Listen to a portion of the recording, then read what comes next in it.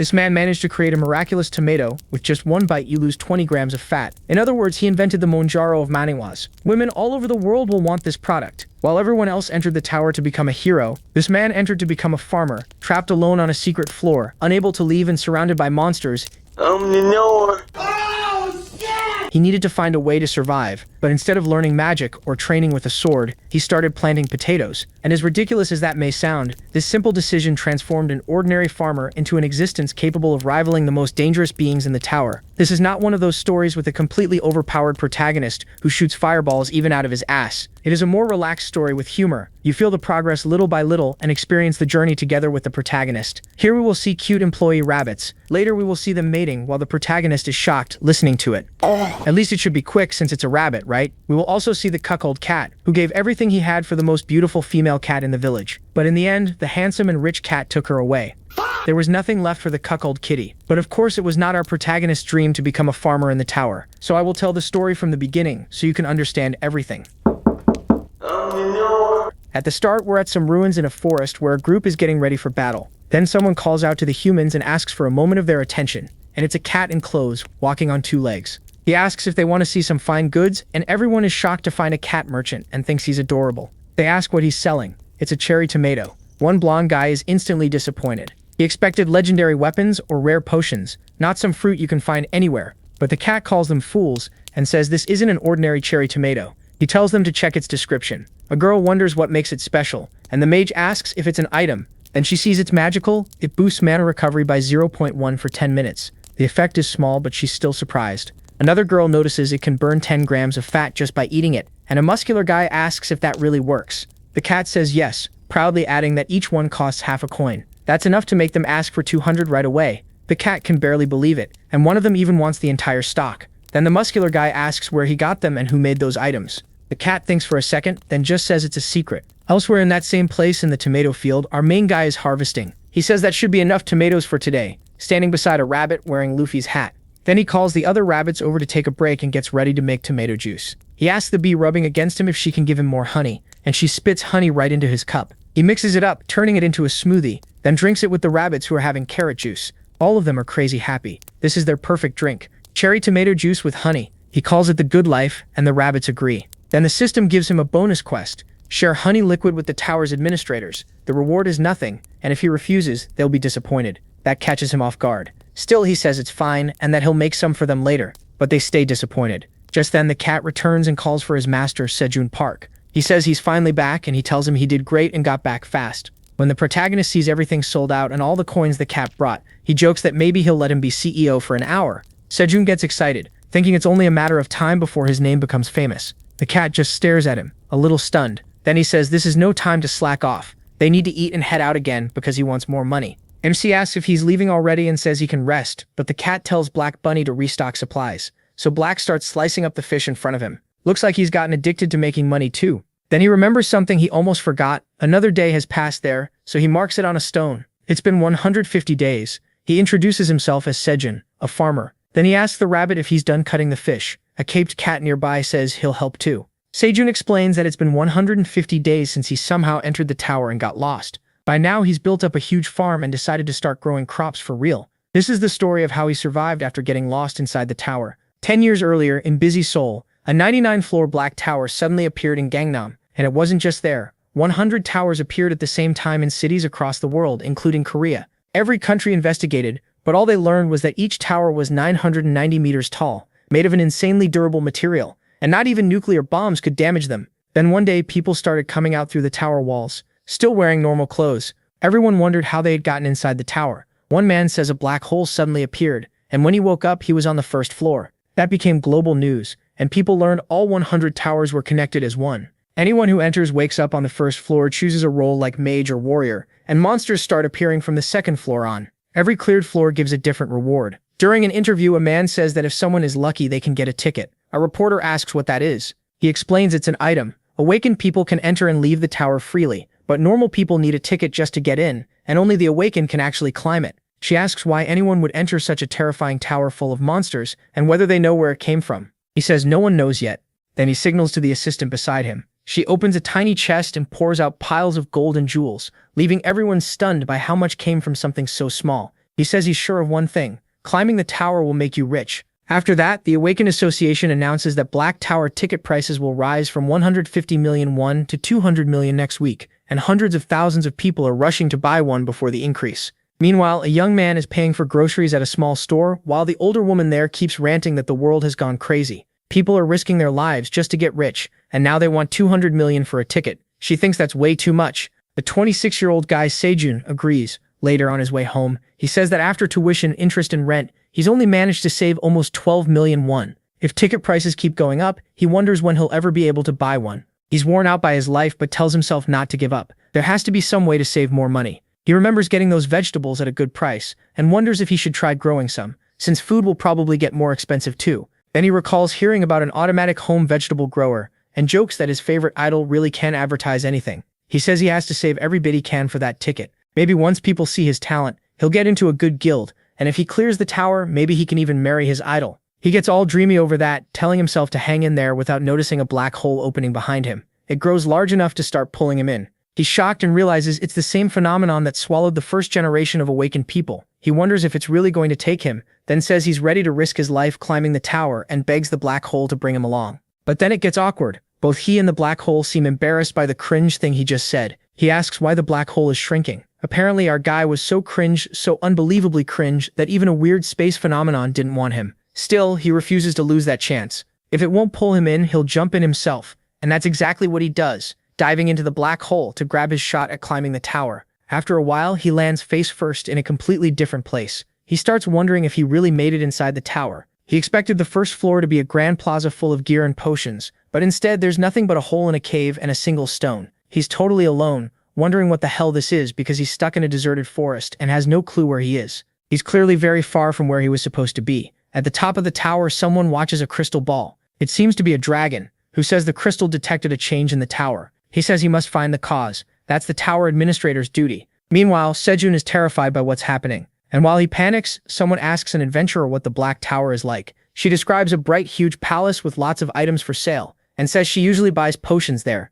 Another adventurer says the first floor's most important place is the training field. If you want to survive in the tower, you need to be strong enough to fight monsters. That's what everyone said. But where Sejun ended up, there's nothing like that. He's stuck there with no hope left. There's no way out. He spent the whole day searching the cave and found nothing. No exit, no training field, no shop, nothing. He even yelled for help until he lost his voice, but nobody came. Now he starts wondering if he got sent to the wrong place.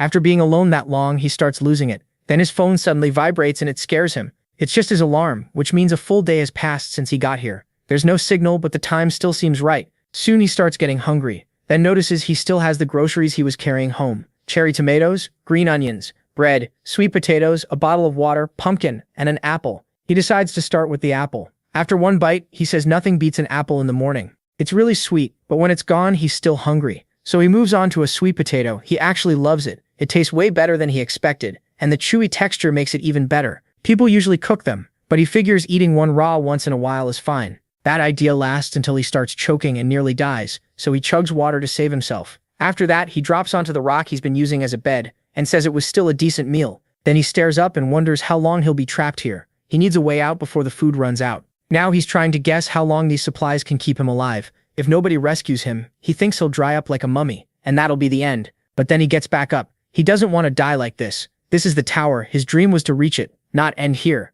Then he notices the apple core with the seeds still inside, digs a hole and buries it, hoping something might grow. Next, he grabs the green onions. There are 10 of them, so he plans to eat the leaves and plant the roots. He also plants 3 tomatoes and 2 sweet potatoes, saving the rest for food. He tells himself he'll do whatever it takes to survive and wait for them to grow. Those crops are his future now. Sometime later, he gets jolted awake and wonders what that sound was. A monster? He's terrified, because he was told there aren't any monsters on the first floor. Still, he gets more and more scared because a blue moon hangs in the sky, and that strange noise keeps getting louder. It's really getting to him. His whole body starts shaking. Then he sees a huge shadow pass overhead. Near the moon, he makes out the shape of a dragon, a black dragon. For a second, he even thinks it looks beautiful. Then he blacks out and collapses. While he's out cold, his crops suddenly start growing. Then on the next morning at 6, his alarm goes off again. He shuts it off, holding his aching head and wondering how long he was unconscious. Then he realizes 2 whole days have passed. When he tries to move, his back hurts from the way he slept. He's exhausted, sore all over, and completely drained.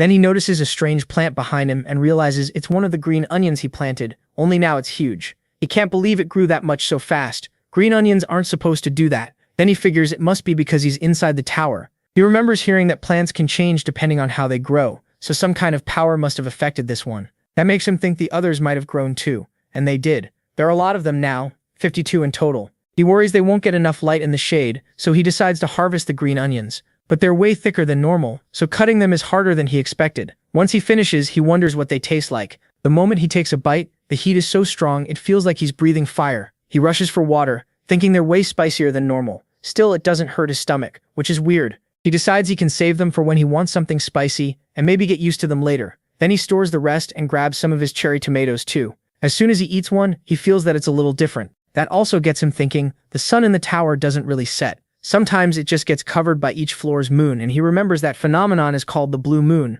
But the blue moon only happens on the 10th floor, and he thought he was somewhere on the 1st. There's also a dragon here, so that definitely wasn't a hallucination. 10 years ago, when the tower first appeared, the Phoenix Guild, one of the strongest guilds, reached the 37th floor. Everything past the 30th floor is kept secret by the guilds, but people share a lot online about the lower ones. Floors 2 to 10 have skeleton soldiers, 11 to 20 have golems, and 21 to 30 have orcs. Rumors say monster spiders start appearing from the 31st floor on, but nobody ever mentioned dragons. He spent plenty of time online and never heard anything even close. Not dragons, not giant lizards, nothing. So what floor is this? Did he get dropped somewhere even the best hunters haven't reached? While he's quietly thinking about that, something lands on his face. At first he thinks it's rain. He heard the tower's weather is usually clear, but it isn't rain at all. Whatever it is disappears the moment he looks. He wonders what that was. Maybe a monster? Instead, it's a tiny rabbit dropping down from above, starving. Sejun is stunned and wonders if this is some kind of monster too. Then the little rabbit jumps straight down. He panics and tries to catch it so it won't get hurt, but the rabbit lands right on his head, then calmly hops to the ground.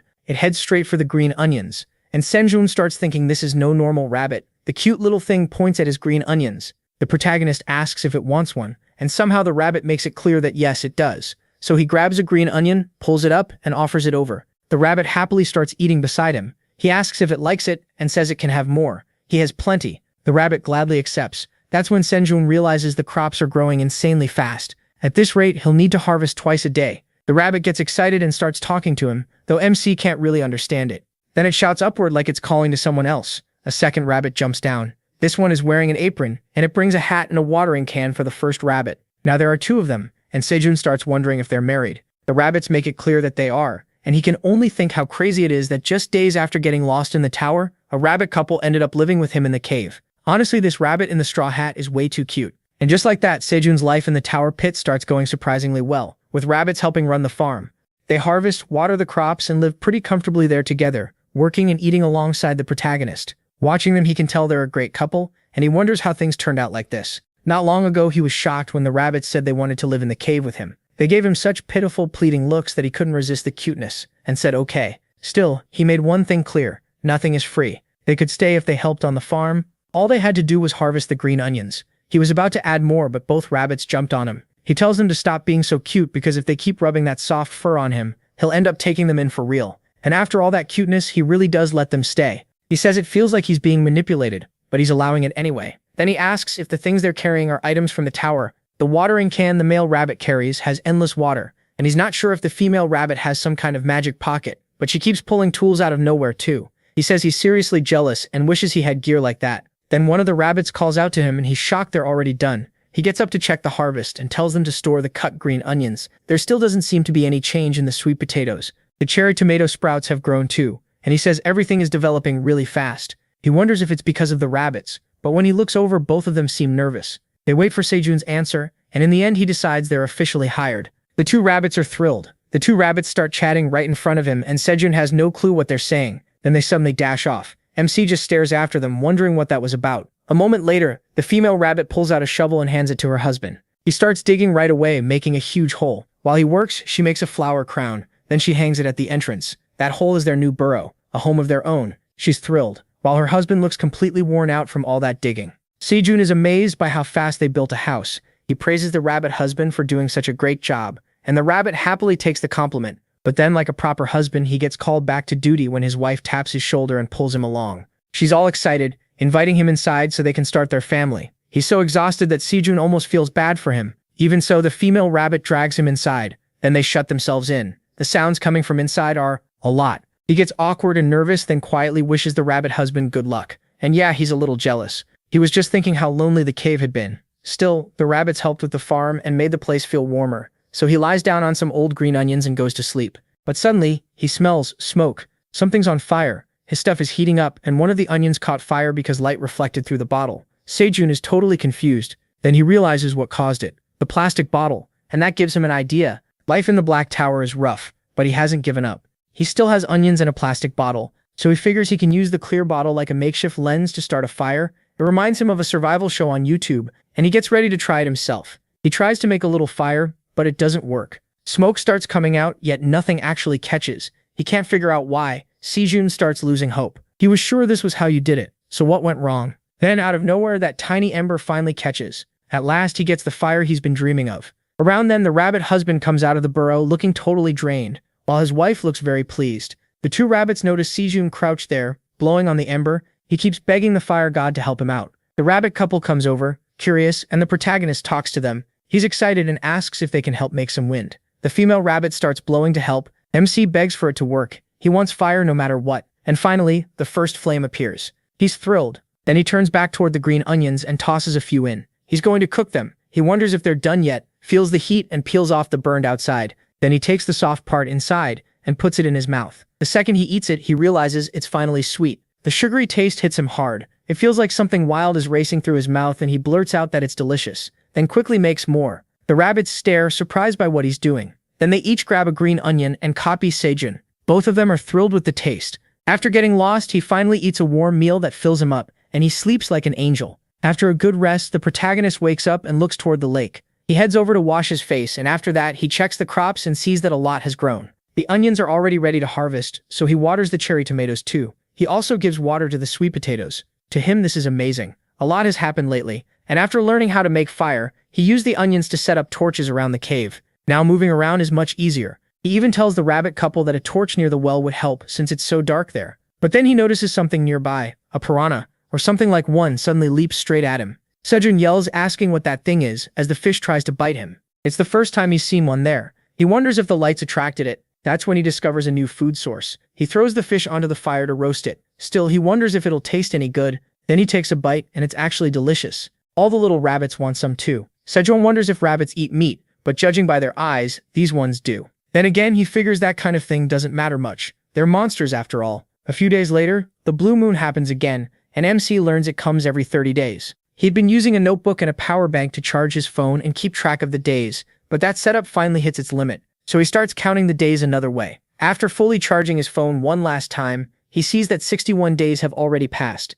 Unfortunately, the rabbits sleep at exactly 7 p.m. and wake up at 5 a.m., so if he follows their body clock, he can manage even though the sun never sets on this floor. Then Sejun says something amazing happened. A few days earlier, he sees the rabbit husband come out of the burrow and greet him, but then a whole bunch of baby rabbits come out too. That completely shocks him. All those little bunnies rush right at him, and Sejun realizes the rabbit couple had a ton of babies. He asks the little ones if they missed him. He's happy to become an uncle. Still, it looks like the parents haven't slept at all. Raising those little troublemakers must be exhausting, so he offers to watch the kids while they eat breakfast, and the two of them really do look wrecked. Then he calls them over to check the cherry tomatoes. When they get there, a lot of them have already sprouted. The baby rabbits play around in the field, and Sejun sees the flowers blooming. The place is starting to look like a flower garden. But for fruit to grow, they need pollination, so he has to do it by hand, one flower at a time. Doing that all day wrecks his back. He thinks it would be great if a bee showed up, but maybe that's asking too much. While he's working, he notices one of the baby rabbits crawl into a flower and come out with pollen all over its nose.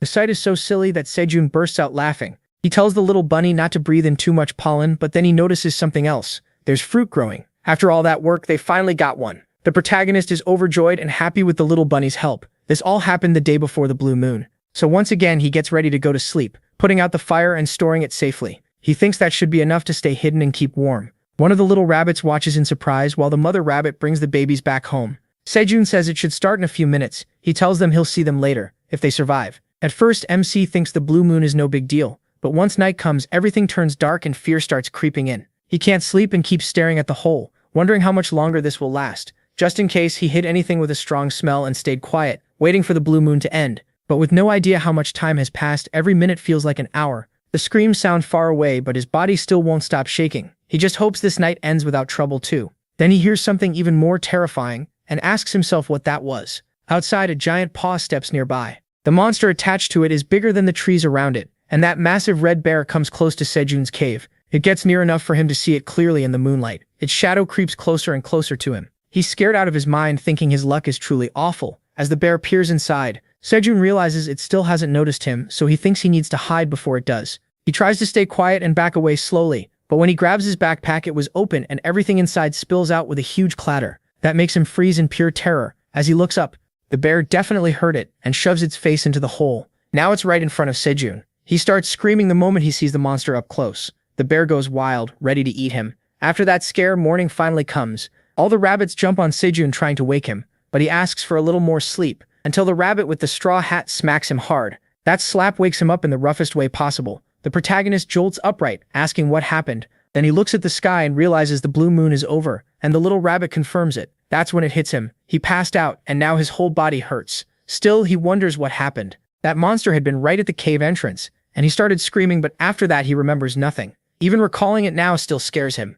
He was almost killed by a monster. Looking at all the rabbits, Sejun finally understands just how terrifying his situation really is, and a deep chill runs through him. Then the mother rabbit calls out to him, pointing at the fire nearby. He builds the fire back up and finally warms himself with the rabbits. Then she brings him some fish, and he thanks her. After eating, he starts feeling like himself again. But now he knows that monster found this place. Maybe it sensed another creature, or maybe it gave up because the hole was too small. Either way, there's no promise he'll be safe next time. He got lucky once, but next time he could really die. After everything he did to make it this far, for now, the only thing he can do is eat as much as he can to stay alive. So that's exactly what he does while he figures out the next step. Then the rabbit with the Luffy hat calls Sejun over. Curious, he follows to see what it wants to show him. The rabbit leads him to a blue cherry tomato about the size of a golf ball. Sejun thinks it looks amazing but wonders why it turned blue, and he can tell it's ripe. The moment he picks it, a system window appears in front of him. It says he successfully completed the mission to harvest a fruit filled with blue moon energy. That alone shocks him. It's a message from the system.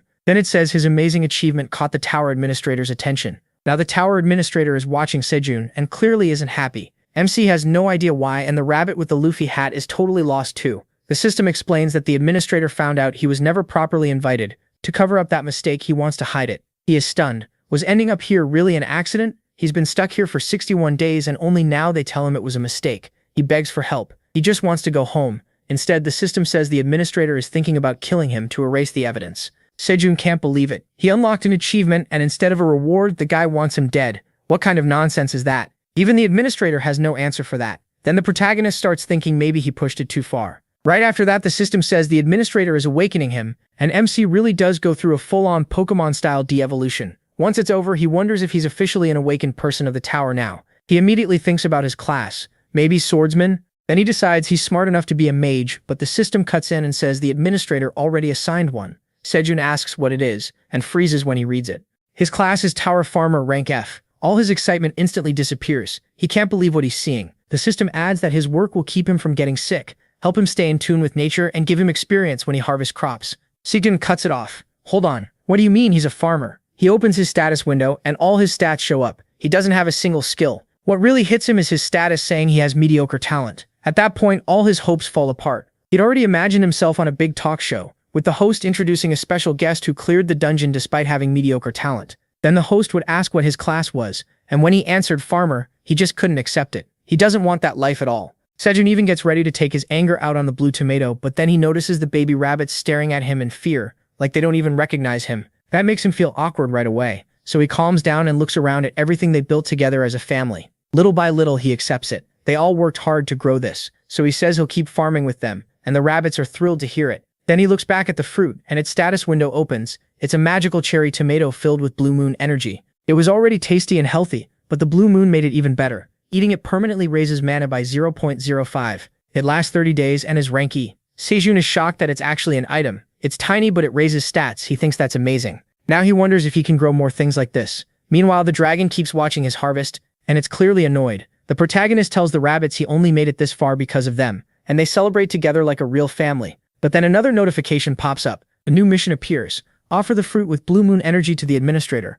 The reward is a class-related skill. Failure means death. Seeing that punishment, Sejun just stares at it. He wonders if this is some kind of joke, but it obviously isn't. He realizes the administrator can call it a mission all he wants. It's really blackmail. If he wants the fruit, he should just ask instead of pretending MC has a choice. He can't get over the death penalty either. How little does this administrator value a life? In the end, he gets it. So he says the monster can have the fruit under heavy pressure and spare his life. The fruit vanishes from his hand and the mission is complete. Then his reward appears in front of him, ready to open. That's when Sejun remembers the mission really did promise a class skill. He was so shocked by the death threat that he forgot about the reward, and now he jokes that the administrator is so generous. When he opens it, the skill is SMA, which slightly raises the chance a seed will sprout when planted. The protagonist does not like that skill at all. Then he remembers his class really is Tower Farmer, and the disappointment comes right back. Sometime later, he starts luring in more fish so he can kill them. When one leaps out of the water to go for the fire, Sejun smacks it with a stick and drops it on the spot. Now he can tell that thing is a piranha. Since it's a monster, killing it gives him 2 experience points. He says that brings him to 10 total. After awakening, he started gaining experience, and after beating piranhas for several days, he somehow reached level 2. He says he could keep hunting more, but there's no point killing living things for no reason. They're a good source of protein, so he can't wipe them all out. After that, he calls the baby rabbits over with the cooked fish ready. It's time to eat. Everyone gathers around, and Sejun tells them to slow down. They've been eating a lot since they got a little bigger, and they need to leave some for their parents. He also says he learned more about the rabbits while serving fish to the 2 adults. They're white farmer rabbits, and that really surprises him. He's never heard of that kind of monster before. From the name, he guesses their species focus more on farming than fighting, which is probably why nobody knows them. He still doesn't know what happened, but he assumes they lost their farm and somehow migrated until they ended up here. That makes him wonder if they even have a place to return to. He thinks it would be great if they could understand each other, since all they do is squeak. The rabbit with the Luffy hat looks surprised hearing Sejun complain about that. Still, MC says it's time to get to work. Today is an important day. The rabbit with the Luffy hat looks fired up to help him. When they reach the garden, they find more cherry tomatoes. Everyone is amazed because it's finally harvest time. After all the work they put in, the crops are finally paying off, and the ones from before the blue moon don't count. Sejun says he's going to harvest them, though it hurts his heart a little. As he reaches for the tomatoes, his hand actually starts to shake. The baby rabbits get nervous too. Then he pulls one free and cheers for his first cherry tomato. It came off so easily he didn't even need to force it. Then he notices the experience. The system says he got a magical cherry tomato. His class experience rose a little, and he earned 10 experience points. Sejun is shocked that this is a magical cherry tomato, just like the blue one from before. Its info says it's a tower-grown cherry tomato that's healthy and tasty. When eaten, it breaks down 10 grams of fat and raises mana by 0.1 for 10 minutes. Up to 10 effects can stack at once for 1 hour. It also gives him energy, rank E. He notices the effect only lasts 10 minutes, but if he eats 10 at once, the mana boost reaches 1 point. That makes him wonder if the other tomatoes work the same way, so he keeps harvesting tomatoes until he picks one at the wrong time. The system says his class experience doesn't go up, and he only gets 7 experience points. That's less than before, and he gets no class bonus. Sejun realizes that one isn't an item at all. It's just a normal cherry tomato. He starts to understand that he has to pick them at the exact right moment if he wants them to become items. It's harder than he expected. He keeps harvesting and even gains 1 extra stat point from it. Surprised, he realizes he already reached level 4, which feels good enough for now. Then he tosses one into his mouth to test the taste, but the baby rabbits beside him get upset at his selfish move and demand their share of the harvest. Sejun quickly apologizes, saying they did this together so they should eat together too. He tells them not to be mad and they immediately rush for the tomatoes. He says it's time to celebrate the tomato harvest and tells everyone to fill their pockets. Then they all toss a tomato into their mouths, and the second they bite in, everyone is stunned. It feels like lying in a green field, staring up at the sky while fireworks burst overhead, lighting up the night. Sejun takes in the fresh grassy smell and the sweet sour taste mixed together. It feels like summer fireworks. That brings back summer memories, and he gets emotional while eating. The bunnies have no clue what he means, so the wife asks the blonde bunny to explain, but he has no idea either. After that, everyone has fun and keeps harvesting, while also storing food away. They even hide some so it won't get taken, and Sejun watches them like proud kids. He thinks they've grown enough to help their parents now. Real farmer rabbits for sure. But then he gets sleepy and feels like he's about to pass out. He says tomorrow should be a great day and tells himself he did well. While he sleeps, the system gives him another mission. Offer 100 magical tomatoes to the administrator. The reward is a class-related skill, and failure means death. But he's asleep, so he doesn't notice. The system gets annoyed and makes a huge racket to wake the boy up. Irritated, he says he'll give some and clears the mission, complaining that he's being forced into this and hoping the reward is at least useful this time.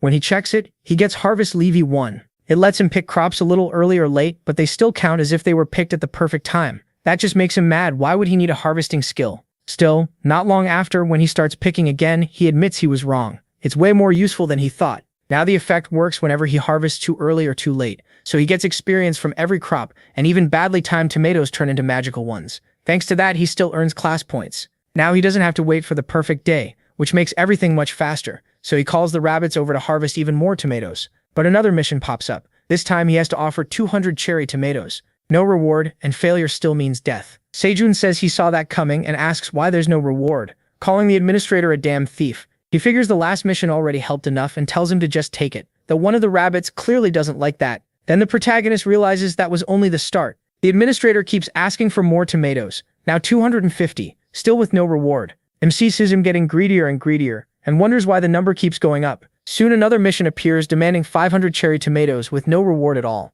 That finally pushes him over the edge, and he refuses the mission. The administrator is shocked, and the system makes sure to show it. That day, he rebelled against the tower's administrator for the first time. Sejun grumbles that this is getting ridiculous. 100, 150, 200, 300, 500. The tax is way too much. Each tomato gives 10 experience points, and he's already handed over a ton, not even counting what he keeps for himself. He can only imagine how strong that guy must be. Seeing the administrator get greedier, Sejun asks what he even wants. He already took another 100 that day alone. They need food to stay alive too, so what kind of nonsense is this? The administrator sends back that it's the tower farmer's problem, not his. Stop whining and bring the tomatoes. That makes him snap. He asks how this isn't his problem when he worked twice as hard and suffered for days to grow them. But the administrator brushes it off, saying the protagonist only planted the seeds and is making a big deal out of nothing. The protagonist can't believe he really called it nothing. He's had enough and says he won't give him a damn thing. Then the administrator gets frustrated and starts losing his temper, while the boy completely ignores him. Even so, the system keeps pressing, asking if he's really going to refuse the mission. Sejun keeps living peacefully with the rabbits, while the administrator keeps sending warnings that he'll die if he keeps this up. But the threats don't work anymore. MC says he won't hand over the fruit of his labor to someone who claims all he did was plant seeds. The administrator asks if that isn't exactly the tower farmer's job, and says he should follow orders. But he says that's exactly why he's done giving him anything. He says the administrator forced this on him, then acted like all his hard work meant nothing and paid him with scraps. If this guy really is the tower's administrator, then he's a terrible boss. The dragon almost can't believe what he just heard. He's completely shocked and angry too. For a second, it almost sounds like he's about to apologize. But then he sees Sejun happily eating tomatoes right in front of him, almost showing off. The dragon hates that and says he's furious that the protagonist ate all the cherry tomatoes. He threatens to kill him if he doesn't accept the mission now. So MC gives him 5 and says he'll hand over the rest later, because he also has to feed the children, who are already fighting over the tomatoes. At that moment, the 5 vanish from Sejun's hand. The administrator says he'll let it slide this once, and he just thanks him. Then the administrator goes quiet. The protagonist wonders if he was actually going to apologize. He noticed the administrator erased what he was typing, and starts thinking the tower administrator is simpler than he first thought. Now it's day 91 in the tower, and the 4th blue moon appears. Once again, he hides to get through it. He eats a few tomatoes and can't sleep from nerves. He says he heard people with high mana can endure monster wars better, so that's why he's eating them. But he still wishes this wouldn't happen again. He just hopes this time it ends faster. Then the blue moon shines over a pile of tomatoes nearby, and he's shocked. The tomatoes are gaining power, and he realizes that's a very good thing. Right in front of him, the tomatoes start turning blue, so he says he needs to grab them right now. He gets ready to go, but he's scared. Then he notices even the sweet potato leaves are glowing under the blue moon, and he thinks this can't be real. He has to check, so he heads over and runs to the field, digging into the soil to check the sweet potatoes. When he looks closely, he sees it really is a sweet potato filled with blue moon energy. It's a tower-grown sweet potato that's already tasty and nutritious, but the moon's energy makes it even better. Eating it permanently raises his strength and gives 0.05 mana. Sejun is thrilled, and since the system counts it as a blue moon sweet potato harvest, he gets a lot of class experience. His harvest levy 1 proficiency, jumps to the max, levels up, and he gains 50 experience. Then he turns to the tomato and harvests that too, getting 2 blue moon fruits. He says it feels like he's holding the world in his hands. But then a bonus mission appears, and he says he knew this would happen. The mission says he must offer the blue moon sweet potato to the administrator or die. Then another starts for the blue moon tomato, also with no reward, and also death if he fails. He's shocked to get 2 at once and thinks the administrator really might kill him if he refuses. So he says he'll finish the last mission first, and tells him to take the rest of the magical cherry tomatoes. Once that mission is cleared, the administrator is happy to get the basket of magical cherry tomatoes. But then he starts muttering, asking what this is. Sejun takes back what he said about him being simple, and says he'll deal with it later, asking him to let today slide. The administrator keeps insisting he must hand over the sweet potato no matter what, and MC actually agrees. Then he asks what he should even do with it. The answer is obvious, eat it. So he tosses it into his mouth, and as soon as he eats it, his whole body starts shaking. He talks about the sweetness and cool freshness, saying it feels like a festival in his mouth. And when he eats that blue moon tomato, his mana rises permanently. He can't hold himself back anymore, so he throws the sweet potato into the fire to cook it properly. He says it's a shame he doesn't have foil, but onions will do the job,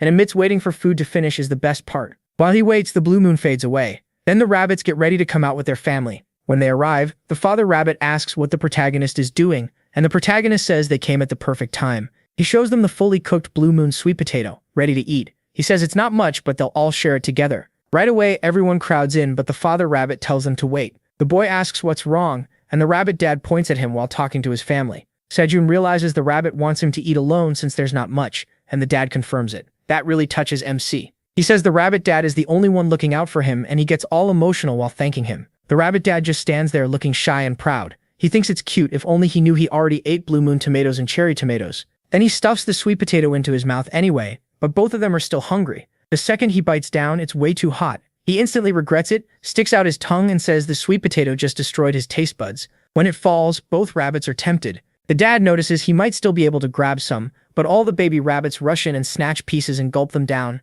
A second later, they suffer too. The sweet potato is burning hot, so they spit it right back out and nobody can eat it. The dad is stunned while Sejun watches his sweet potato almost go to waste. That day, he learned the hard way not to bite into blazing hot food. A little later, the protagonist gathers the rabbits and says they're starting a full sweet potato farm. The rabbits stare at him surprised and the babies still don't get it, so he explains that what they just ate came from those sprouts, which means the sprouts are off limits now.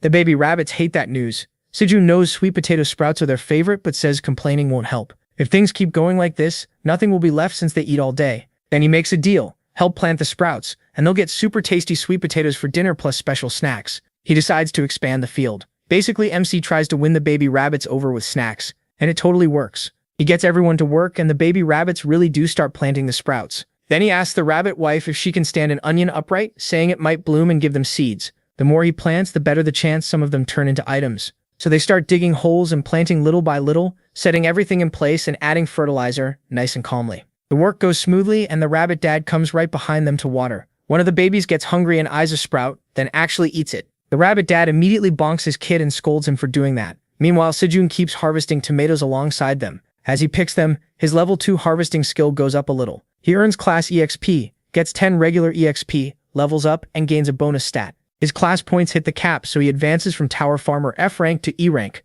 His class level rises, his skills get stronger, and he realizes he's already level 8. At this rate, he feels like he could just keep farming forever. For now, he decides to make snacks by sticking tomatoes onto skewers. The administrator keeps spying to see what he's doing that day. Sejun is surprised by a notification, but it vanishes as soon as he checks it, and he figures out the administrator is watching again, which he really doesn't like. Still, he calls the baby rabbits over because it's time to eat. They all gather around, and he tells them they're going to love this. They're special roasted cherry tomato skewers. The tomatoes were cooked on well-washed piranha bones, which makes them sweeter and softer. Everyone gets a skewer to eat. Sejun says they're easy to carry around, but warns them to blow on them first because they're still hot. Then he says they've planted plenty of sweet potato sprouts already, so why not dig up more sweet potatoes too? He wants to check how they're doing. When he pulls up each sprout, several sweet potatoes come out. They're tower-grown sweet potatoes. Eating one burns 10 grams of body fat and raises strength by 0.1 for 10 minutes. Up to 10 effects can stack within an hour. For a non-awakened person, it also burns 10 grams of fat and helps digestion. He counts 15 in total, 5 from each root, and thinks that's a great first harvest.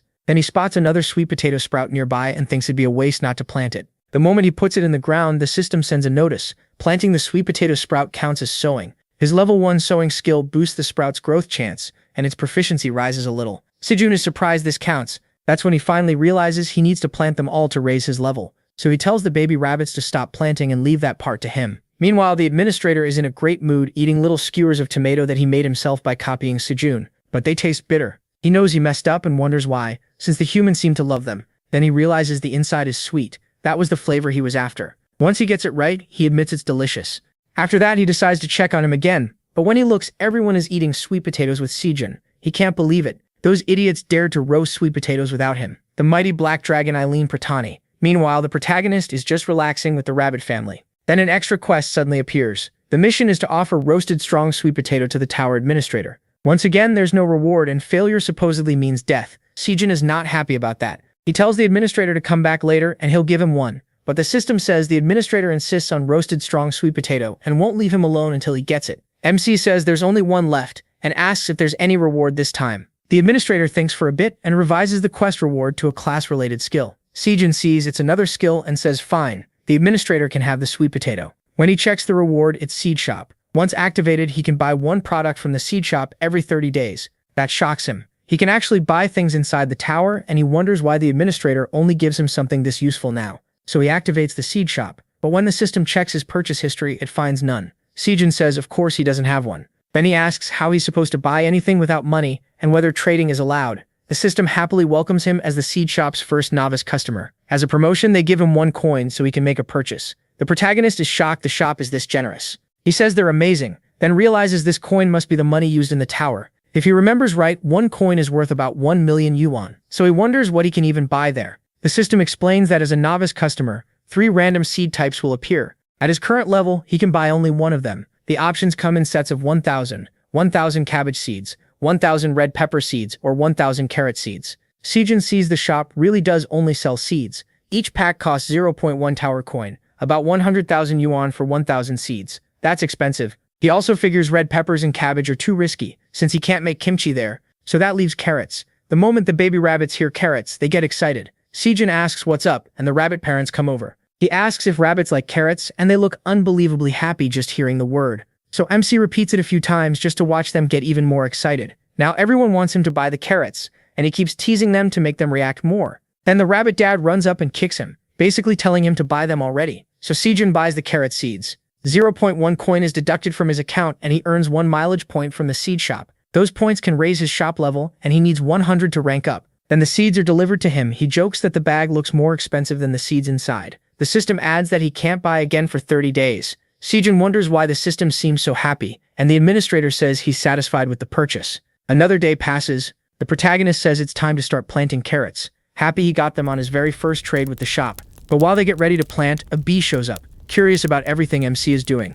After the carrots are planted, the rabbit couple happily watches them grow up close and can barely wait. They're completely filled with love because of it. A few days have passed since Sejun planted the carrots. They still haven't sprouted, but the rabbit couple has been acting like this ever since. He can't help wondering if they really love carrots that much. He decides to take a nap before spending the afternoon pollinating flowers and cutting green onions. While dozing off with a bunny in his hand, he notices something zip past him. It buzzes by his ear like a mosquito, and he starts waving his hand to shoo it away. Then he jolts up, annoyed, asking if bugs have started showing up here now. But when he finally stops and looks ahead, it's just a tiny cute little bee hovering near Sejun. The bee stares at him with an innocent look. He thinks it's adorable. Then he wonders if it might be some insect-type monster and tries to coax it closer. But this isn't just any bee. The system warns him it's a poisonous bee. That scares Sejun right away. He quickly warns everyone that the thing is dangerous. The rabbits are already far away, running for their lives and leaving the protagonist behind. MC complains that those shameless rabbits abandoned him to die and asks how they could do that.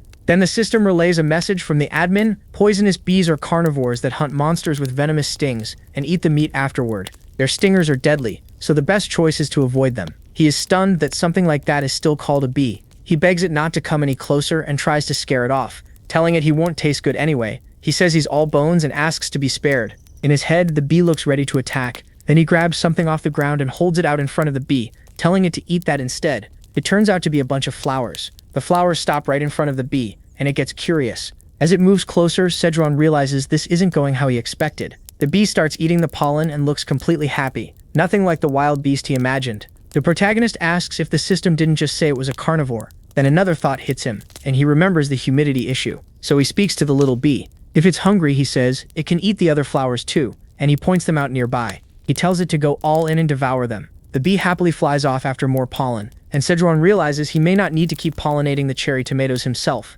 Then he turns to the rabbits, saying they've got some nerve coming back after ignoring him. He says he doesn't want to hear it and will stay mad even as they crowd around trying to apologize. Just then, the bee comes back. Sejun asks if it's done already and whether it isn't full yet, while also asking it not to get too close. But the bee only acts affectionate. It stretches lazily and lies down on MC's stomach. He wonders if it's about to sleep and thinks it looks pretty cute. Still, he worries it might sting him. Looks like his little family in the tower just got bigger. Sometime later, he keeps farming and counting the days he's been trapped there. He realizes it's already been 120 days since he got lost.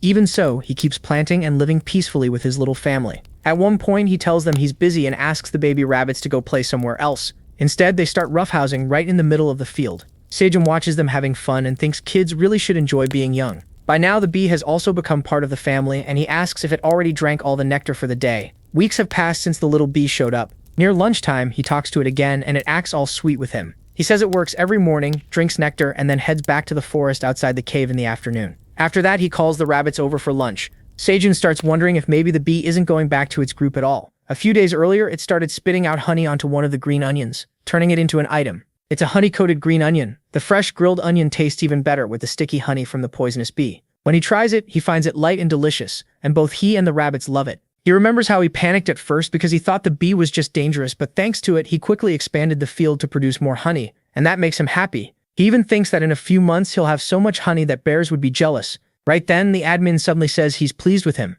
That catches Sejun off guard. He thinks it's weird, and when he turns around, the message is already gone, so he drops it and changes the subject. Thinking it over, he realizes the blue moon is almost here. That's the problem. He just hopes nothing happens this time either, so he starts putting everything away to get ready for it. He figures there's enough food stocked up, and since the little bee has stopped coming by, he assumes it's preparing for the blue moon too. The rabbits all get ready to go inside, but Sejun notices they seem more nervous than usual. Seeing the time is close, he tells everyone to hurry in. But this time, the baby rabbits don't go inside. Instead, they seem to be praying and hugging each other. Sejun finds that pretty strange, until both parents suddenly run off and leave the babies behind. He has no idea what's going on. The two stop at the door of their house and greet everyone still outside, then simply shut the door. The protagonist yells at them asking about the babies and how they can leave them behind when the blue moon is about to start. Before he can finish, the blue moon takes over the sky and darkens everything. Sejun is terrified. At that exact moment, he hears cries, and the cute little rabbits transform into wild rabbits. MC can only ask what the hell is happening. Right in front of him, it looks like the baby rabbits seriously overdid it on the muscle juice. That only makes him more afraid. They go totally crazy, acting aggressive and ready to fight anyone. Then they evolve near Sejun and start glowing so brightly he nearly goes blind. The rabbits change a lot, taking on adult forms. Their colors change too. One turns black while the others stay white. Sejun can barely believe what he's seeing. They've become adult rabbits and even their colors changed. Now they all look different. He says this is the 5th blue moon since they were born and wonders if it's some kind of coming-of-age ritual. They confirm it is. He says he thought something was wrong with them and starts crying, which leaves the rabbits stunned. The black rabbit walks over and comforts him. The protagonist calls them way too cute and declares their punishment is getting kissed. They try to run, but he catches them and drags them over anyway. By morning, when the moon is gone, the parents come back out of the house, and Sejun calls them over to the campfire where all the rabbits are gathered. The mother and father hug their children, and MC says he'll make a feast to celebrate. One of the rabbits looks especially happy and summons a little toy shovel. Sejun wonders what these things are. One rabbit gets the white rabbit's scythe, another gets the white rabbit's wheelbarrow, and the third gets the white rabbit's watering can, along with the white rabbit's shovel. He is shocked that they can summon items. He realizes that when they become adult farmer rabbits, they each get their own tool, and he can't borrow them. But then he asks where the black rabbit's item is. The black rabbit pulls out a sledgehammer. Sejun is stunned because that doesn't look like farm equipment at all, while the black rabbit stands there acting proud. Then the protagonist notices his title, Black Warrior Rabbit. The little guy looks completely full of himself. Honestly, he's so cute. MC starts thinking he might really want to adopt a rabbit someday. Sometime later, each rabbit starts doing its own job. Unlike the father, one has a watering can that looks like a toy. The rabbit with the scythe helps its mother the best it can, cutting things down neatly. The one with the wheelbarrow carries tomatoes, while the one with the shovel handles digging holes. Sejun thanks them and asks one to put the tomatoes over there, and they keep bringing them in and storing them. He says they've started helping their parents on the farm, and the little babies who used to run around everywhere are really growing up. It almost makes him cry. But when he looks back, he has no idea what to do with the warrior rabbit, who's just lying there and eating in peace. Sejun figures. A warrior's job is to fight, but since they're in the cave, no monsters show up to threaten the farm. So the warrior rabbit really has nothing to do, and that hammer doesn't seem useful for farm work either. He starts wondering what they should do with him. Then the little rabbit gets an idea and runs to the river where they catch piranhas. Showing it to him, the plan clicks. Hunting in the lake counts as fighting too, so the rabbit can help after all. The protagonist says he'll lure them in with the torch while the rabbit catches the piranhas. He tells him to show the power of a warrior, and the little guy is completely fired up. MC stays there drawing in the piranhas as they leap up for the flame. He calls the rabbit to go in, and it really does. One huge hammer swing smashes the piranha straight into the wall, and the hit is so strong. The hammer hit so hard the piranha turned into mush and splattered on the wall, leaving nothing they could eat. Sejun just stared, shocked, while the little warrior rabbit looked proud of himself. Still, he was alarmed. The fish died instantly. In the end, they had nothing to eat from it. It was basically ruined on impact, and the mood got awkward fast. Since it was completely inedible, Sejun told the warrior rabbit he needed more practice. Still, he made sure not to blame him, just told him to eat what they had for now. Little by little, the rabbits settled into their jobs, and the warrior rabbit eventually learned how to kill fish without wrecking them. Then on day 125, the seed shop opened again. When the protagonist checked it, he saw 3 new seed options, and wondered what he should buy this time. The choices were 10 watermelon seeds, 50 pumpkin seeds, and 200 corn seeds. But the prices were very different now. Watermelon cost 5 coins, pumpkin 1 coin, and the corn pack only 50 cents. That surprised him, since these prices were nothing like the last batch of seeds. He only had 0.9 coins, so corn was the only thing he could afford. Sejun started worrying if prices kept going up, he might not be able to buy anything next time. Worse, he had no idea how to earn more coins. He learned one way was by clearing a floor. The reward was decent, but you only got it once, so hunters couldn't rely on that alone. The second way was hunting monsters and selling their parts to merchants, or the first floor shop. That was the best steady income for hunters. The third way was doing missions for rewards, but those payouts varied a lot, so coins were still hard to get. Out of those 3 methods, clearing a floor was impossible for MC. He couldn't even leave the cave, so the only real option left was the missions given by the tower's administrator. So he called out and asked if the admin could hear him, then asked if those missions could reward him with tower coins. The admin replied that he didn't understand, but maybe he would when he grew up. That made Sejun realize the admin didn't even know the tower's own coins, and he got stuck on the when you grow up part, so he asked how old the admin was. The admin just said that was a secret, so he asked the real question, how long until he grew up? The answer, at least 300 years. The protagonist couldn't believe it. Was this a joke? At that rate, the coin reward would have to be passed down for generations before maybe his 7th set of grandkids could collect it. And on top of that, he wasn't exactly in a situation where he could start a family. The whole thing was so bad that getting mad would only make him feel worse, so he decided to focus on what he could do to survive. The only seeds he could buy were corn, and honestly, corn wasn't a bad choice. Boiled or grilled, it would taste great. He could even grind it into flour and maybe make something like bread, though he wasn't sure that would work. Either way, he chose the corn seeds. He bought all 200 corn seeds, 50 cents were deducted from his balance. He earned 5 seed shop points, and the shop would reopen in 30 days.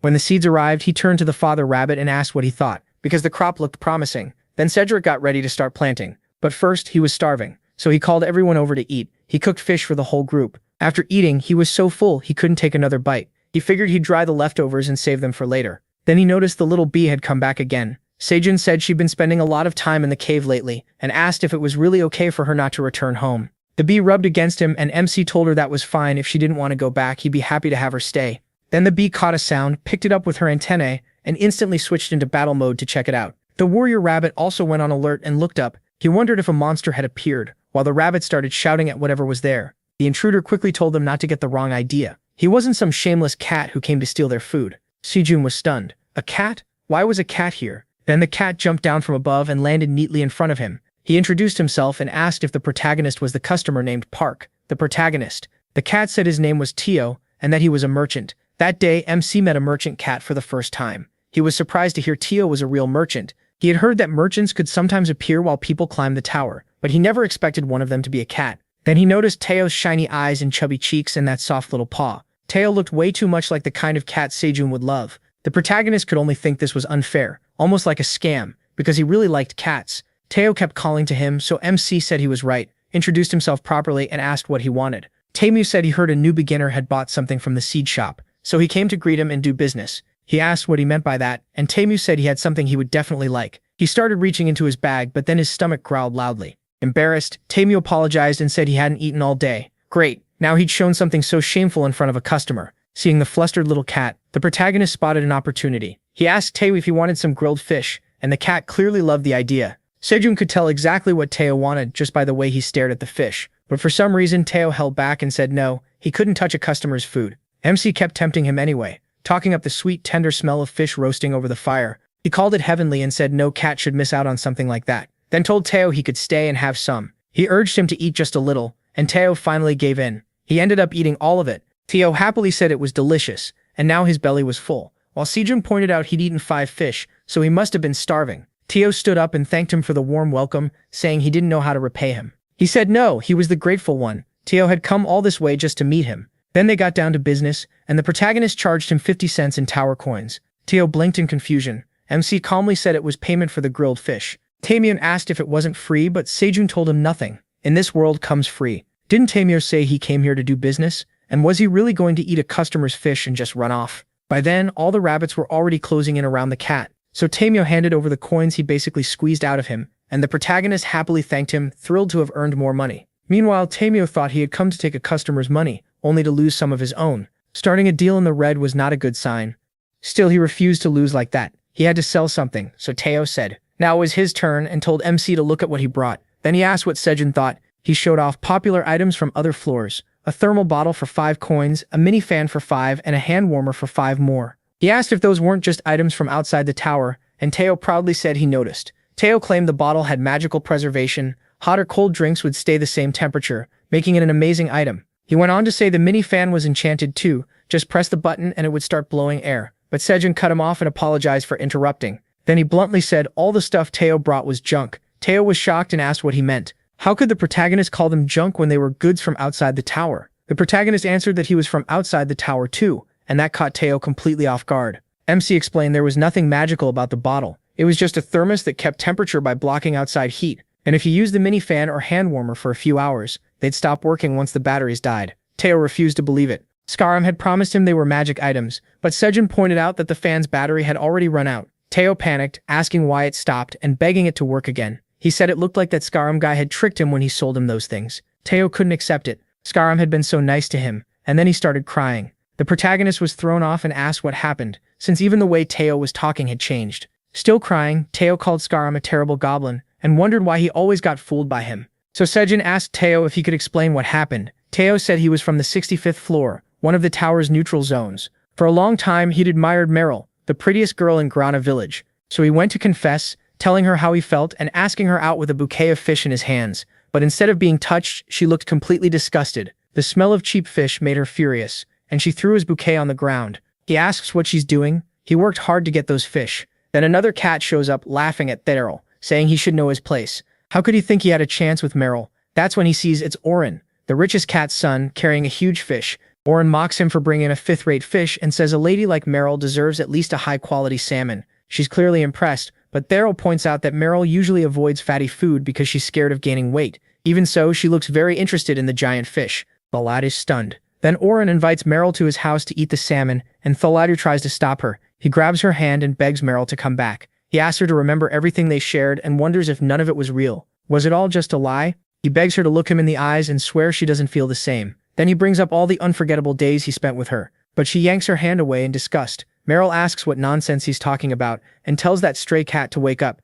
She says she only smiled at him a few times, but he got the wrong idea and kept following her even after she said she wasn't interested. Every time he shows up, he's a pain. She reminds him to stop following her and says she hates poor cats that smell like cheap sardines. That sends him into total despair. After Meryl leaves with Oren, the richest cat's son, Thel runs off crying. He says that's when he decided to run away, become a merchant, get rich, and take revenge. The whole group gets tense hearing that story. He even spent his savings 50 coins on a merchant license and the gear he needed. With the 5 coins he had left, he planned to buy something cheap and resell it. That's when a goblin walked up and asked if he was a new merchant. He introduced himself as Scarum and said Thiel could ask him anything. That's where Thiel met Scarum. Scarum told him about items from outside the tower, saying they were super valuable. If he took them to higher floors, he could make good money because creatures there loved collecting them. But Thiel wondered why Scarum was selling such great items so cheap. The goblin said he just liked him and wanted to help train a rookie merchant. Scarum played it perfectly, acting like it was no big deal and saying he could always sell to someone else. Thiel panicked and said no, he'd buy them. Then Scarum added a bonus, a map to a new customer from the seed shop. Since Thays was new, he might make a lot if he got lucky, and since he was sharing extra info, he joked that Thays could cover that day's beer too. Thays agreed, so he handed over all his money, expecting to resell those items. He nearly starved and barely made it to the customer, but the stuff was worthless, and the customer even took the little he had left. That's when Thays finally decided he was completely useless. Sejun thinks to himself, this cat is really dumb. Still, he realizes something. There actually is a way to make coins in the tower, so MC tells Thel to calm down and offers him some grilled fish. This time though, Thel is more careful and asks if it's just food now, so MC can charge him later. He says he's not that stupid. Sejun says no, Thel can stay and he might even return the coins. Thel asks if he's serious. In return, he asks if he wants to work with them. Thel says that day he found not a boss but a partner. Then the protagonist asks what he thinks. The cat is shocked that MC wants them to work together. He says yes, he needs a merchant to sell his goods, so Thalis asks if he really thinks he's good enough. Didn't the protagonist hear his story? He's just a rookie merchant and useless. But Sejun says he definitely has potential. Sure, he made mistakes, but he still managed to sell himself with that whole story. Thel is surprised by that. MC says he wants a business partner and calls over the rabbits. They quickly set up 2 chairs so the two can talk. Then they sit down to negotiate while the little rabbits hype up the mood. Sejun brings up the items Thel bought and says he couldn't sell them because he got scammed, and now he has no money to start over. Thel agrees, so he makes him an offer that could help both of them. It's simple. Thel takes his goods and sells them, and in return he gets a cut of the profit. Salem asks what kind of cut, and the protagonist explains that he needs to sell the items above the base price he sets. If he sells for more, great. That's what he was born to do. His cut will be 3 to 5% of the item value. Meanwhile, the rabbits keep grilling fish. Salem is shocked it's only 3 to 5% and says those terms are terrible for him. He asks if MC really thinks he's dumb enough to fall for that, but MC says he forgot the most important part. Then he asks the rabbits to bring out the main incentive. He says the deal also includes 10 grilled fish a week, or the coin value instead. Salem is stunned and he says those are the terms. Salem asks if he really gets grilled fish too, and the protagonist asks what he thinks. Does he want to sign? In his head, Thal hesitates. He remembers the people who ruined his life, and tells himself he has to be smart this time. He can't get tricked again. Even so, he really wants that fish. So he says if Sejun gives him 20 fish, then maybe he'll reconsider. MC realizes he's got him. He says sure, and since he's in a good mood, he won't give him just 20. He'll add 5 more. Jalm is even more shocked. That makes 25 grilled fish. Sejun adds that besides the weekly payment, Thalm can eat as much grilled fish as he wants while he's there. Thalm is blown away by the offer. As much as he wants, and just like that, Thel falls for it. He asks if he has any paper, and Thel says yes. Then the protagonist starts writing the contract, and both of them sign it. The deal is done. Then Thel realizes he signed it without even thinking because he got too excited. But his signature is already there. The paper vanishes right in front of him, and he desperately tells it to wait. The tower system turns it into a lifetime distribution contract. Its purpose is for Party A and Party B to work together to promote and sell Party A's crops so both sides benefit. Payment is 25 grilled fish a week, or the coin equivalent. Special terms, Party B gets Party A's harvest as starting inventory. The contract ends if total monthly sales drop below 5 tower coins. Party B must sell the crops at or above the stated price. Without Party A's approval, Party B can't make any extra arrangements, and Party B must use a anicaps accent while selling the items. Reading that, Salem is horrified. Missy says he heard contracts are one of the most important documents in the tower. They can't be destroyed. Salem can't believe his first contract turned out like this. While MC says he finally understands why they're so hard to change. That's what makes them effective and respected. But Salem gets stuck on the 4th special clause. What does Nine Eye accent even mean? Does he really have to talk like a cat? That's embarrassing. He just laughs and says he'll understand when the time comes. They're going to do great. Still, Salem says there's no way to know that yet because of the first special clause. If he doesn't sell well, the contract could end. Sujin tells him to relax. They'll sell plenty. He says he believes in Salem, the truly clever one, and starts petting the cat. Salem instantly melts when the protagonist calls him clever, and the protagonist realizes this cat is way too easy. But he asks the boy what exactly he's going to sell, and MC casually says it's cherry tomatoes. The cat still doesn't really get it. Then the boy takes one out, and that finally catches him off guard. It's a magic item that raises mana by 0.01 for 10 minutes. So he asks the price, saying that with luck, maybe they could get 0.01 tower coin each, and for New Awakened, that's already a lot. Sejun says they'll sell them for 0.05 each, and Teo blurts out that no idiot would buy that. Still, Teo starts thinking maybe that's fine. If monthly sales stay under 5 coins, the contract ends, and until then, he still gets grilled fish. So he gets to the point and asks him how many he should take for the first sale. The protagonist tells him to bring 1,000. He also says the 25 grilled fish for the week are ready, but asks how Teo plans to carry all of it. Teo says he'll use his item, the big bundle. It has preservation magic, space expansion, and weight reduction, so he can pack in a lot and keep everything fresh for a long time. Then he throws the cloth over the items and packs everything into the bag. Sejun thinks that's incredibly useful. Teo puts the little pack on his back and says he's heading out.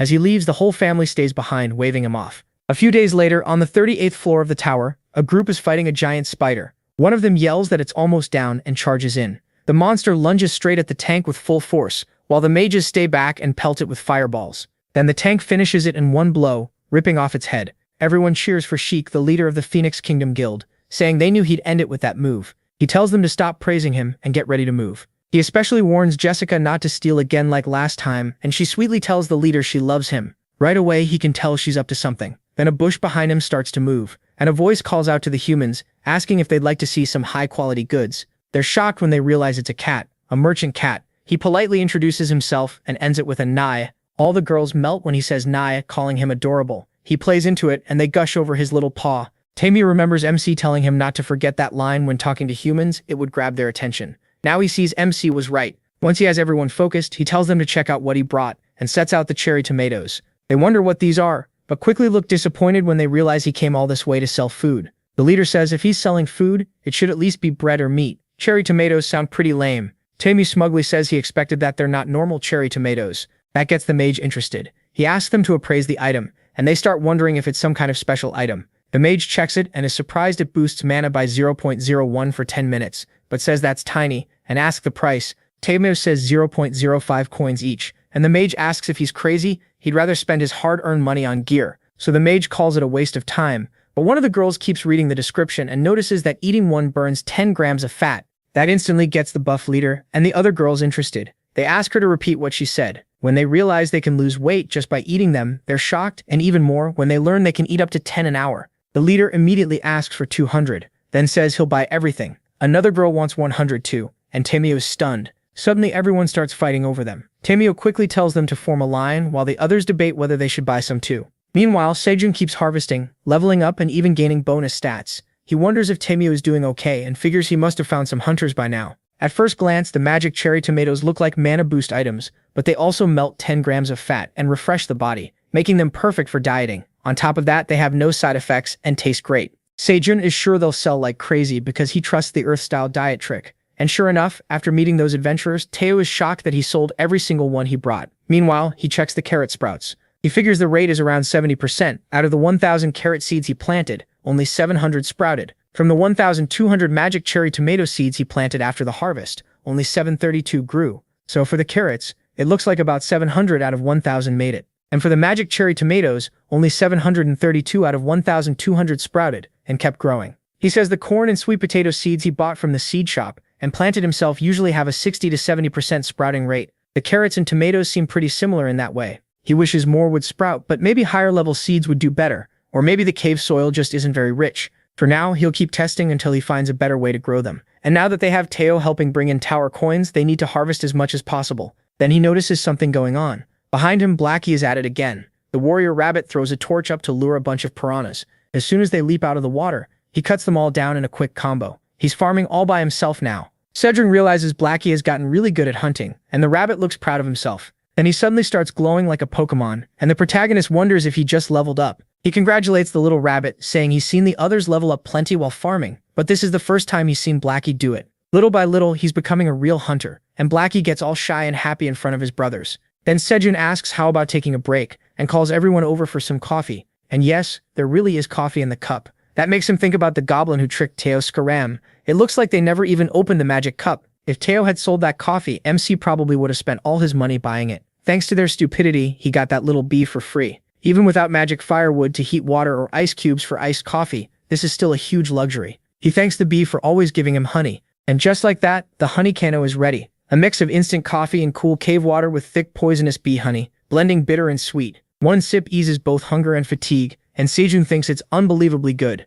He asks if they want to try some too, and Blackie takes a sip and hates it right away, spitting it out with his little brother. Sejun guesses rabbits are more sensitive to bitter taste than humans. Meanwhile, the bee starts flying over him and heads toward the hive she planted herself. He calls out to the poisonous little bee, and she happily turns back, showing off her new home. He asks if that's her hive. He asks if she's decided to live with them, and she agrees. The protagonist says it was sad that she had to go home every time for dinner, but now it finally feels like they're really a family, so now they should celebrate. But then the administrator gives him a new quest. Hand over 10 cherry tomatoes and failure will count as a disappointment. MC says that after putting this quest off for so long, he started noticing something. After seeing the deal with Teo, the old threats like "give it to me or I'll kill you" are gone. Now the administrator is asking with a sad look, almost like he likes MC as much as he acts annoyed by him. So MC decides to give him a few, and the administrator thanks him for the kindness. He is surprised he's actually getting thanked now and admits that's nice to hear. But then he realizes something. He just acted like a suck-up for free. Meanwhile, elsewhere, together with the goblin are two others,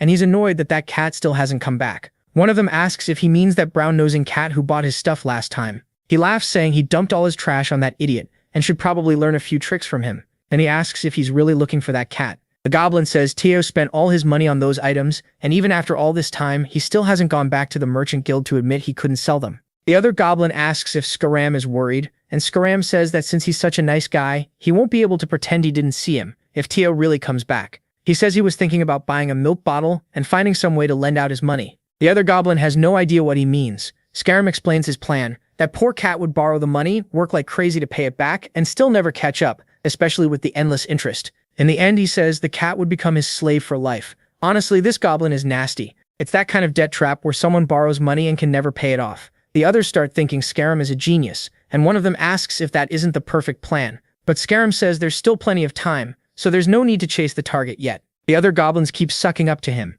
Then he says he's getting thirsty and wants to check today's merchant sales rankings. The others agree. That's usually when the list updates. Scarum proudly says he finally made it into the top 1,000. His lackeys cheer because he reached rank 999, saying they aren't even on the board. Feeling smug, Scarum says stealing coins from bootlickers really pays off, and he starts checking who he can pass next. Then something catches his eye. He's confused. Tell is ranked 982 with 50 coins. The others realize that's the cat, and his rank is actually above Scarum's. That makes Scarum furious. He's sure the cat couldn't have sold those items, so he starts wondering what Tell is up to. Meanwhile, Tell comes back. He's in a great mood. Sejun asks where he's been. Tell apologizes and promises that next time, even if he sells everything, he won't waste time having fun on another floor and will come straight back. That makes the protagonist stop having fun. For how many days? Tell answers, 4. 4 days. MC reminds him it should take at least 10 days to reach the 31st floor, so he's shocked Tell still had time to play around after selling everything. Tell apologizes again, and he says he expected selling the goods would take a few days. Since Tell came back in 4, that means he sold everything right away, the moment he got there. Sejun warns Tell to start explaining, unless he wants to see his scary side. That threat alone terrifies the cat, and he quickly agrees. After sitting down, he starts telling the full story. He tells the protagonist everything. So MC asks if hunters really bought everything after just a little talking. Tell says yes and hands over all 50 coins. He counts them. Then he says Tell did well, and gives him 2 bonus coins. But Tell protests, asking about his title. Wasn't he supposed to be Tell the clever sales cat? Sejun says he's been demoted. What kind of sales cat spends 4 days playing instead of coming right back? He adds that if Tell works hard next time, maybe he'll get the title back and the bonus rate will go up by 5. Tell accepts it and promises to become a sales cat worthy of the name. The protagonist asks why he's still talking like that with all the meowing, and Tell says he decided to act this way because humans seem to like it more. MC lets him do whatever he wants and feels happy, thinking people will soon know his name. Tell asks what he means, and he explains that his farm's name is written in the cherry tomato description, so people will soon find out who grew the tomatoes. That shocks Tell, because for him, this is bad news. He explains that beginner merchants have a system that hides both the source and strength of their goods. It's meant to stop rich roaming traders from stealing suppliers from new merchants. Since Tell is still a rookie, Sejun's name as the grower is hidden, and if the protagonist finds out, he'll be really mad. Tell might even get knocked down from employee to just a part-timer. The protagonist notices his reaction and asks if something happened. Terrified, Tell says it's nothing and asks for the cherry tomatoes right away, so he can leave now. MC asks why he's in such a rush, telling him to rest a few days since he also needs his weekly pay. But Tell insists it's better to keep working, and since he's busy, he wants to grab everything and go. He knows he has to hurry and remove the name restriction, and the only way is to earn 1,000 coins fast and become a mid-level wandering merchant. Sejun notices how serious he suddenly got, and even the warrior rabbit thinks it's strange. Back in the real world, a group is talking. Then the guild leader gets a message from his daughter. She says the tomato worked great, all her friends are jealous, and asks if he'll buy more for her. That makes him really happy. When the others ask what happened, he says his daughter had been cranky from dieting, but she loved the tomatoes.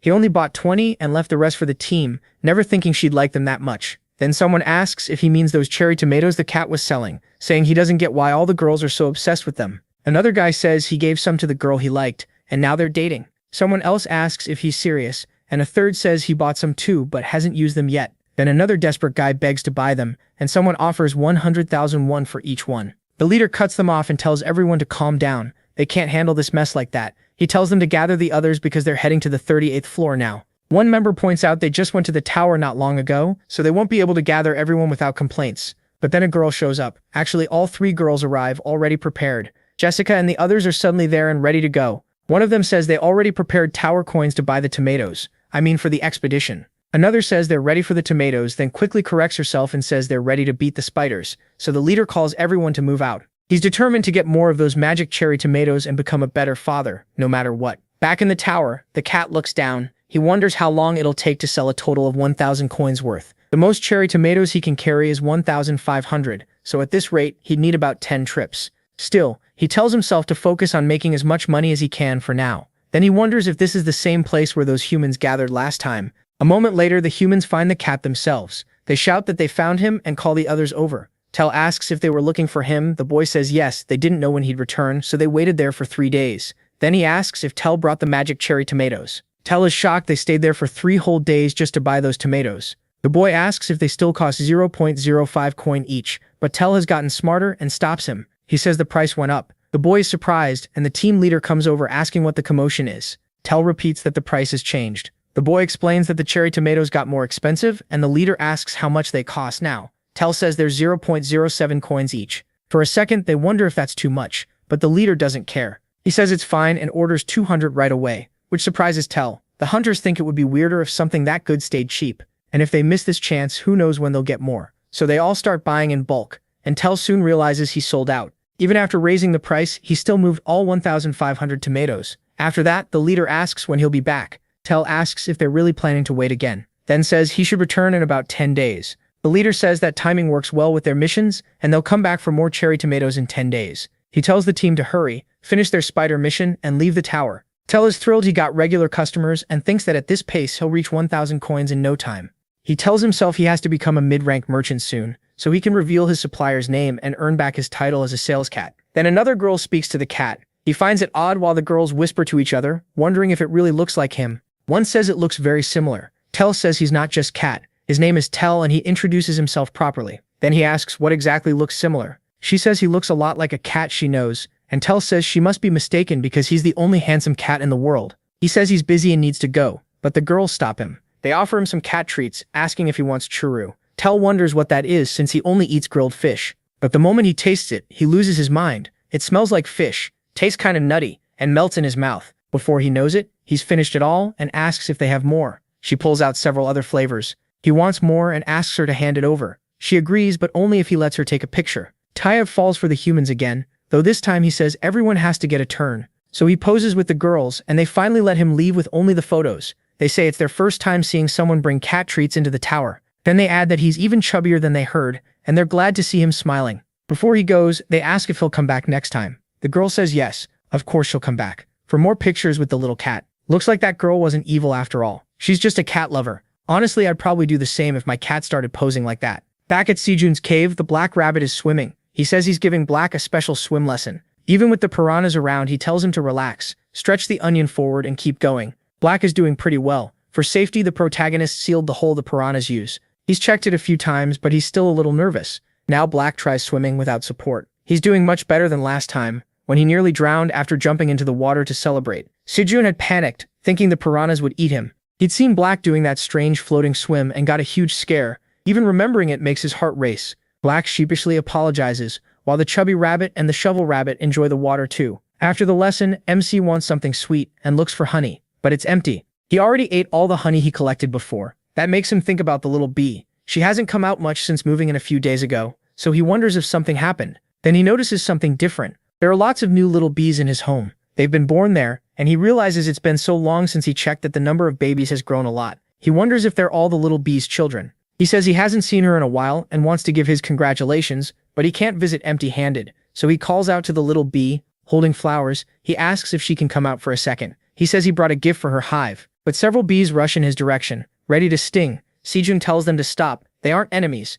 Inside, the mother bee notices what's happening. He tells Black not to fight back, even though the bees are about to attack, just as they fly at him. Sejun tenses up, then sees them suddenly stop. When he looks up, he wonders if that could really be her. What is going on? The protagonist is stunned. The cute little bee he knew is now a poisonous queen bee. She comes closer. Sejun and the warrior rabbit both stare in shock, wondering if this is really the same little bee he knew. It's explained that poisonous bees are carnivorous insect-type monsters in the tower that hunt prey with venom. That's basically all MC knows about them, while the dragon keeps reading up on it and says there's no proper explanation for a case like this in the tower management guide. Still, since she doesn't seem dangerous, Sejun decides to watch for now and ask his grandfather later. Besides, even if this is unusual, there may be a way to deal with it. The bee moves closer and he asks if it's really her, that tiny, adorable, poisonous bee. She looks thrilled. He comments on how different she looks, just as shocked as the warrior rabbit. She's clearly changed. Sejun explains that after the first time she ate nectar from his cave, every time she fed after that, her body gave off a strong smell and her weight went up a little.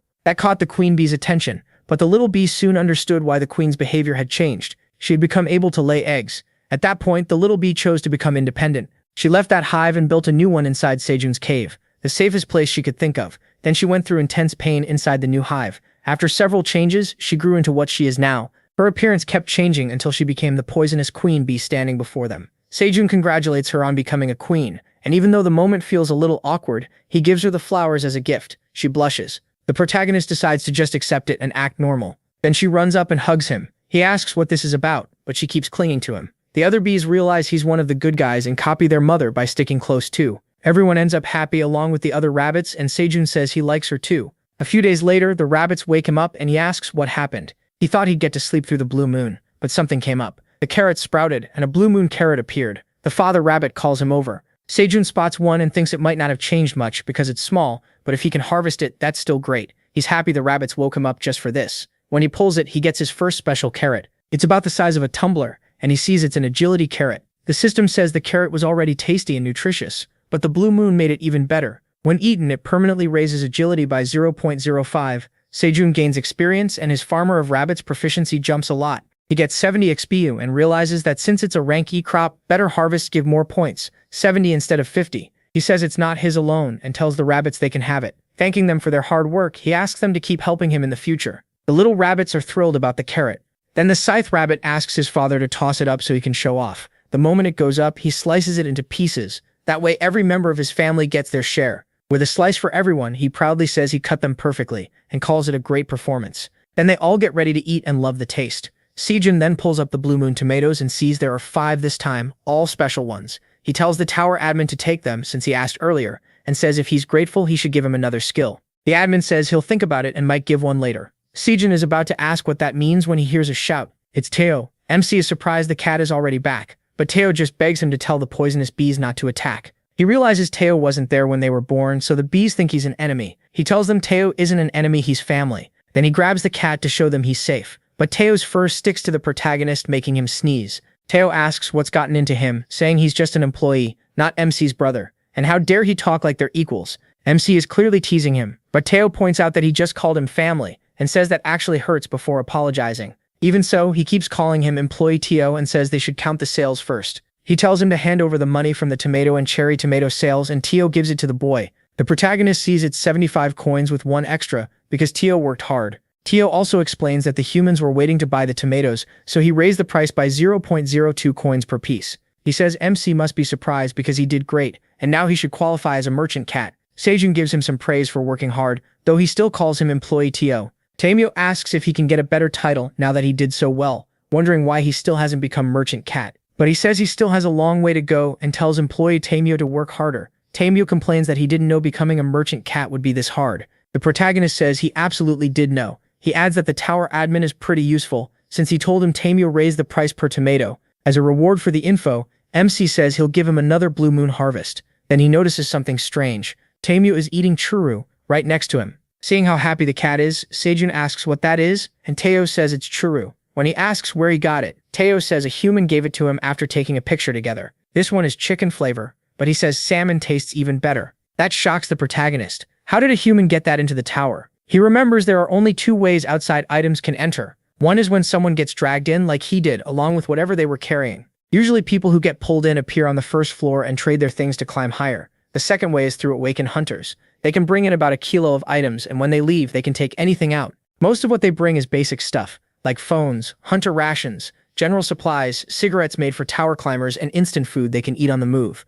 So a hunter bringing useless stuff into the tower just to see a cat feels completely wild. Then Sejun gets an idea. He grins to himself, thinking he just came up with a brand new business plan. The way he looks at Teo turns greedy fast, and Teo notices. The cat wonders if MC wants to try the churro. Sejun might be a little shady. More and more it's starting to show. While he keeps staring, Teo even offers him the churro. But then, the protagonist just snatches it away and calls it confiscated. Teo yells for it back, but MC tells him to stop tugging or he'll rip his clothes. Teo argues that he earned it by taking a photo with the human. He says that part is true, Teo did the job and took the picture. But then he brings up special condition 3. Without permission from Party A, Party B can't take extra customers. He calls it a serious contract violation, and Teo freezes in panic. Still, Sejun tells seller Teo not to be too upset and asks why he hid his customers. Teo lights up and asks if he's a seller again. The protagonist says he can have the title for 1 hour, and if he makes good deals later, he might get it for even longer. Teo immediately melts. Then MC gets to the real point. He tells Teo to sit down, pulls him onto his lap, and asks if the fire feels warm enough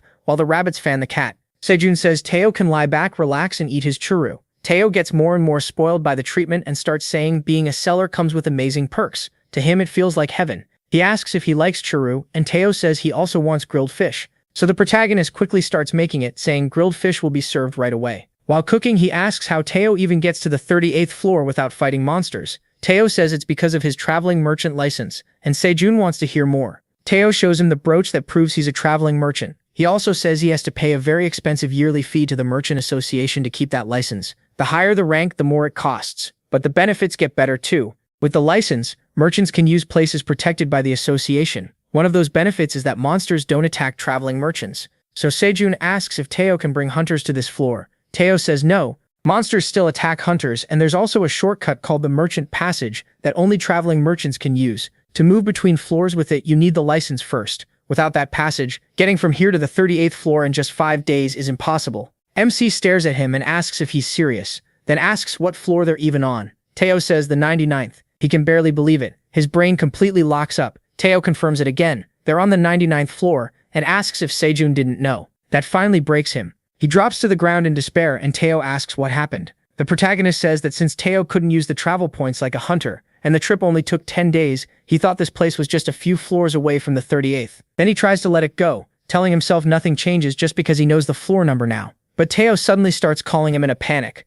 Teo keeps shouting for Sejun to wake up. At last, he snaps MC out of it and warns that his weekly pay is about to turn to ashes because the fish is burning. He rushes over and pulls the fish off the fire. As he starts another batch, he thinks about how hunters only began climbing the 40th floor a few weeks ago. If he's really on the 99th, should he just give up on ever leaving the tower? Then Teo starts bossing him around, ordering him to grill it properly this time and not burn it like the last one. He says it like a true seller. That nerve makes Sejun mad, and he snaps that Teo's 1 hour is already over. Teo is stunned by that. Embarrassed, he lowers his head, but the protagonist notices the pendant on his chest. That makes MC imagine hunters desperately searching for Teo's goods. In his mind, he walks up like he's there to help them. He asks if they want to see some good items with Teo beside him. Then he pictures himself proudly saying he's the legendary traveling merchant farmer of the tower, Sejun Park, along with his orange cat mascot Teo. He even thinks a story like that would spread everywhere. In the fantasy, everyone is thrilled to see him appear before hopeless hunters, ready to hand over their money. He gets completely lost in the dream. So he asks Teo if he can become a traveling merchant too. But Teo asks if Sejun isn't from outside the tower.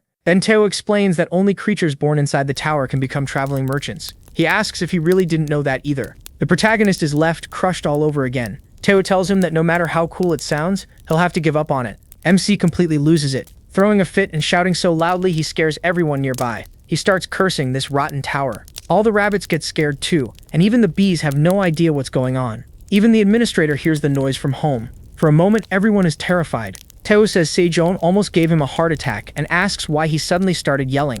By then, the cat is already puffed up and clinging to Black. He thinks maybe it won't make much difference either way. If he chose to enter the tower, then he should have been ready to suffer. Getting angry won't help, so he asks himself what he can do now. If he can't leave, then he'll live every moment here to the fullest. Outside the tower, some people are talking about Sejun's tomatoes. Executive Aloro asks if the mysterious item that recently got popular with players is that one, and the woman says yes. She says it came from her brother, a member of the Phoenix Guild. He happened to meet a traveling merchant and bought it. The man asks if this is it, but the woman says she can't see item status windows, he can. She is Jenny, CEO of a pharmaceutical company. He's shocked by the cherry tomato. This man is Michael McLaren, vice president of Gargle Food. Michael asks what she plans to do with such a trash item, and Jenny fires back. Since he controls 39% of the global food market, she asks if he's lost his business sense. Michael warns that even if she's a food company CEO, she should watch what she says. Jenny stays calm and shows him some analysis results. What he sees leaves him stunned. She explains that they failed to extract the compound from the tower item, but even their short research produced results beyond anything she expected. Michael asks why she's showing him this. Shouldn't this be something she'd want to keep for herself? Jenny says she only needs his agricultural tower project to get approved first. That catches him off guard, and he asks how she knew about it. Jenny laughs and says he should focus on winning back the trust of his father, the current head of Gargle. She adds that the board will choose the next president on behalf of his sick father, then offers him the tomatoes. She asks what he thinks. Don't those cherry tomatoes look delicious? Michael takes one and pops it into his mouth. It's sweet, and he likes it right away. He starts laughing with her, but he enjoys it so much that he asks for another one. Jenny reminds him he already ate hers too and tells him to go into the tower and buy his own. Back in the tower, Sejun starts thinking seriously about learning the area and handling daily needs. If they're going to settle there, they need to fix the problems they've had so far and gather more things for everyday life. They also need to know the area for safety. The protagonist asks Teo if there are any monsters near the cave. Teo says none are close, but there are some farther out. Sejun asks what kind, and Teo says giant crimson bears. That reminds MC of the monster from before, and it shocks him. The cat says that monster is terrifying, it always stares him down. He realizes leaving the cave is still dangerous. Soon thousands of cherry tomatoes will start blooming, and if the flowers multiply, the poisonous bees will too. Then he can use those bees to guard the area around the cave and keep monsters away. He can also have them tie the rope he made from onion leaves to the nearby trees. That way he might finally be able to leave the cave. So he tells Teo he has a job for him, and Teo asks what it is.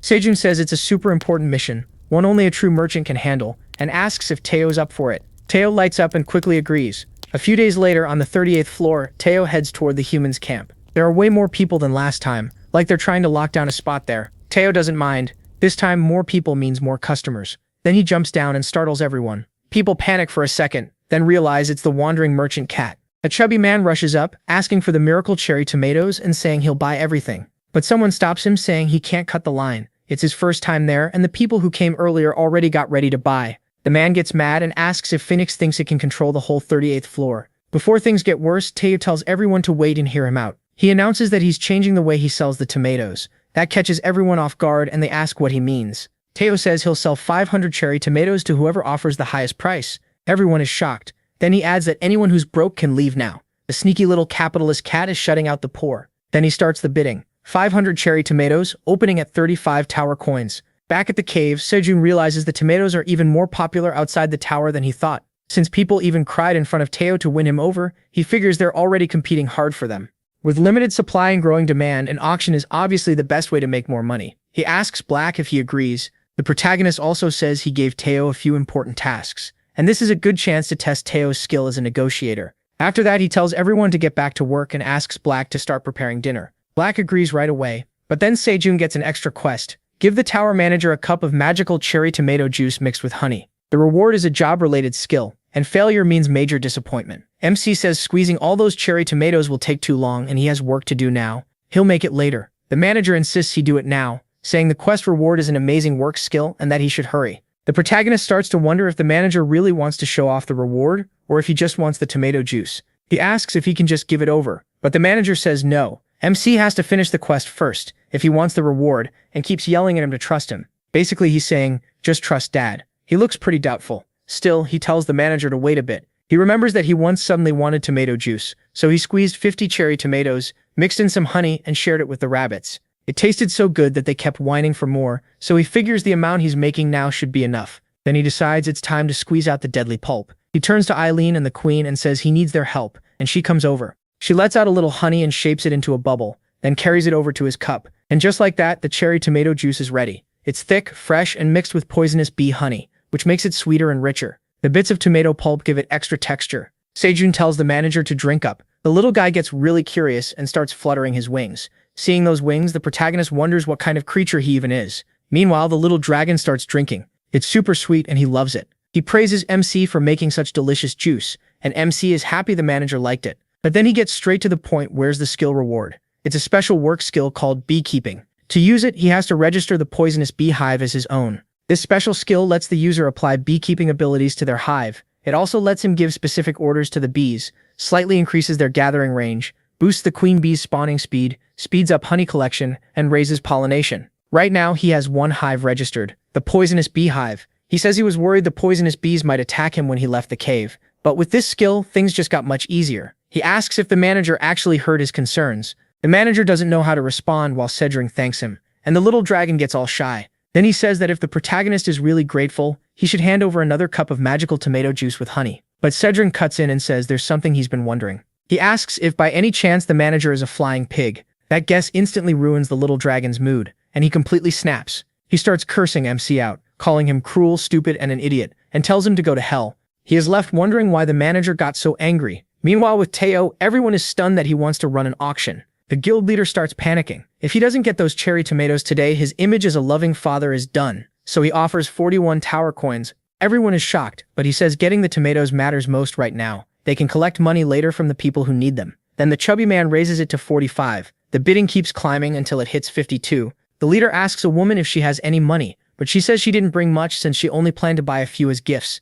Then another man in a suit shows up and offers 100 tower coins. He says he'll buy all 500 for 100 coins. Teo immediately accepts and announces the lot is sold for 100 coins. Everyone is stunned. That buyer is Michael, Gaggle's vice president, the so-called young master of the hunters. Nobody expected him to be there, and behind him is someone the leader recognizes. He walks over to Chris and asks what he's doing there since he wasn't part of this expedition. Chris is surprised to see Don Schick. Chris explains that his sister asked him to guide Michael to the wandering merchant's location, then apologizes. Don Schick remembers that Chris's sister is the CEO of a pharmaceutical company. He realizes they'll have to compete with major corporations now, and he didn't expect the rumor to spread so fast. There are only 2 auction rounds left, so he has to win this one. Then Teo starts the next round. The man in the suit opens again at 35 tower coins. The leader knows he has to win, so he bids 60. But that big company jumps straight back to 100. The leader keeps borrowing money from everyone around him, but while he's scrambling, Teo sells the tomatoes to the same company again. Teo starts another round, but the blonde man stops him and says he'll buy all 1,500 for 300 coins.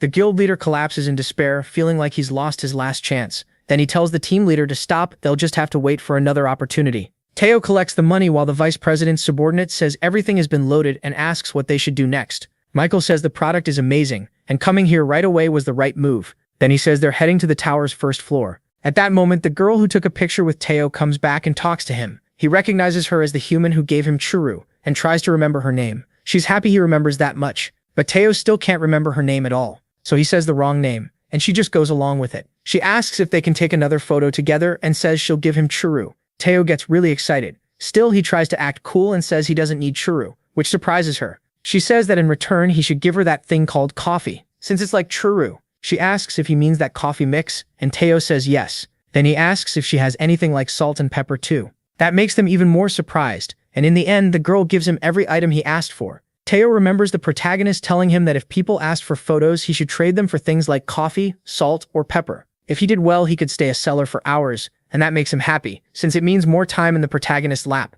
The girl is thrilled to take a picture with the cat. They snap a bunch of photos with different poses. She says the pictures came out great and thanks him. Teo thanks her too. They both got what they wanted. Then she reaches for his paw. It feels super soft and she loves it. Teo asks what she's doing and she admits she couldn't help herself. Then she says she'll give him churu, and he asks why. She thanks him for letting her touch his paws, saying it was really calming. Teo is shocked that humans feel that good just from touching them. She says of course they don't have paws this soft or pretty. Honestly, they're lucky just to touch them. In her head, she knows that's because cats usually hate holding human hands. Teo asks if that's really the reason, and she says yes. That's when Teo starts to realize his paw pads are basically lucky charms. Her friend joins in too, asking for a photo and offering pepper first. Teo agrees right away. Of course he takes a photo with her too. Then she looks at his paws. Teo immediately holds them out and tells her to go ahead. After that, he asks for his reward. The girl thinks he's adorable and says she should bring churu next time too. Teo is completely delighted with everything he got from them. Just by letting people touch his paws, he figures he could stay a vendor for 24 hours. Then he remembers he still has another mission. Meanwhile, the girl keeps posting photos. All of them are with the cute kitten. Teo sneaks up behind her, sees what she's doing, and asks about it. She jumps and asks where he came from. Teo calls her Bo-ha, even though her name is Su-ha, and asks if she's from the Republic of Korea. She's shocked and asks how he knew. He says she smelled familiar, which only confuses her more. Then Teo asks if she can help him. The girl thinks this is really weird. Back on the farm, Sejun is relaxing with the bees and rabbits. The bees are making honey like crazy. He keeps making tomato juice with cherries and honey. His beekeeping skill slowly rises. He gets more juice, and beekeeping level 1 finally levels up. MC thinks things are going really well. As the bee population keeps growing, his beekeeping skill goes up again. He checks the hive, sees the queen laying eggs, and says it's been hard to catch her doing that lately. The upgrade option changes from increasing it by a tiny amount to increasing it a little. Sejun wonders what that even means since it's pretty vague. Then he sees the number of hives he can have went from 1 to 2, so if he can split the hive later, he'll end up with 2. He says he'll need another container to collect honey,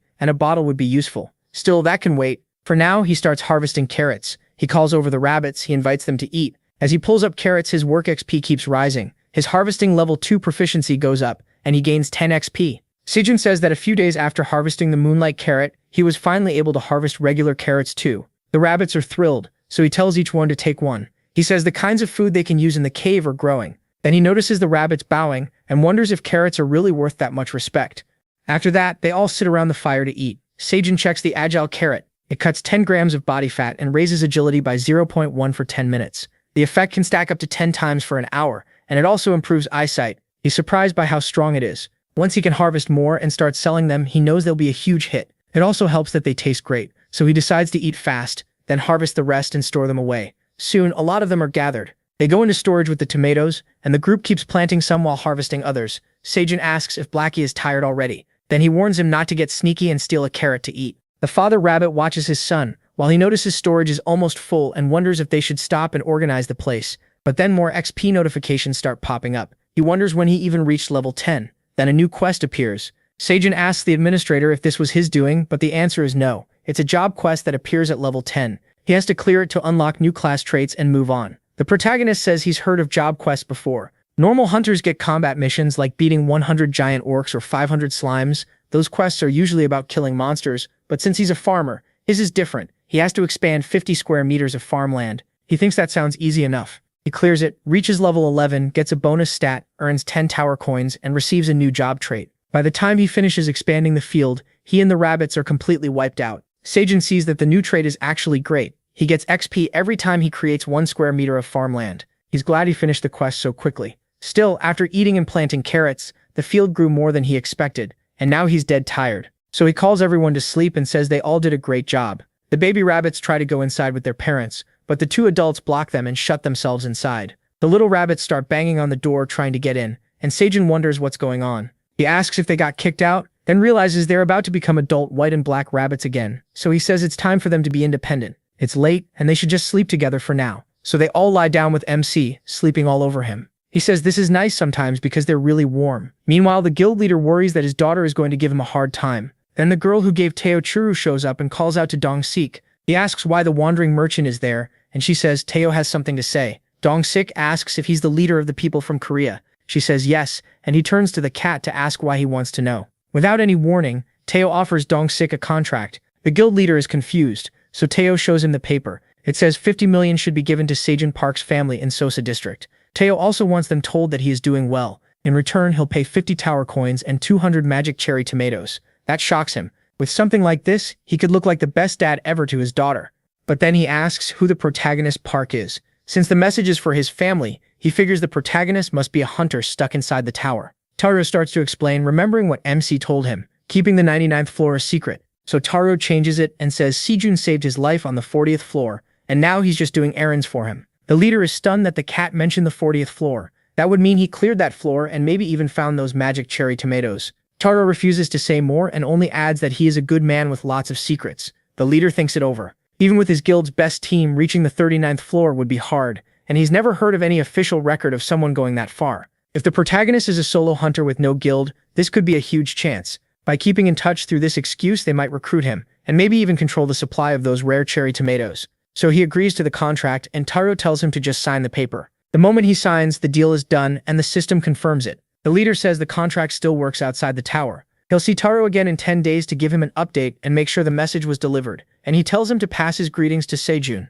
Then he says that Kingdom Sheik of the Phoenix Guild will personally take responsibility for delivering the news to MC's parents. Back with him, the rabbits are busy building houses now, and they're taking it seriously. He asks if they're done yet, and quite a few already are. When he looks around, every rabbit has its own little house, and they're all proud of it. He notices the rabbits built onion leaf roofs and mud walls. Father Rabbit and Scythe Rabbit clearly worked hard on them. One of them even finished a little room to rest in after just 3 hours. Seijun wishes he had something like that too. Still, he tells them they all did a great job. A few days have passed since the rabbits moved out of the rabbit couple's house, so the protagonist calls everyone together for a housewarming party. The baby rabbits have started building homes too, while the rabbit couple is still glued to each other like always. Then he raises a toast to the rabbits and everyone who helped. He tells Black to have a drink too, thanking him for bringing such great fish. That makes him really happy. Seijun says they're smart for turning carrots into cups by hollowing them out. Everyone enjoys drinking from them, then eating them like ice cream cones. They're tiny for him, but it's still fun since he can eat the cup afterward. Then he notices Dolorf Rabbit and his wife acting extra lovey-dovey.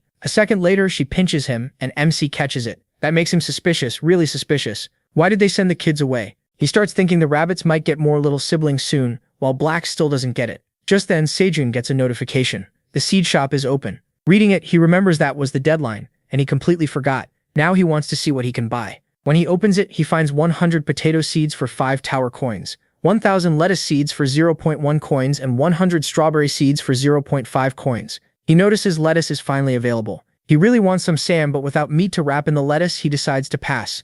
That leaves potatoes and strawberries. He has plenty of money, but he can only pick one, so it's a tough choice. In the end, he decides carbs win and picks the potato seeds. He buys them. 5 tower coins are deducted. He gets 50 loyalty points, and his total becomes 56. In 30 days, he can upgrade the shop to level 1, and the system thanks him for using it. Then a bag drops right into Sejun's lap. A huge one. It nearly crushes him. The sudden drop scares him, and potatoes spill all over the place. Odoloff Rabbit gets upset because his wife almost got hit. Sejun quickly apologizes. Then he opens the bag. The potatoes look delicious, and he immediately wants to plant them. He's already dreaming about cooking them, boiled, fried, even as potato pancakes, and asks if the rabbits feel the same excitement. Then he decides today will be a break day. Tomorrow they'll plant the potatoes, and everyone agrees. While getting excited, he suddenly wonders how Teo is doing. By now, he should be done with his errands. Meanwhile, in the central merchant district, all kinds of different races are gathered there. Teo goes shopping for blankets, pillows, shell bowls, and a spoon. He figures that should be enough, except for a frying pan.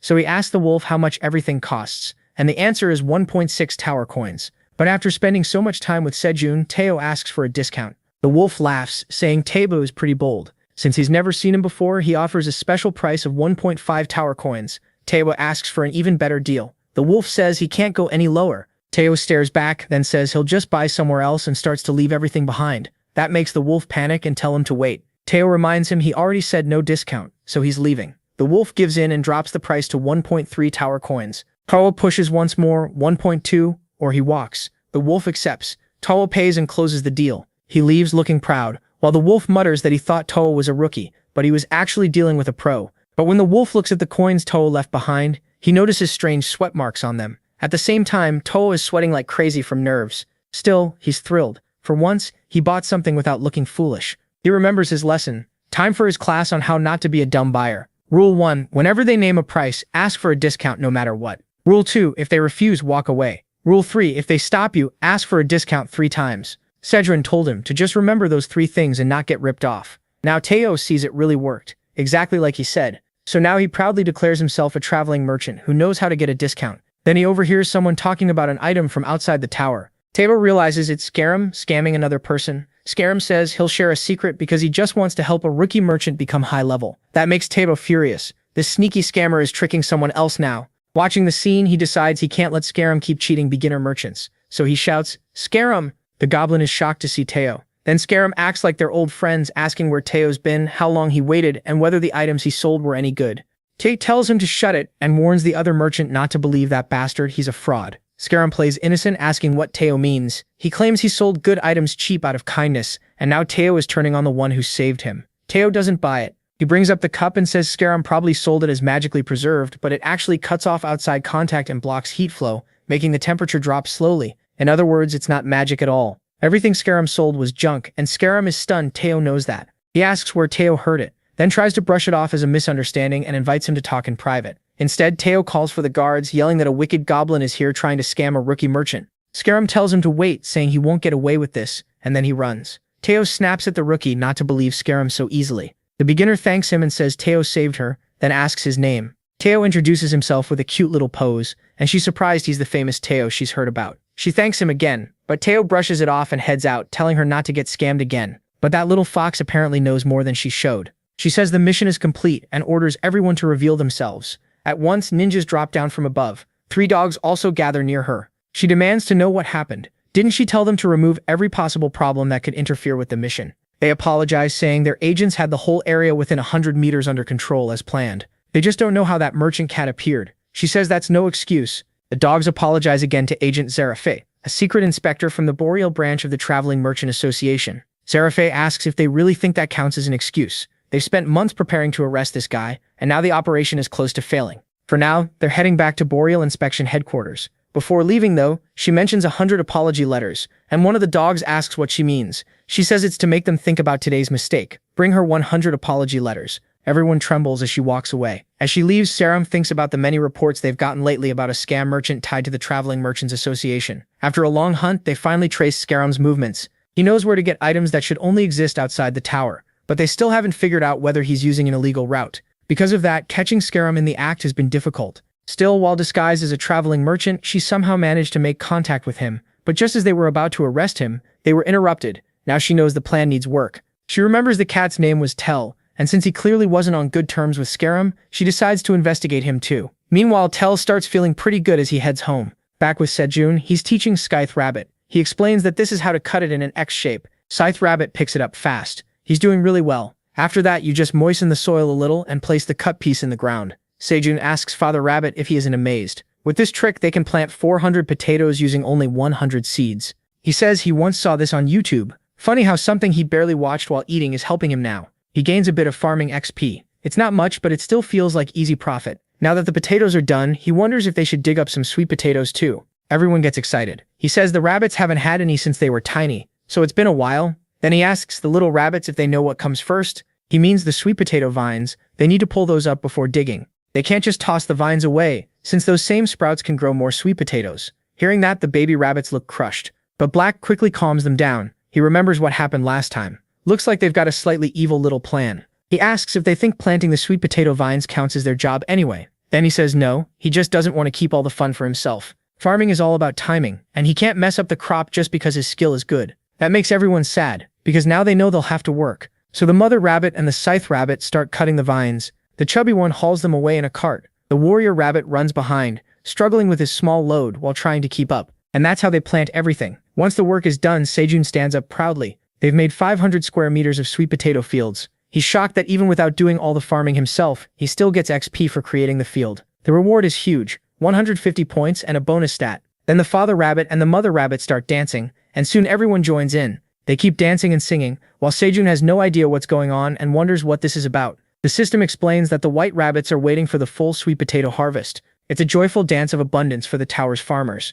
Even the tower manager joins in, shouting, "Roasted sweet bat bat, roasted sweet bat bat." The protagonist wonders if he should start pulling them up with all that support behind him. But when he pulls the first one, something starts glowing from the ground. As he looks closer, the light gets so strong it almost blinds him. Then he realizes what it is. It's a sun-abundant sweet pumpkin potato. A mutant sweet potato that absorbs sunlight at the top of the tower. It holds solar energy, burns 100 grams of fat when eaten, and gives cold resistance for 24 hours. The system says he earned an achievement for creating a new species in the tower, and Sejun is stunned. What shocks him most is that he really made a brand new species. Meanwhile, in the real world, on a quiet neighborhood street, the leader of the Phoenix team stops there and realizes this is the place he was looking for, Sejun's house. Back in the tower, both MC and the rabbits stare at the new variety in amazement. The system confirms he harvested it, and his contribution points jump a lot from all the recommendations he gets. Then the tower gives him exclusive rights to grow new varieties. No one can plant the sun pumpkin sweet potato without his permission. He thinks that's amazing. It means the potato is basically his alone. Even if he sells one, nobody else can grow it without his cultivation rights. That's the best part, so he sets it back down. He wants to taste it, but since it's a new variety, he decides to plant it first and make sure it grows well. After that, he says they should dig up more sweet potatoes and goes looking for the others. He ends up gathering a lot of them. Then he starts piling them up with the rabbits, and after some time passes, he grills fish for everyone to eat along with the sweet potatoes. When he takes them off the fire and splits one open, everyone is blown away. He says this is the kind of food he'd die to eat. The rabbits dive in with him, but he tells them to slow down since the father rabbit is almost choking. The system reminds him that the admin is waiting for a turn too, wiping away drool. Sejun thanks him for letting the rabbits eat first. He asks for 10 sweet potatoes, and the admin gratefully says he'll enjoy them. Then it's his turn. He asks the scythe rabbit if he's done eating and can help him for a bit. Meanwhile, the little dragon is happily eating sweet potato too, stuffing it down. Then he realizes he already ate all of his and wonders if he should ask for more. But then he notices Sojun doing something different, making thin slices with the scythe rabbit's help. The protagonist explains that after drying them like this, they just need to be turned once or twice more, and he asks the scythe rabbit for one more potato. The rabbit tosses it into the air and chops it up beautifully for Sejun. He says it's perfect since the slices are so even, and tells him to keep going like that. The little rabbit gets super excited. The admin starts wondering if MC is wasting those delicious potatoes, but he says he's not throwing them away. He's drying them and making something really good. Then he asks if the admin has ever heard of dried sweet potato. While Sejun brings new cooking ideas to the tower, Kim Dong-sik arrives at his family's home, and someone inside asks who it is. He asks if this is the home of Park the protagonist. The people inside open the door right away and ask about him, but they also want to know who this man is. They invite him inside, apologizing that they haven't had guests lately, so they're not sure the food would suit his taste. He says that's fine. He'd be grateful even for just a glass of water. They ask why he came looking for MC, explaining that MC is currently missing. He apologizes for introducing himself so late, and says he's Kim Dong-sik, leader of the 5th team of the Phoenix Guild. They're stunned to hear he's from Phoenix, and the younger brother immediately recognizes it as that famous guild. Then their father asks what happened with him. The boy can hardly believe it. This is really the leader of the 5th team from one of the top guilds in the country. A high-level hunter like that should be amazing. But Dong-sik stays humble and says it's nothing special. Then Sejun's father asks why someone so important would come to their house. He even tells his wife to bring out the expensive melons, but Dong-sik stops them and says they should just sit comfortably. His wife says that if he's a hunter, then the protagonist must be in the tower. They ask when he entered and why Dong-sik came for the protagonist in particular. Dong-sik says he came to deliver something on MC's behalf.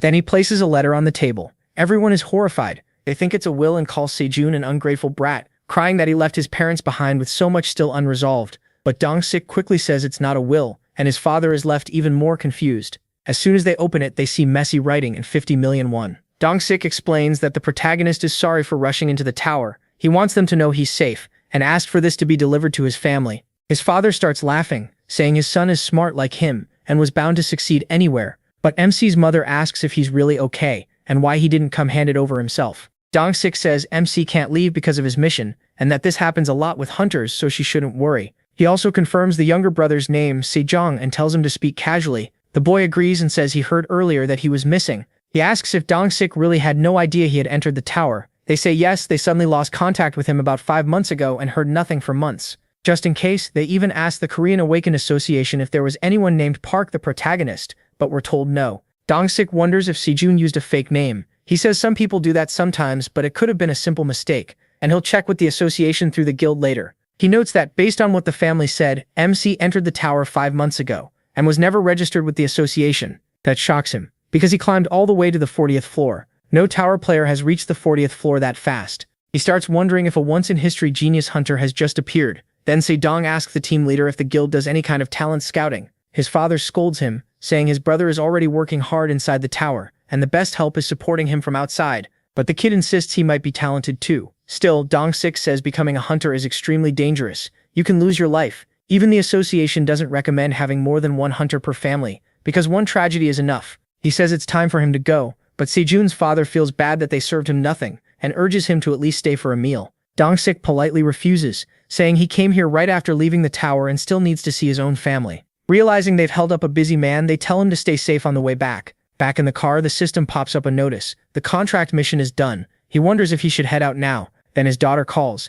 He asks if she missed her dad. With a smile, he tells her to guess what he brought, something she really likes. Meanwhile, Teo complains that the 99th floor is way too far, but he's finally getting close to Sejun's hole. At the same time, the protagonist is back home. He starts working with the carrot tops, soaking them in water first. Once roots grow, he plants them. The carrot top planting is a success, and the system keeps handing out rewards. Sejun explains the method. Put the leftover carrot tops from the rabbit's meals in water for a few days, and once the leaves grow enough, cover the root part with soil and plant it. The eaten roots won't grow back, so he waits for flowers to bloom on top and gathers the seeds. And yes, it really works. That's exactly why he loves farming. The little rabbit is thrilled, and MC says hard work feels even better when small rewards keep piling up over time. Then the tower manager asks if the dried sweet potatoes are ready yet. Giving in to the DM's impatience, he says he was going to check anyway. He heads over with the rabbits, and they get excited too. The sweet potatoes have dried really well, so he grabs one and tastes it with them. The moment it goes into his mouth, he lights up. The outside is perfect, while the inside still keeps its moisture and sweetness. All three of them love it. Sejun says nobody could resist that soft, chewy texture. Dried sweet potato is just a roasted sweet potato left in the sun for 24 hours, so it keeps both sweetness and moisture while getting that chewy, slightly salty, addictive bite. He gets excited and says he needs to dry more to snack on later when he's bored. Then the admin asks if he forgot something, and the protagonist quickly apologizes. The system says the admin wants to eat right away and wants the mission finished fast, so Sunjun should send some over. But MC asks if the admin can wait a bit. Just sending food in a plain bowl every time doesn't feel right, and he says he has a better idea. The admin says none of that is needed, they just want it sent quickly. He insists it'll only take a moment and says it's basically ready. Then he packs it into a bag. He proudly calls it a dried sweet potato gift set. It even looks nice. He says he used to do packing work before, and since this is the admin's first time trying dried sweet potato, it should be done properly. On top of that, sealing it like this helps it last longer by keeping the moisture inside. The admin is left speechless. Sejun asks if they're not going to take it, and all the admin can do is thank him. He's confused. He expected a bigger reaction, but that one was pretty flat. For a second, he wonders if the admin is the type who thinks making food look nice means you're playing with it. Meanwhile, the little dragon thinks it's super cute and wonders how anyone could eat something that adorable. The reaction is intense. Meanwhile, Sejun remembers drying 40 roasted sweet potatoes and wonders how they vanished in one day. Then he notices everyone's been eating with him. That explains it. Soon the queen bee comes over. He asks what's wrong and she hands him something strange. It's a pack of compressed corn pollen. His beekeeping level goes up a tiny bit, and he's never seen anything like it before, so the corn really is growing. He realizes he hasn't paid much attention to it, but it's grown a lot already and even bloomed. There's no corn honey, so he figures that must be why the worker bees gathered pollen instead. Looking at the compressed pollen, he wonders if he should try it. People eat pollen as a health supplement, so it should be fine. When he tosses it into his mouth, he finds it a little bitter, but mostly sweet, almost like candy. He loves it and thanks the queen bee. Then she gives the signal for the others to start working. They bring Sejun a bunch more while she looks very proud of herself. He tells her there's too much for him to eat alone, and besides, it's too precious. Then Teo comes back to the protagonist looking very pleased, and he is surprised, but when Teo looks down, he jumps after spotting the queen bee. Teo says he's scared of her, but Sejun tells him not to worry. They all know he's on their side. Then the queen bee tosses some pollen at the cat, and when he sniffs it, her kindness backfires. He starts sneezing and complains that he hates pollen. MC tells him not to do that on his clothes. It's his only shirt. Then he asks salesman Teo if he handled what was requested. Teo proudly says of course. He finished every mission and sold everything too. He then asks if he delivered the news to his family and says it should be done since Teo had a contract for it. He checks and sees the contract is complete, which means the message and the 50 million won were delivered. Teo says it should have gone smoothly, since Teo contracts are strict, and he can always check later. Hearing that, Sejun thinks the cat is pretty reliable. Then he thinks about his dad, his mom, and his little brother Settle. He had entered the tower in a terrible situation and couldn't contact them, so they must have been worried sick. They probably never even imagined he entered the tower and ended up farming with rabbits. He wonders what faces they'd make if he told them his job as farmer in the tower. He figures Settle, that little brat, would definitely tease him non-stop. His dad, though, loves growing flowers, so he'd probably ask about nutrients and give advice. Thinking about it now, the protagonist realizes he really did inherit that talent from him. Then he thinks of his mother, remembering the days they all spent together, and quietly admits he misses his family. But then everyone gathers around Sejun, reminding him he has family here too. He smiles and agrees they're his family now too. Teo asks if that includes him, and MC says, of course. He's like family and his one and only most capable employee. After that, Teo tells him to check the tower coins and items he brought back. He used 50 tower coins for the contract fee and 142 for the messenger, leaving 2,088 tower coins. He is shocked and calls it amazing. Teo smugly says that just like he expected, people raise their own prices when you do business the right way. He also bought a few other things at the market for Sejun. The protagonist wonders how long it's been since he last saw something from civilization, and everyone gets curious about what the cat brought back. Teo says it was made in the tower, so it has its own item mark. But MC notices something odd. The maker's name is hidden. Then he picks up a dagger nearby. It's a short dagger. He says it's the first weapon he's seen since entering the tower that actually looks like a real weapon. The requirements are level 10 and strength 5, but the maker is hidden here too. He wonders why there are question marks in the description, and asks Teo where he got it. Teo says he heard the blacksmith's lottery corner sells things cheap, so he just picked what looked good. That surprises Sejun. Since he meets the requirements, he wonders if he should use it. But then he's warned that the item hasn't been appraised by the system. The admin says using an unappraised item carelessly could cause big trouble, and the protagonist asks what could happen if he just uses it anyway. The admin says they'll appraise it for him, then sends 2 missions. First, send the unappraised short dagger to the tower admin. Reward none. Failure. The item can't be appraised. Second, send a roasted sweet potato as a gift to the admin. Reward the appraised dagger. Failure. He won't get his dagger back. MC asks if it really has to be done like that, and the admin strongly denies that this has anything to do with wanting roasted dried sweet potatoes. Still, he can tell that was basically a yes with extra denial. He even notices the tower manager wiping away drool and gets annoyed because the admin already took plenty of sweet potatoes earlier. In the end, he agrees. Since using an item with unknown info feels risky, he accepts the deal and sends it over. The admin uses appraisal and says, thankfully it's not an item that would cause harm. The mission is cleared, and the dagger returns to him after he pays with the sweet potatoes. It turns out to be Kane's training short dagger. Red Mountain Hunter Kane's used it as a kid. The black iron blade makes it heavy for a dagger, and a bit of mithril helps it stay sharp for a long time. It needs level 10 and 5 strength, was made by Crow Blacksmith, the black hammer of ARF, and it has a skill that boosts the proficiency of any dagger skill by 5%. Sejun is shocked to see it has a proper name. This is named gear. Outside the tower, named equipment starts at 100 million won. That's how rare and valuable it is. Now he's wondering if Teo really found something like this in a lottery corner. He's even more surprised by Teo. The protagonist thought he was just a naive little guy, but now he starts thinking the cat might actually have real talent. The truth is, he just got distracted staring at Teo's paw pads. Meanwhile, deep in the forest, a red bear is eating in peace. But this isn't just any red bear. It's a baby red bear, and that's the problem. A cute baby from a huge monster usually means the giant mother is close by. Cave Lady keeps rambling about her delicious churro. Back with Sejun, he gets ready to use his short dagger, slicing a bunch of green onions with ease. Then he asks the rabbits what they think of his dagger skills and whether he's actually good. Everyone seems into it, but then Tato asks if MC liked that little sword. MC says yes, and admits he's impressed. Tato brought back something like that. Teddy reminds him about the promise from an hour ago. He was supposed to call him Merchant Tedio. He agrees, calls him that, and says the cat is amazing. Still, he says he'll let it slide just this once and tells the protagonist to be careful. MC can't believe it. He thought Teddy was just a soft, clueless cat, but he's got gold in his hands, or rather gold in his paws. He keeps admiring Teddy's paw pads, saying they suddenly look extra nice. Teddy asks what he's doing, and he says those little paws must be sore. Talking to Merchant Teo, he asks if he should give him another churro pack while putting William on his lap. Teo thinks this proves it. Sejun may act tough, but he's still human, and humans always kneel before his paws. Now that he knows that, he plans to use it well. He proudly declares his front paws are lucky golden paws and tells the protagonist to massage them already. There's no time to waste. But MC notices this feels a little suspicious, so he picks up Teo and sets him on the ground, saying his 1 hour is up. Teo asks if time really ran out that fast. He wants to stay a merchant a little longer, but Sejun says it's over and leaves it at that. Teo realizes that won't work. Time for a special move. He's going to stay a merchant no matter what. Then he tells him he has something else to show him, pulling out pepper, tomatoes, and all kinds of other items. The protagonist is stunned by all those seasonings. Teo proudly asks what he thinks, saying he got tons of rewards from taking pictures. Sejun is especially happy about the salt, finally tasting it again. He can't believe he actually got some. He talks about the pepper's heat and how rich the seasoning tastes. But when the rabbits try it, they hate it. MC says this is the taste of spices he hasn't had in days. Teo quickly presses his luck after bringing all this. Can't he be a merchant for 2 hours? He asks, 2 hours? Then says he'll allow 24. Teo is thrilled to be a merchant for a whole day. Now Sejun makes a fancier fish dish. He adds pepper, spices, and salt, then puts it on skewers. The smell comes out amazing and spreads everywhere. It reaches the rabbits, who rush over hungry.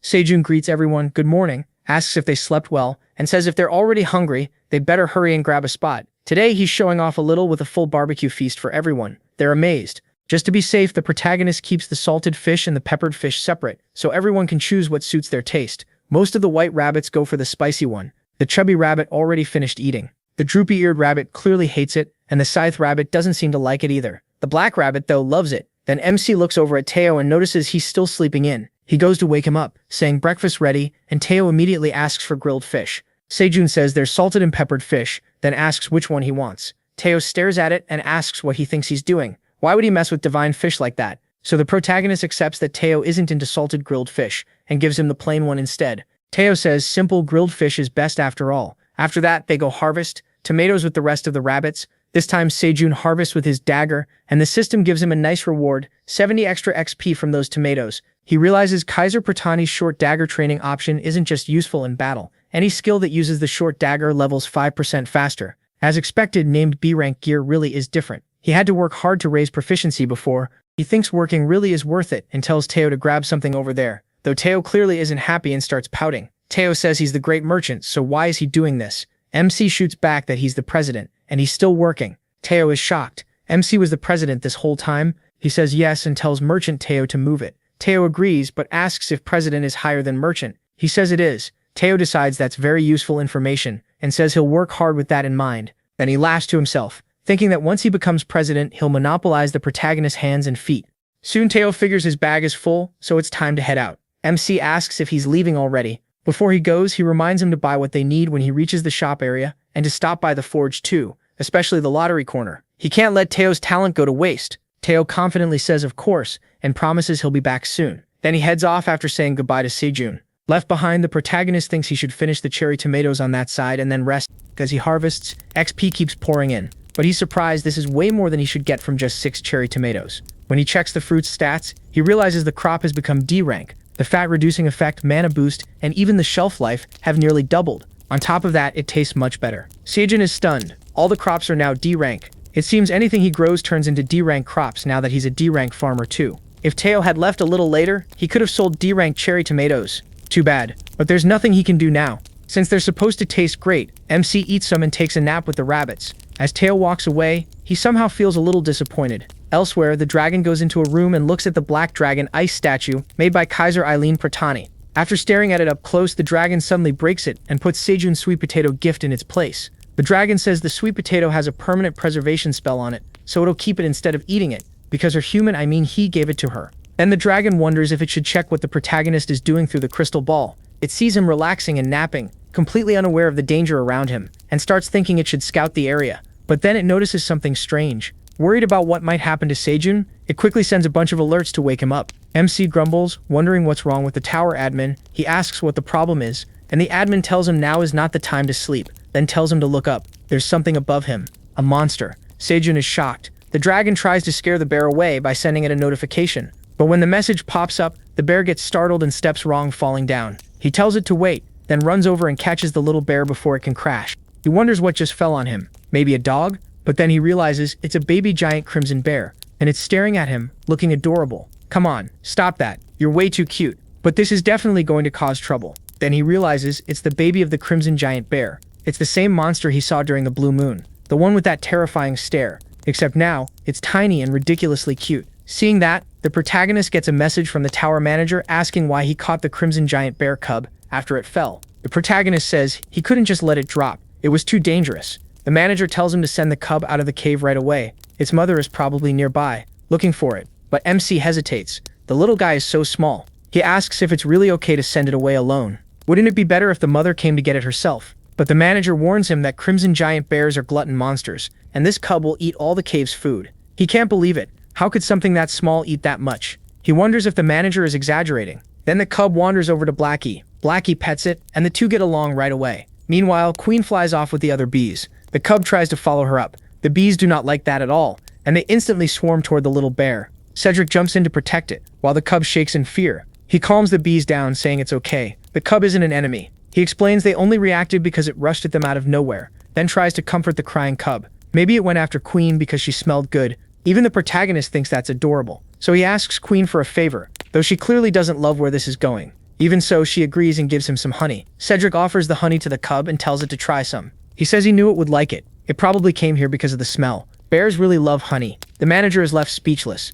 The cub quickly grows attached to MC, and MC is shocked when it finishes the honey right away. He asks if it was good and if it wants more. The manager, meanwhile, is practically shaking at how dumb this is. And now he's seriously mad. A new message pops up right in Sejun's face. It's a quest telling him to send the cub out of the cave now. The reward is a work skill. Refuse, and the penalty is death by starvation. The system says the tower manager is angry at the crimson giant bear cub. The cub gets scared and so does everyone else. He protests, it's just a baby. What could it possibly eat to make the manager react like this? The manager says he's only driving away monsters that could threaten the tower's farmer. The protagonist complains that this is all the manager's fault anyway. If he hadn't startled the cub, it never would have fallen into the tower. But the manager calls it an innocent mistake and tells MC to do as he says immediately. He gets stuck on that word mistake. After all, people said entering the tower was a mistake too. Thinking about that, he starts to feel for himself and for the cub. Everyone turns to look at him. They wait to see what Sejun will do. Even the little dragon is watching. It's moved by the protagonist's story too. At last, the manager tells him to do whatever he wants and gives up. Sejun asks how much this tiny cub could even eat to make the manager this jealous. Then he says fine, he'll send it out later. For now, he tells the cub to get up, since the scary thing is gone. But when he picks it up, he realizes the cub fell asleep in his arms. It's too cute, so MC decides to let it sleep in the cave for one night and lies down beside the plush-like little thing. He promises to send it back tomorrow. But while he sleeps, something happens, and the cub wakes up first. It starts moving around the cave, heading into another area. Blackie wakes up before everyone else and notices what's happening. He starts yelling about it. Then he wakes him up, he sits up, asking what all the noise is, and then asks where the cub went. A second later, he sees a huge mess. The rabbits are furious and demanding to know what happened. That's when the protagonist realizes his whole crop along with the vegetables nearby got eaten by that innocent-looking little monster, which wrecked everything and devoured the food. In one night, his storage was basically wiped out. Cedric just stares, because the manager really did warn him. The rabbits rush the cub and start fighting with it over what it did. MC checks what's left and finds that a third of the sweet potatoes and carrots are gone. Somehow it didn't touch the cherry tomatoes. The rabbits are still furious, but the cub runs straight to him, knowing he'll comfort it and go easy on it. It jumps into the protagonist's arms crying. He asks what happened, then notices the cub has grown a lot in just one day. Yesterday it was almost rabbit-sized. That's when he remembers, inside the tower, eating can make creatures grow fast. So this isn't strange at all. The manager warned him that crimson giant bears are glutton monsters that would eat all the cave's food. Now Cedric finally gets how bad this is and that he should have listened. The manager sends another message explaining that crimson giant bear cubs are the biggest gluttons of all and can easily eat 100 kilos in a single day if they get enough food. MC notices the manager is talking to him again. He apologizes, and the manager accepts it, saying he still meant well. Looking at the cub, he admits he thought the manager was just jealous of him feeding it and didn't think deeper. The manager tells the protagonist again that the cub has to go outside, and MC agrees.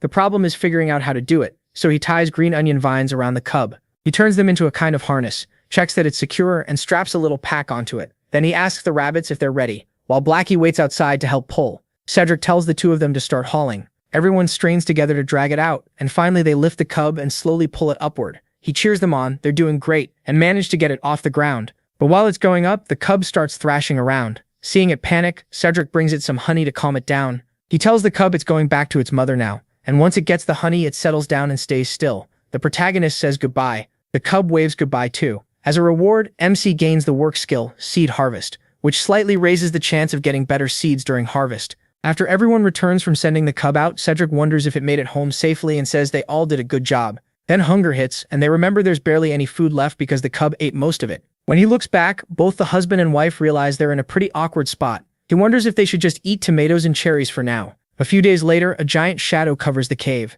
Everyone looks up, and the protagonist freezes in horror. At the cave entrance stands the cub again, and this time its mother is with it, a massive bear. Cedric immediately thinks he's dead. After coming back, the little cub brought its mother. Face to face with the monster that already terrified him once, MC panics and wonders why the crimson giant bear mother is in his cave. Blackie is already sweating, thinking they may have to fight, and against that thing it won't be easy. He starts thinking she came to eat him. In his head, she thinks he kidnapped her cub for a whole day and won't forgive him. She's about to grab him and swallow him in one bite. He thinks this is the end and starts thinking about his mom, his dad, and his little brother. He blurts out that he won't taste good because he only eats tomatoes, begging for his life. The bear just finds him weird. Then the system delivers a message from the tower manager saying they aren't here to threaten him. Sejun asks if he can understand crimson giant bears. The manager says yes, and explains that the mother bear wants to feed her cub with honey. The protagonist is confused for a second, then remembers the honey he gave the cub, and the bear confirms that's what she wants. The manager passes along her offer. In exchange for more honey, she'll protect the area around the cave. The bear confirms it by lowering her paw. She brings it down close to Sejun, and he looks back at the rabbits, who are all thrilled with this deal. So MC says he'll give the bear the honey she wants. The manager tells him to climb onto the crimson bear's paw, and when he does, the bear carries him outside. On the way up, Sejun looks down at his farm and thinks it grew well all this time inside the cave. Then he says he's finally leaving that place. For the first time, he's stepping into the real world of the tower outside the cave. And when he finally sees the sun again, he's stunned by how huge the land around him is. Everything he can see from the bear's paw feels way too vast, and he wonders if they really are still inside the tower. Then he spots a beam of light below. The manager says that place is a waypoint, and Sejun asks what that means. That transit point is the only way hunters from outside the tower can move between floors. He realizes that if he can use it, he might reach the first floor and finally get out. Then he wonders how to get there, and the baby bear calls out from below. The mother bear gently sets Sejun down. He wonders if he has to cross the desert, but the distance is way too much for him alone. Still, with the crimson giant bear mother, it might be possible, so he asks if she can carry him to the beam. She refuses, and the tower manager translates. The protagonist asks why. The manager explains that area isn't her territory. To reach the transit point, MC would need to get past about 3,000 monsters, which shocks him. She points behind her and explains that her territory only covers the forest and the land around it. Most monsters stop before the route to the desert. Once he leaves that safe zone, protecting him gets much harder. As he starts to get it, Queen and the rabbits come out carrying a suitcase. He notices that Black brought his backpack and thanks him. The baby bear grabs Black in a hug, grateful too. Just like that, the two become friends. Then the mother bear steps up, reminding Sejun about the honey. The moment he pulls out the bottle, the cub starts drooling all over Black. Poor Black gets soaked by the starving little guy. The cub rushes over and catches the honey. The protagonist tosses into his paw. The mother bear watches, curious, and Sejun asks if she wants some too. She turns it down and tells him to give it all to her cub. There's barely any food where they live, so the little one hasn't been growing well. But after just one day with MC, the cub grew a lot. MC remembers why it ate a huge chunk of his crops. He forces a smile, thinking the little glutton nearly wiped out his stock. Queen clearly doesn't like hearing that either. The mother bear says this especially sweet-smelling honey will help, and when he looks to Queen, she's suddenly shy, hiding behind him. They keep talking, and the protagonist asks if the mother bear really went hungry that day. From what the tower manager said before, crimson giant bears eat a lot. She says she spent 3 days starving while searching for this cave. That stuns MC. Her baby matters, sure, but that's still extreme. So he says that won't happen again, and asks everyone to wait a bit. Calling it a challenge, he looks at Black, who's in. He declares he's about to show off Chief his skills. Black runs off to gather fish. Meanwhile, the scythe rabbit starts chopping carrots. Using both ingredients, the protagonist cooks up a hearty meal. When it's done, he tastes it and confirms it's ready. Then he serves everyone a fish stew with carrots and tomatoes. The mother bear lights up at the sight of it, and her cub's eyes sparkle as it drools. Sejun says the stew is packed with nutrition. They may be short on ingredients, but the taste is solid, and a mother has to eat well for her cub to grow strong. The cub is already digging in while the mother stares at him, drooling too. Then she scoops up MC and the rabbits, hugging them all in thanks. The tower manager makes sure to pass that message along. Happy it all worked out, Sejun, currently being crushed, says he can't breathe. The manager reflects that she's been watching ever since the baby bear left the cave days ago. She feared it would bring back its mother and put the human in danger. But for some reason, the crimson giant bear chose friendship instead. So she stepped in early and delivered his message to the bear before it entered the cave. Even so, she never expected things to end like this. Then the manager starts thinking ahead. If the protagonist comes outside and expands his farm, there will be more to eat. And if that crimson giant bear becomes his bodyguard, even better. Two birds with one stone. As expected, the so-called genius black dragon, Eileen Pratani, is very pleased with herself. At the headquarters of the Traveling Merchant Inspection Department, a bunch of sellers are gathered around. That fox is studying a document from Teo, thinking too much information is missing. The same thing happened with Skaram, and based on his personality, Teo doesn't seem skilled enough to sell that well, so she starts wondering how he gets so many sales. Just then, another dog-like worker arrives and calls for Zareth. He reports that after a warehouse theft involving a major landlord group on the 55th floor, small amounts of stolen goods have been showing up on the black market. He's there with the stolen item list the director requested. Zareth scoffs at that landlord, calling him a cruel man who lives off peasants. She asks why their department has to help catch thieves for someone like that, and mutters that the director should ease up. Then another dog rushes in, calling for Zareth again with a fresh report. They've received word from an inspection agent watching the route of that cat merchant they suspected was the one in question. He just arrived on the 75th floor through the traveling merchant passage, and Zareth is caught off guard. She says they'll review the stolen goods list later, and heads out. The little dog wishes her luck. Zareth gets ready to leave, determined to uncover the truth about him. Proud of her name as Zareth of the Traveling Merchant Inspection Department, she heads off while Teo is relaxing at the market, picking up snacks to eat. The next day, the two bears come back to Sejun's cave. He quickly asks the mother to lift him up again. It's been 3 days since their deal with the crimson giant bear mother. Once she sets him outside, he gives her some food to eat while she patrols, and she happily accepts. Sejun explains that every morning, the mother leaves her cub there and goes straight out on patrol. After moving outside, he and the rabbits slowly carry their things over and start clearing the area around the cave. But the ground here is nothing like the rich soil underground. It's full of rocks and dry as dust, so growing crops will be tough. The rabbits get sad hearing that, but then MC notices something nearby. The baby bear is helping. It runs back and forth, plowing the dirt. Sejun thinks it actually did a great job. Now removing the rocks will be much easier. Since the cub is helping so much, he rewards it with a sweet potato. The shovel rabbit and the cart rabbit are put in charge of hauling away the stones. The protagonist realizes that in just a few days, the cub has grown to almost his height. If it had stayed in the cave, he doesn't even want to imagine it. After that, he starts planting sweet potatoes. The land is too barren, so root crops come first. With sowing level 3, the sweet potatoes have a better chance to take hold, and his farming skill rises a bit too. Notifications keep popping up and he decides cherry tomatoes can wait until later. Then he looks back and sees the cub digging holes, but the little guy is actually digging up the sweet potatoes Sejun just planted. MC yells that they're farming, not hunting treasure. The cub freezes in surprise. He groans that the cub already ate everything he worked so hard to plant, so now the whole field has to be fixed again. At this rate, he'll have to teach the cub what farming is. The little bear starts crying in total regret, while the white rabbit shows it what it should and shouldn't do. Meanwhile, on the 38th floor, Teo returns to the humans and announces that he'll auction 6 lots of 300 cherry tomatoes each, 1,800 total. Bidding starts at 25 tower coins and everyone keeps raising the price. Teo notices it's less gold than last time and thinks it would have been nice if another fool had shown up like before. Then that guild leader approaches Teo and asks if he checked on the contract from last time now that it's been fulfilled. Teo welcomes Kim Don-shik. Kim Don-shik asks Teo to send Parkham a message. He spoke with his family, so they don't need to worry. Teo sees the request went through, then asks why he didn't join the cherry tomato auction this time. Kim Don-shik says he needs something besides tomatoes now, and Teo asks what it is. Instead of answering right away, he asks if they can take a photo together. His daughter likes cats. Teo asks what he'll get in return, so Kim Don-shik holds something out. It's red pepper powder, and he says Koreans can't eat without it. Teo assumes it must be good and pops it straight into his mouth. Kim Don-shik immediately warns him that's a bad idea. A second later, Teo starts sneezing and jumps into the air, dropping the pepper. He cries out that his tongue hurts. A little later, he heads to the merchant's village and upgrades his bag. As he leaves, his tongue is still tingling from that red pepper powder. Still, the upgrade was worth it. Now his bag can hold hundreds more cherry tomatoes, all thanks to the rewards Sejun gave him. At this rate, he'll earn 1,000 tower coins, reach intermediate merchant rank, and maybe even become president one day, then make the protagonist bow to him. He plans to stop by the shop alley and finish the task he took,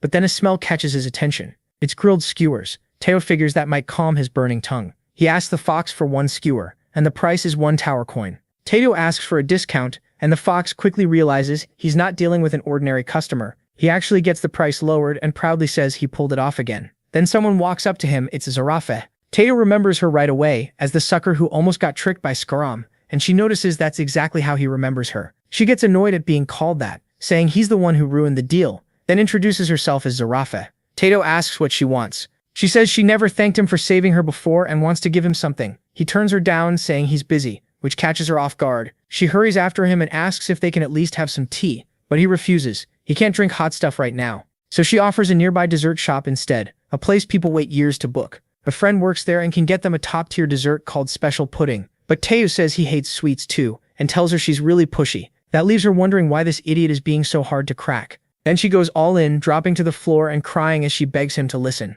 Tae freaks out and asks why she's suddenly throwing a tantrum. Through tears, she explains she only recently became a traveling merchant to make a living, but she's terrible at it. She says she was amazed by him. He saw through cruel scam right away and saved a total stranger, calling him an amazing, cool, wonderful traveling merchant. She says she respects Tae's Sikas Opkefs when to work on him. All that praise goes straight to his head. Flustered but pleased, he says he might teach her a little. Zerafai lights up and asks if he means it. Privately, she thinks it worked. In her eyes, he's just an easy rookie, and this trick never fails. Embarrassed, Teo tells her to get up already, so she does. She asks where he was headed, and Teo says he needs to buy a few things, so he's on his way to the blacksmith's shop. That surprises her. She asks if he's planning to buy items to resell, and he says she'll understand when she sees it, so the two of them head to the blacksmith's place. It's crowded with customers buying items. Once inside, Zerafe spots some goods and says they look really nice. She mentions hearing that this smithy carries lots of high-grade items, but Teo says he has no interest in that junk. She asks just how good the item he wants must be.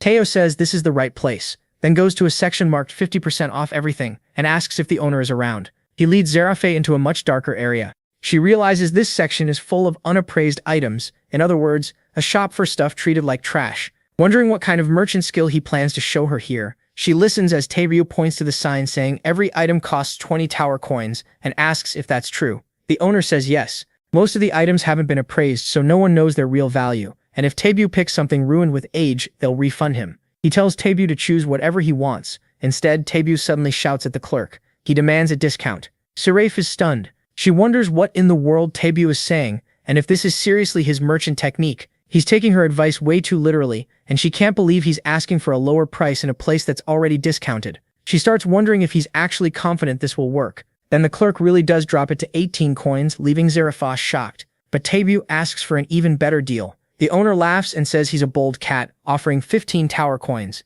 Taeryu pushes back again and asks for 13, promising he'll come often, and pressing for one more cut. The seller says he hasn't laughed like this in a long time and agrees to 13. Taeryu is thrilled. He turns to Zerafa and asks if she saw that. She calls him amazing, even though he mostly just bullied his way through it. Then she asks if he's really planning to buy something from here. Taeryu looks around the pile of goods, then suddenly stops at a hat. Serafe asks if he's really buying that and whether he's serious. Taeryu says yes and asks what the problem is. She can't believe it. It's not even a weapon, just a straw hat, and to her it looks like total trash. When the shopkeeper asks what she means and whether she has a problem with the store, she instantly backs off in panic. Taeryu calls her a nuisance. She starts apologizing, then wonders why she's the one apologizing at all. Taeryu just says he liked it, and Sejin told him to buy whatever he wanted, so he leaves with Serafe trailing behind, completely confused. Taeryu tells her he's seen enough and is heading out, which surprises her again. Then he asks if she learned anything from his merchant skills and says he hopes she becomes a good merchant too. With that, he just walks off and leaves Serafe standing there speechless. She figures there's no point chasing him any farther and it would only get awkward, so she decides to back off for now. But then a thought hits her. She looks back at Teo. As he walks away with that hat, she realizes she's seen it before. It was on a list. Now she thinks there's no way he picked that hat by accident. He had to know what he was doing. Meanwhile, Sejun is working on something else. The Kara flowers sprouted earlier than expected, so he decides to plant half in the cave and half on the surface. He also plans to cut their stored carrots in half because of the baby rabbit issue. The rabbits have started trembling again. Now they're carrying fish with the chubby rabbit and Blackie, and MC starts wondering if it's time to eat. Thinking over the menu, he settles on fish soup and asks if the fish can be cleaned with the strong rabbit's help. He gets excited to make it, then notices the mother rabbit hasn't had much appetite lately, so he decides to pick some fresh cherry tomatoes too. He harvests 10 ripe magical cherry tomatoes at once. That raises his harvest skill and it finally reaches level 4. He immediately wonders what new effects it gives. One new effect makes slightly unripe or overripe fruit count as perfect for harvest, and there's also a tiny chance the crop's level can go up by 1. Even if that chance is low, higher level crops are always better, and just thinking about tastier cherry tomatoes makes him happy. He also realizes level 4 adds more skill effects, but he'll need to raise his other skills to learn more. Then the rabbits call for him, and he reminds himself not to get distracted. He heads over and cuts a few leaves. The soup is ready. It's fish soup made for the pregnant rabbit, and the mother rabbit comes over to eat. Sejong made it with fish, carrots, and green onions, simmered for a long time into a light, comforting soup just for her. He thinks that even without much appetite, she needs to eat well, because her health matters most right now. The father rabbit looks completely smitten, and he tells him the farm is doing fine, so he should focus on his wife. Since the babies will be here soon, she needs to keep eating. The protagonist tells Blackie he'll be meeting his little siblings before long. Just then, the bear cub shows up calling for MC, and he thinks the timing is perfect. He calls the others to head up and eat with him, while the cart rabbit and the scythe rabbit stay behind in the cave to watch the vegetables. Then he ties up the things they're bringing up. He ties himself in too. Once everything is set, he tells the bear cub to start pulling. Up top, the cub pulls while Sejong waits above. He says he'll see the others again soon. A few days earlier, with help from the giant mother bear and a huge stone used like a pulley, they built a manual elevator. Now the day starts with the bear cub coming down to work in the morning and bringing everyone up for breakfast, and he still thinks it's amazing every time. He only asked for a rock to tie a rope to, but she brought an absurdly massive one to the cliff edge. The scale on this floor is just different, maybe because it's the 99th floor, but thanks to that, going up is easy. The protagonist praises the cub for doing a great job. Maybe it's because he's sturdy, but the cub has gotten really strong too, and from how much faster he pulled today, the protagonist jokes that he must have wanted to see him even more than yesterday. MC jokes that maybe the cub pulled him up for food, not because it missed him. The little bear agrees. He tells the cub to eat. These are roasted sweet potatoes. Since it had only eaten them raw, this was probably new. He even saved some from last night, even though the tower manager got annoyed because he thought the bear would like them, and it really did. The cub gets so into it that it tumbles right into the pile, and the protagonist tells it to slow down. By the time it calms down, only one sweet potato is left. That makes Sejong wonder, and then something snatches the last sweet potato and runs off. The cub rushes to the dirt and starts digging. MC asks what it's doing. Then it buries the sweet potato. Sejong realizes the cub is trying to plant it, like it'll grow more to eat later. The little guy looks very proud of itself.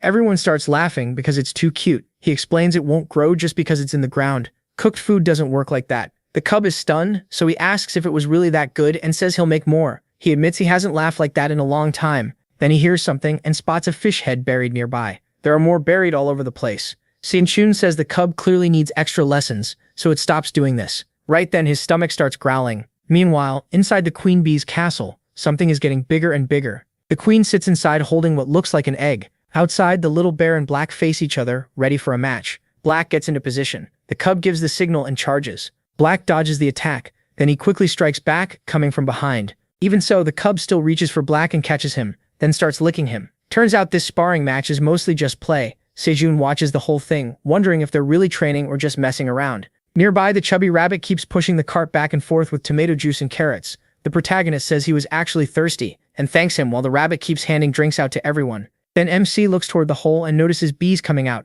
They look like poison bees on patrol, and one of them flies straight toward him. Then he spots the queen bee too. She comes out as well, which feels strange. She walks up to him with a serious look, and Sejong asks why she left, when she should be laying eggs. Instead, she hands him something wrapped in chive leaves. He asks what it is. After giving it to him, she backs away and lowers her head, and all the other bees do the same before leaving. Sejong wonders what she just gave him. When he opens it, he finds a poison queen bee cocoon. A poison bee larva accidentally ate royal jelly and is now getting ready to become a poison queen bee. It will be born in 10 days and will treat the first thing it sees as its owner. The protagonist is shocked by what she handed over. Then he understands. This queen only became the hive's ruler not long ago, so the colony is still weak. If a new queen is born before the hive is ready to split, that small strength will be divided even more. So the queen gave him the cocoon, even though it's clearly precious to her. Sejong immediately decides what to do. He tells it to grow well and become an amazing poison queen bee, cheering the cocoon on. He's already looking forward to the day they meet. Sometime later, Tae-woo is still heading back to Sejong's cave,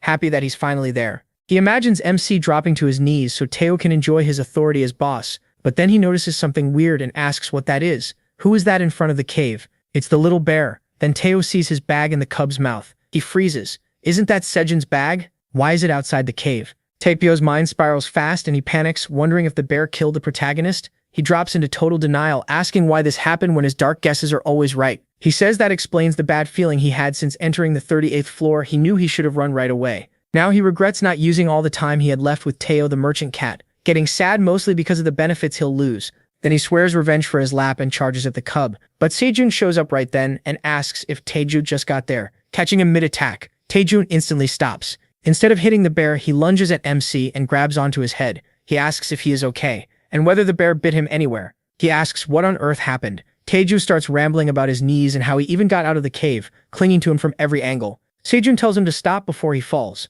Taeju then blurts out asking what that giant red bear even is. The protagonist tells him to calm down first. One thing at a time. So Taeju sits and explains that as MC can see, it's the cub of a giant red bear. It fell into the cave and they got close. In exchange for the mother protecting the area, he agreed to give them honey and food. Taeju says he thought the protagonist had been eaten by that monster, but the protagonist admits anyone would think that after seeing how huge the cub is. Still, he feels weird calling it giant red bear cub forever and says it should have a name. So he asks Taeo if he can ask the cub what its name is. Taeju checks, then says the cub is just cub.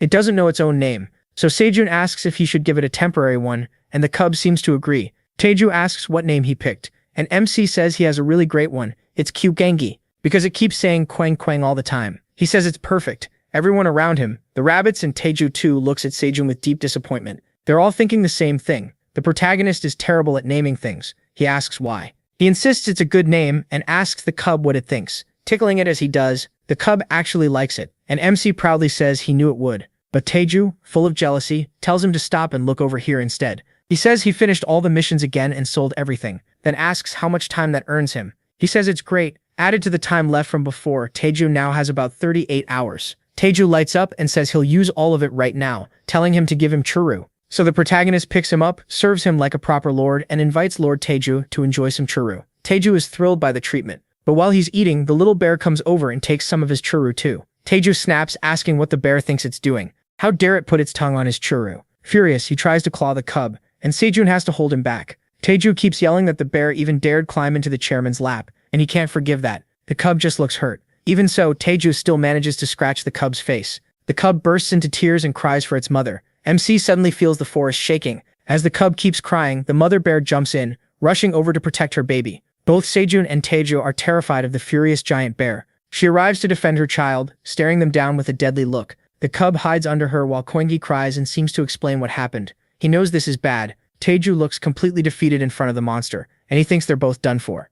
Seriously, never hit a baby animal. If the baby is already that huge, imagine the mother, and if it cries, she'll come. That's exactly what happened. Terrified, Teo says hello to the bear and introduces himself as a wandering merchant cat. He points out his merchant badge and says this was just a small misunderstanding with her cub, but she's too angry to hear any of it, and roars at him, ignoring everything. Then she steps closer as if trying to calm down, but she's so loud up close that she nearly deafens everyone anyway. Teo quickly apologizes and promises they won't fight anymore. Sejun adds that it was only a small fight and nothing serious happened, but she's still upset. In the end, she lets it go and walks away, leaving Teo behind. The protagonist says he really thought they were done for, while Teo stays there crying. He asks if Teo is okay and tells him to calm down. Teo thanks Sejun for saving him. Then MC apologizes, saying he should have explained all this earlier. He holds Teo in his lap while Teo sulks, and even Black comes over to cheer him up along with the others. Teo starts saying it tickles. Soon everyone gathers around and the mood turns warm again. But the little bear stays off to the side, looking down sadly. After a moment, it slowly walks over. And then Teo even licks the cub to make peace. He says he's sorry too, and tells Koengi that from now on they'll be friends. Friends now. But Teo still begs Koengi not to eat his ballenas. So Koengi agrees they should all get along, and before long everyone starts getting sleepy. So they pile together and fall asleep in one big group. Later, the rabbit parents head out to check what happened outside. When they get there, the place seems quiet, but then they find Teo's bag. Inside it, the father rabbit spots the hat Teo brought. Then the mother calls him over after finding everyone gathered together fast asleep around Kwang. Seeing them all getting along, the two rabbits move closer. The father rabbit puts the hat on Sejun's face and they settle down to sleep too. Honestly, he's living the dream. Peaceful days, farming cute animals, no trouble, even making money. But then, in another part of the same tower, far off in a space-like area, several dragons watch a mage work powerful magic. He's using the spell on a crystal, but the crystal reacts in a way he didn't expect. Kaiser gets upset because the tower still won't open. Then Anton steps in and tells his lord to stop. He asks Kaiser to calm down, reminding him he can't move the island himself. Kaiser says it's been 10 years and many days since the last convulsion. They finally found the cure, but now the portal won't work. Even the tower's emergency system is down, so there's no other way in. They're stuck outside with no idea what's happening inside. Anton tells Kaiser that if the Black Tower's emergency system didn't activate, then the island likely didn't have a convulsion. They still have time. He says they all understand how Kaiser feels. Every dragon here came because of the island, so of course they're worried too. The tower manager's room sits at the center of the mana that supports the tower, and the dragons take turns managing it while growing stronger there. All of them gave up that place because the island was sick. They also risked danger and suffered losses searching for a cure. In the end, these dragons gathered to save Aline Pratani's unstable body broken by her dragon heart. Every dragon there cares about Aline Pratani the same way. Even so, Kaiser says there's nothing they can do right now. Anton says he understands. Speaking to his father, he explains that's why he's staying calm. After all, Aline Pratani is his daughter. He trusts that child more than anyone and believes she's fighting the convulsion. Well, Kaiser thinks that if Anton says so, then maybe things really are fine. So he tells Anton's dragons to wait until the tower opens, and the dragons fly off after Kaiser's order. Anton notes that the expected date of the convulsion has already passed. He wonders if Aline Pratani's dragon heart might have changed for the better. Kaiser says he hopes so. Still, as he thinks about his granddaughter, he just hopes she's eating well. And meanwhile, Aline Pratani is eating like crazy inside the tower. She wonders if the cherry tomatoes taste stronger now because they reached D rank. Before, she had to stuff her whole mouth to taste them. Now just a few are enough, but while she eats, she suddenly feels something in her heart. That makes her pause and look down at her chest, wondering if it was her dragon heart. It hasn't beaten once in the last 200 years. Did it just move on its own and absorb mana for a moment? She checks inside her body to find out. Then she realizes something else. By now she should have already had a convulsion. Maybe the cherry tomatoes changed that. The more she thinks about it, the more it makes sense. Human crops slowly raise mana, and she had forgotten that trait. She thought they just tasted good, but they might even heal a dragon heart. That makes her burst into happy laughter. For the first time in 200 years, the great black dragon Aline Pratani has found someone she wants to protect. And since he made her dragon heart beat again, even for a moment, she decides to protect the tower farmer, Sejun. Then, acting all proud, she says he should feel honored. Her liking someone is a huge blessing. A moment later, she notices he got an ungraded item while she wasn't looking, and thinks, a little giddy, that he really is unstoppable. Meanwhile, the protagonist knows none of this and keeps sleeping peacefully in his little straw hat. Then system pop-ups start appearing right in front of his face before he even wakes up, and they're so close he can barely see. He snaps at the tower manager, saying the status window is right in his face. Once he sits up, he reads a message asking if he wasn't already warned about the danger of carelessly using unappraised items. Startled awake, Sejun asks what she means by unappraised items. Then he notices the straw hat on his head and wonders why it's there. The father rabbit points at Tio, and MC asks if it came from Tio's bag. If Tio was the one who brought it. He tries to wake him up, but Tio just covers his face with a paw and mumbles that he wants to sleep more. Sejun realizes Tio really loves sleeping and gently sets him on top of the little bear. Then he looks at the hat. Its name is just Farmer's Straw Hat, and the details are vague. It has Mother Earth's protection level 1, which gives weak protection to all farmland he owns and slightly speeds up mental recovery. He is shocked. It sounds amazing, especially since it might not even have a size limit. The only problem is the high stat requirement, over 20 strength and 20 stamina. Then the manager tells him she appraised the hat first and asks if he'll take a mission. The mission is simple. Send the hat to the tower. The reward is nothing, but if he refuses, she won't appraise items for him. So he sends it. Aline takes the little hat and says she'll show off her skills by using appraisal on it. Once she does, she sees everything it can do and is surprised by how good it really is. Pleased, she praises it as excellent after its true value is revealed, and Sejun asks if she's congratulating him. Then he gets another mission. The tower manager wants his promise that during the next blue moon he'll offer her his crops filled with blue moon energy. The reward is the appraised straw hat. If he refuses, he won't get it back. The protagonist is surprised, but then remembers the blue moon is coming again soon. His field has grown, so he decides he can spare part of the harvest and agrees. Aline wants a pinky promise. She also says the tower manager already told him her name, and he should know what an honor that is. Sejun thinks about it. Aline Pratani, and says she didn't really need to tell him her name. That instantly annoys her, and she demands to know if he wants his straw hat back or not, stomping around and saying knowing her name is a huge honor. MC quickly goes along with it and says yes, he's honored. Then he promises Aline Pratani that during the next blue moon, once he harvests crops with blue moon energy, he'll give them to her. He reaches out, and the manager says this is their first promise. He thinks about that while she gets all excited over the pinky promise, repeating that it's the first promise between them. With that, he completes the mission and gets St. Patrick of the Earth's straw hat. Sejun realizes he just got an artifact. The item says this straw hat once belonged to the farmer Patrick, called the Saint of the Earth for saving many hungry people through farming. It's one of only 10 artifacts in the Black Tower. Depending on the user's job level, its restrictions are removed. The job requirement is any agriculture-related class. Its maker is Patrick, and its skill is Mother Earth's protection level V1. He's stunned that it's one of the tower's 10 artifacts, the first time he's ever heard of named gear being classified that way. The old stat requirements are gone, replaced by a single condition. The user must have a farming-related job. He wonders if appraised is the item's class, since its skills seem to change based on the user's job level. The moment he equips it, his D-rank tower farmer class is recognized, and the artifact also becomes D-rank. That removes all E-rank restrictions and raises Mother Earth's protection to LV2, while revealing farmer's body. Then the D-rank limits are lifted too. Mother Earth's protection rises to LV3, farmer's body to LV2, and a new skill appears, wishing for a good harvest, so it keeps getting stronger. Wishing for a good harvest gives a very small chance for some of his farmland up to 100 pyong to enter a good harvest state for 1 week, boosting yield by 50%. Sejun is blown away. The item's effects are incredible, and he wonders if this is what one of the tower's 10 artifacts is like. He says the item is amazing. Its skills are perfect for farming that isolated land outside the cave. Just like I thought. Taebu really has the golden touch, and his guess was right. The protagonist happily grabs Taeo and hugs the merchant cat tight. But Taeo stops him while Sejun is kissing his paw. Startled, Taeo asks what he thinks he's doing. Then MC realizes Taeo was awake. He tells him he can be the merchant cat for a whole week, and Taeo is shocked. It's a full week instead of just 38 hours. He confirms it, calling him a cute little guy. Taeo instantly perks up and says he doesn't know why, but now he's really excited. He's thrilled to be the merchant cat. A little later, the protagonist heads back to the pit. All the bunny kids are sitting nearby. The black bunny is especially nervous, tapping its paw. Sejun is anxious too, and Taeo sits in his lap. Taeo is shaking because MC won't stop moving. Taeo asks if he can quit bouncing his legs because it's driving him crazy, but he says he's too nervous to stop. A long time passes with no news. The bunnies wait by their mother's house just as worried. Taeo says waiting this long is hard, and asks the protagonist for some churro. The protagonist agrees and says it may still take a while, so they might as well take a short break. Then the scythe bunny comes out from inside.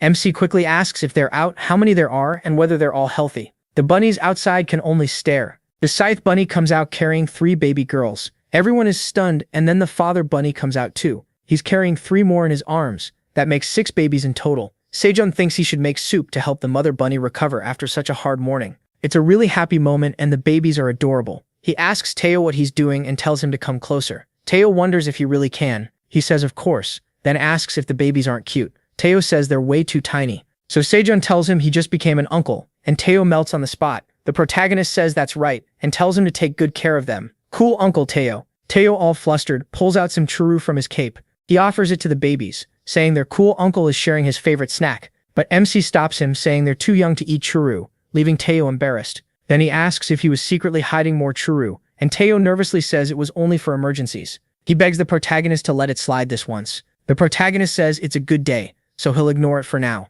And on day 179, trapped in the tower, new family members were born. Meanwhile, far from there, near the teleport gate, several horned beings gather. One of them addresses his proud warriors. He tells them to listen, the blue moon is coming, and they must not go hungry. He orders them to search that barren land for anything they can eat. That monster is the boss of the 99th floor, the Bull King. Back at the pit, Sejun is spending a peaceful moment with his whole little family. After a while, wishing for a good harvest level 1 activates. The 30 PO magic tomato field gets a good harvest effect, boosting yield by 50% for the next week, while all the other skills keep working too. MC notices way more flowers than usual, and realizes that's how the harvest goes up by 50%. He thinks about the 7th blue moon they faced since entering the tower. He wonders if Kwang and Kwang's mother are getting ready, since they didn't show up that day. He needs to get to work and prepare too. Then he hears the rabbits behind him. When he turns around, Taeo is chasing after all the babies as they run everywhere. They try to play with a leftover fishbone, but Taeo snatches it away, warning them it's dirty. Then they head toward the fire, and Taeo rushes over again, telling them it's dangerous. To Taeo, everything is dangerous. He gathers all the little bunnies beside him and fully turns into their babysitter. Sejun says he had no idea Taeo had such strong protective dad instincts. He asks how being the cool uncle is going, and Taeo says it's exhausting but fun, because he's an uncle now. Meanwhile, the bunny parents are loving all this chaos because it finally gives them a little free time. Sejun completely gets what's going on. Later, he tells Taeo to come back before dinner, then goes off to play with the rabbits. He tells the babies to hold on tight. They're going on an adventure this time. Meanwhile, over by the cave, the bees in the hive are all hard at work making honey, and the rabbits finally shut themselves inside to wait out the blue moon. Sejun also feels fully ready for it. But when he looks over, Taeo is climbing into the supply bag, and he asks what he's doing. Taeo says he's hiding in there to avoid the blue moon. The bag has a trait that blocks blue moon energy. Inside, it's as roomy as a small tent. Other merchants and hunters use ones as big as houses, and the protagonist realizes this bag has way more features than he thought. Then he asks if Taeo can carry something too. Taeo asks what it is, and Sejun hands him the queen bee's egg. Taeo asks what that is, and MC says it's the bee's cocoon. Taeo is surprised when he hears that. Still, he says he'll keep it safe in his fluffy fur, tucking it against his belly. He says he's trusting him with it. And the protagonist hears a noise outside and realizes the blue moon has started. As darkness spreads, he worries about Kwang and Kwang's mother, but the sound outside is terrifying, so he just hides and complains that he's never heard anything this loud before. He wonders if another monster entered Kwang's territory and his mother's too. Just to be safe, he uses cherry tomatoes and earplugs, but the noise only gets louder and more violent, scaring him even more. At last it stops. He wonders what that sound was. It almost sounded like a cow crying. Are there even cows on the 99th floor? Then he looks at his crops and sees several cherry tomatoes absorbing blue moon energy. This time, the energy is even stronger, and he wonders what else is happening. When he focuses, he realizes it's that one from the cornfield. The corn is absorbing blue moon energy too. He thinks that's great, but also wonders if it's because the field is under the good harvest effect, meaning even the blue moon crops are being boosted by the skill. By the next day, the sky clears, and Teo goes out to check the area. He sees no one there, and Sejun steps outside too. MC thinks that's good, but Teo asks if it wouldn't be smarter to wait until Kwang and his mother come back, since outside could still be dangerous.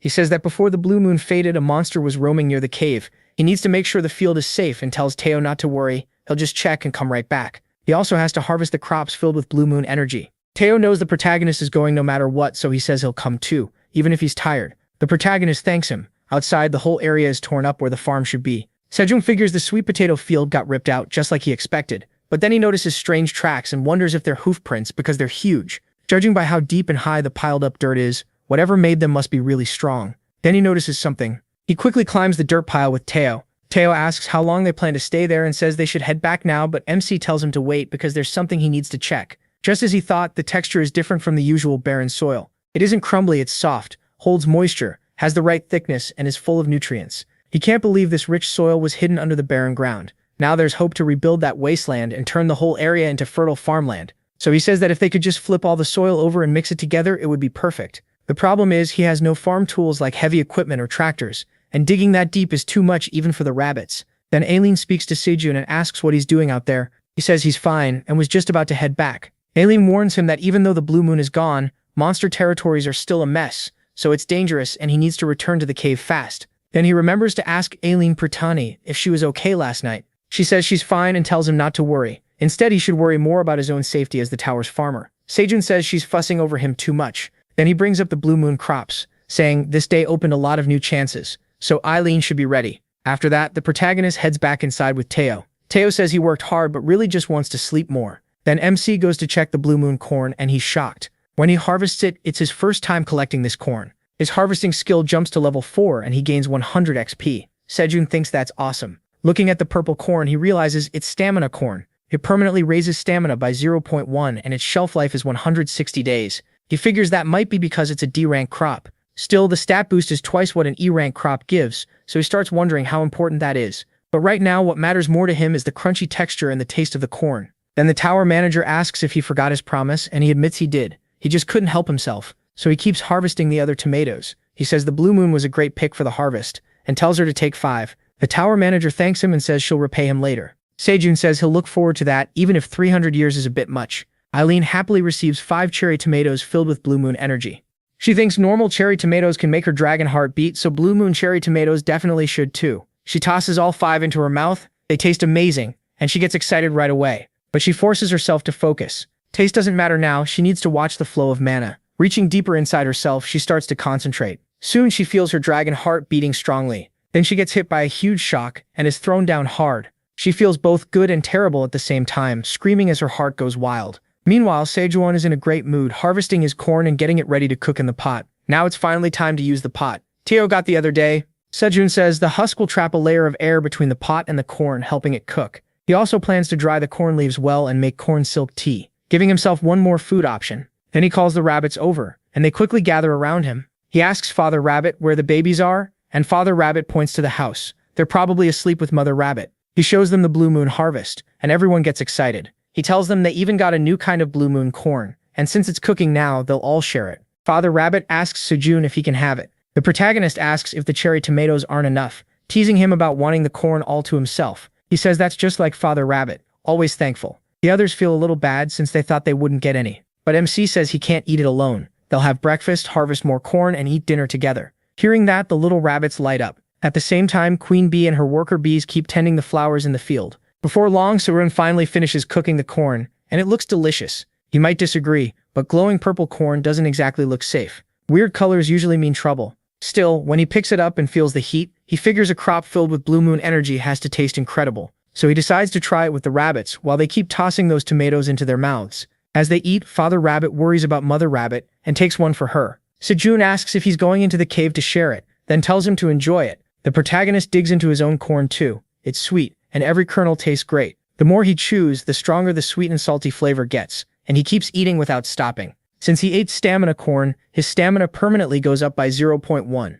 Before he notices, he's finished the whole cob and tosses it into the fire. Then he calls the rest of the rabbits over to eat more corn. He notices another patch is fully ripe, so he harvests it and gets more points too. 20 XP for each one. The stamina corn's effect can stack up to 10 times in 1 hour, and for non-awakened people it burns 20 grams of fat and improves skin elasticity. This thing would be a nightmare for the cosmetics industry. Sejun figures his mom would love it, especially for the skin benefit. Next time, he plans to send news to his family and wonders if he should send some crops too. Just then, Kuang's mother shows up with the cub and MC greets them. He asks if they got hurt the night before.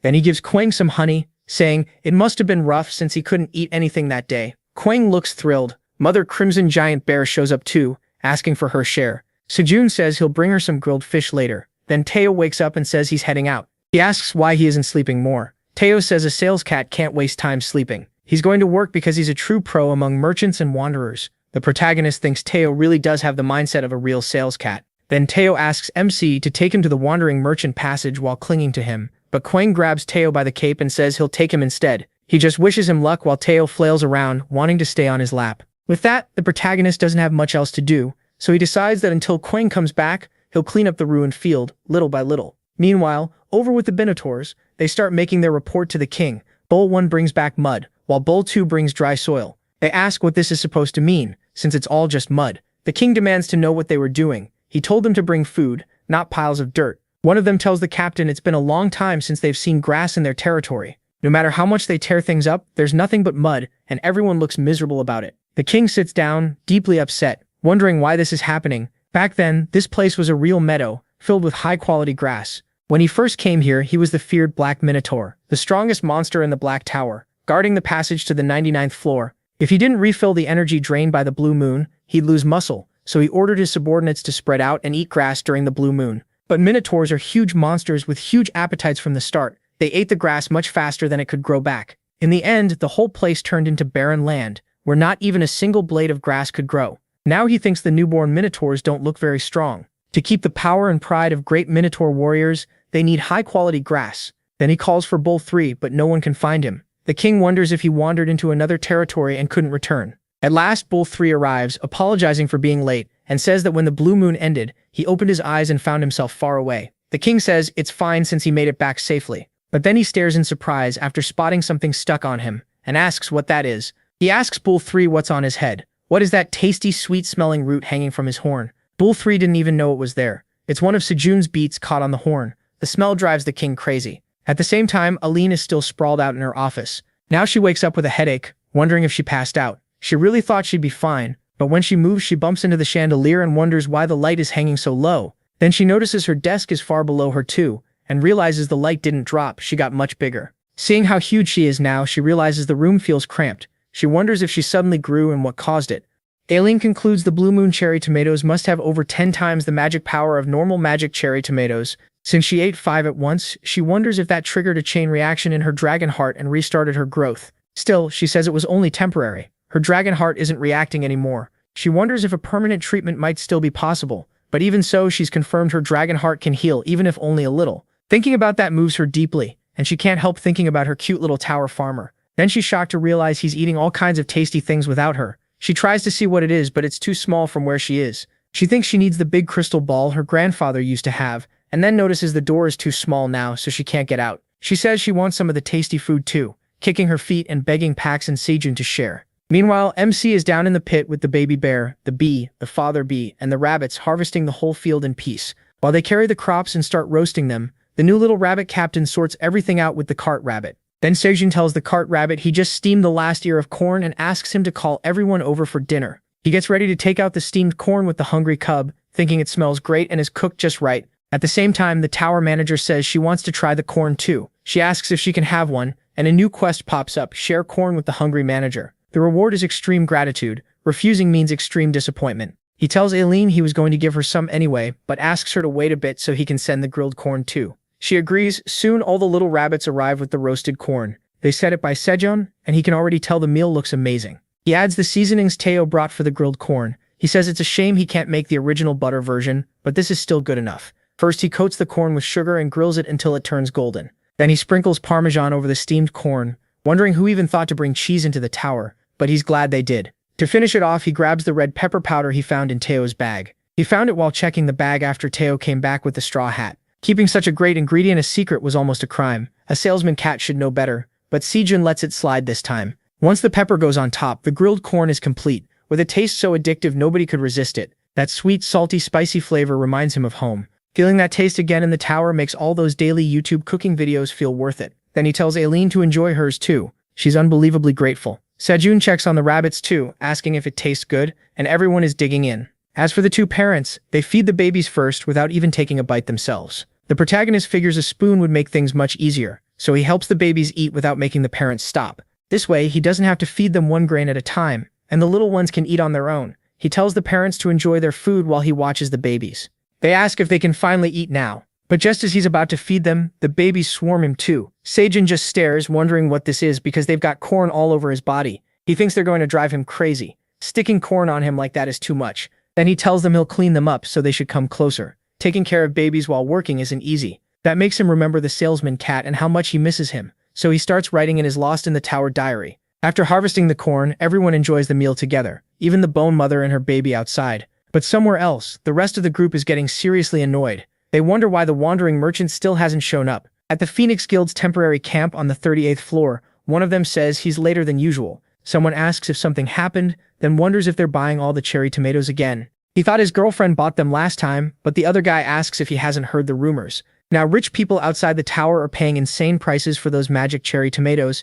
A single one is worth over 500,000 won. He says they should move before the rumors spread more and even more buyers show up. Then the blonde asks the leader what they should do. Should they start preparing to enter the tower for the planned attack? If this keeps going, they'll run out of supplies and they'll have to report back to the guild too. He says they have no choice. They'll leave only the minimum number of people needed for the auction, and the rest will head into the tower to prepare. Since he knows the merchant hunt, he'll stay behind just in case. A few people actually leave, while those three stay behind. He says he thought Jessica would stay, so he didn't expect Sora to be here instead. Sora explains that Jessica's sister said she doesn't need the cherry tomatoes anymore, so that burden is gone. Sora is pretty happy Jessica gave her spot to him. Then someone from the guild asks if she's joining the auction and whether she wants the cherry tomatoes too, but she says no. What she really wants is to give churros to Etel, and this time she brought a lot of them. He says he gets it. Etel is seriously charming. Meanwhile, Teiko keeps walking along all casually, looking so cute anyone would want to pick him up and pet him. Sejun even thinks the babies are cheering him on from afar. At last, Teiko reaches the wandering merchant passage on the 60th floor. He always felt this before, but this passage really does seem much bigger here, like it goes all the way to the sky. As he walks through it, a wide-eyed little dog with its tongue hanging out asks Teo for his agency and rank. Teo says he's a beginner wandering merchant and wants to use the common merchant passage connected to the 38th floor. From a distance, everyone watches and wonders if that's really Teo. They think it is since he's a cat like in the picture, but not much else matches. One wolf gets annoyed at how bad the sketch is. He also points out Teo isn't carrying the straw hat, but another wolf, Elk, tells Elko he probably stuffed it in his bag. Why would he wear it around? Then one of them reminds him it's Chief Elka, and wonders why Mr. Greed is searching for such an ordinary straw hat in the first place. Elka says it doesn't matter. The Silver Wolves are the best independent mercenaries in the tower, so they'll follow the commissioner's orders. For now, they'll keep tailing him, and Elka checks that everyone brought their mercenary association IDs. At the same time, Seraph watches them and is shocked to see the Silver Wolves here. She wonders if they're after Teo, and starts guessing why. Then she realizes it must be because of that some very dangerous people are following the cat. Thinking about Greed, she wonders how important that hat is for him to hire a whole mercenary group, so she decides to follow them too. She has no idea what might happen with Teo being threatened like this, while Teo himself keeps strolling ahead right in front of deadly danger. Meanwhile, Sejun works with all the little rabbits to restore the land damaged during the blue moon, and even the bears help. MC is amazed. The piles of dirt that look like hills vanish in no time thanks to the mother bear. Then he decides what to plant today. It's peanut seeds. He says they harvested all the remaining corn that morning, and he even went up 6 levels. Raising his agility really paid off, because it let him finish planting all the peanut seeds in just a few hours. On top of that, the seed shop changed a little. He noticed peanuts had appeared among the choices, along with radish and cucumber. Peanuts are great for restoring soil fertility, and they grow well even in rough ground, so he buys them. When he purchases the corn and peanut seeds, 5 tower coins are taken from his bank account, and he gains 50 seed shop points. That brings him to 106 points total, and 100 points are used to level up. That catches him by surprise. His rank rises from novice to commoner. At the commoner level, 4 random seed types appear, and he can buy as many as he wants within the limit of 5 tower coins. The shop levels up, and he can use it again in 30 days. Sejun can't believe he went from novice to commoner. The number of seed types increased from 3 to 4, and now he's excited for the next seed shop. He keeps wondering how many different kinds of seeds he'll be able to buy later, because he really needs more variety. Since corn doesn't grow fruit again after it's cooked once, they gather everything left from the field and pile it near him. Even Aang helps Sejun a lot by carrying the bundles over. He plans to cut them up and spread them over the ground around the peanut field. That way the moisture won't dry out so fast. The sun shines there all day, so planting without protection wouldn't work. If he can delay watering even a little, he can free up time and use that labor somewhere else. After that, he starts removing the corn kernels. He says he finished collecting the corn seeds for the next planting, and plans to soak them in water for a day and plant them tomorrow. But then the little rabbits show up. He tells them those aren't for eating, but they still try to grab them. Sejun figures the babies are just bored. The adult rabbits are busy expanding the field outside the cave, so no one is around to play with them. Then he gets an idea. Calling the little ones over, he says he has a fun job for them. He hands them small pouches and laughs at how cute they look, like kindergarten kids. Then he tells them to wear the bags and walk around, giving 1 carrot slice to each adult working outside. But they can't take the carrots out early, only give 1 when they reach a worker, then come back to refill the bags. He sends out the little supply team, and they really do deliver carrots to everyone. Watching them, Sejun wonders if he should ask Teo to buy some cute clothes for the baby rabbits next time he comes. He starts imagining all the outfits they could wear and thinks they'd look adorable. Too bad he can't take a picture. Far from there, the Minotaurs are still searching. Duro 3 keeps wandering around, trying to remember where he found that root and grass. The blue moon messed up his memory, but he thinks it should be nearby. He still doesn't get why the captain gave him this order. The captain had questioned Duro 3 about where he picked that grass and root. It sounded like the place was near the border of the area, so Duro asked if he had crossed out of his territory. Duro 3 said he didn't know. The blue moon erased his memory, so he can't be sure. The captain is shocked. He knows he's never seen anything like that in his own land, and it smells amazing. He tosses it into his mouth. As he chews, he starts bellowing in excitement. The more he eats, the sweeter and better it gets. Soon he feels energy surging through him and his muscles swelling.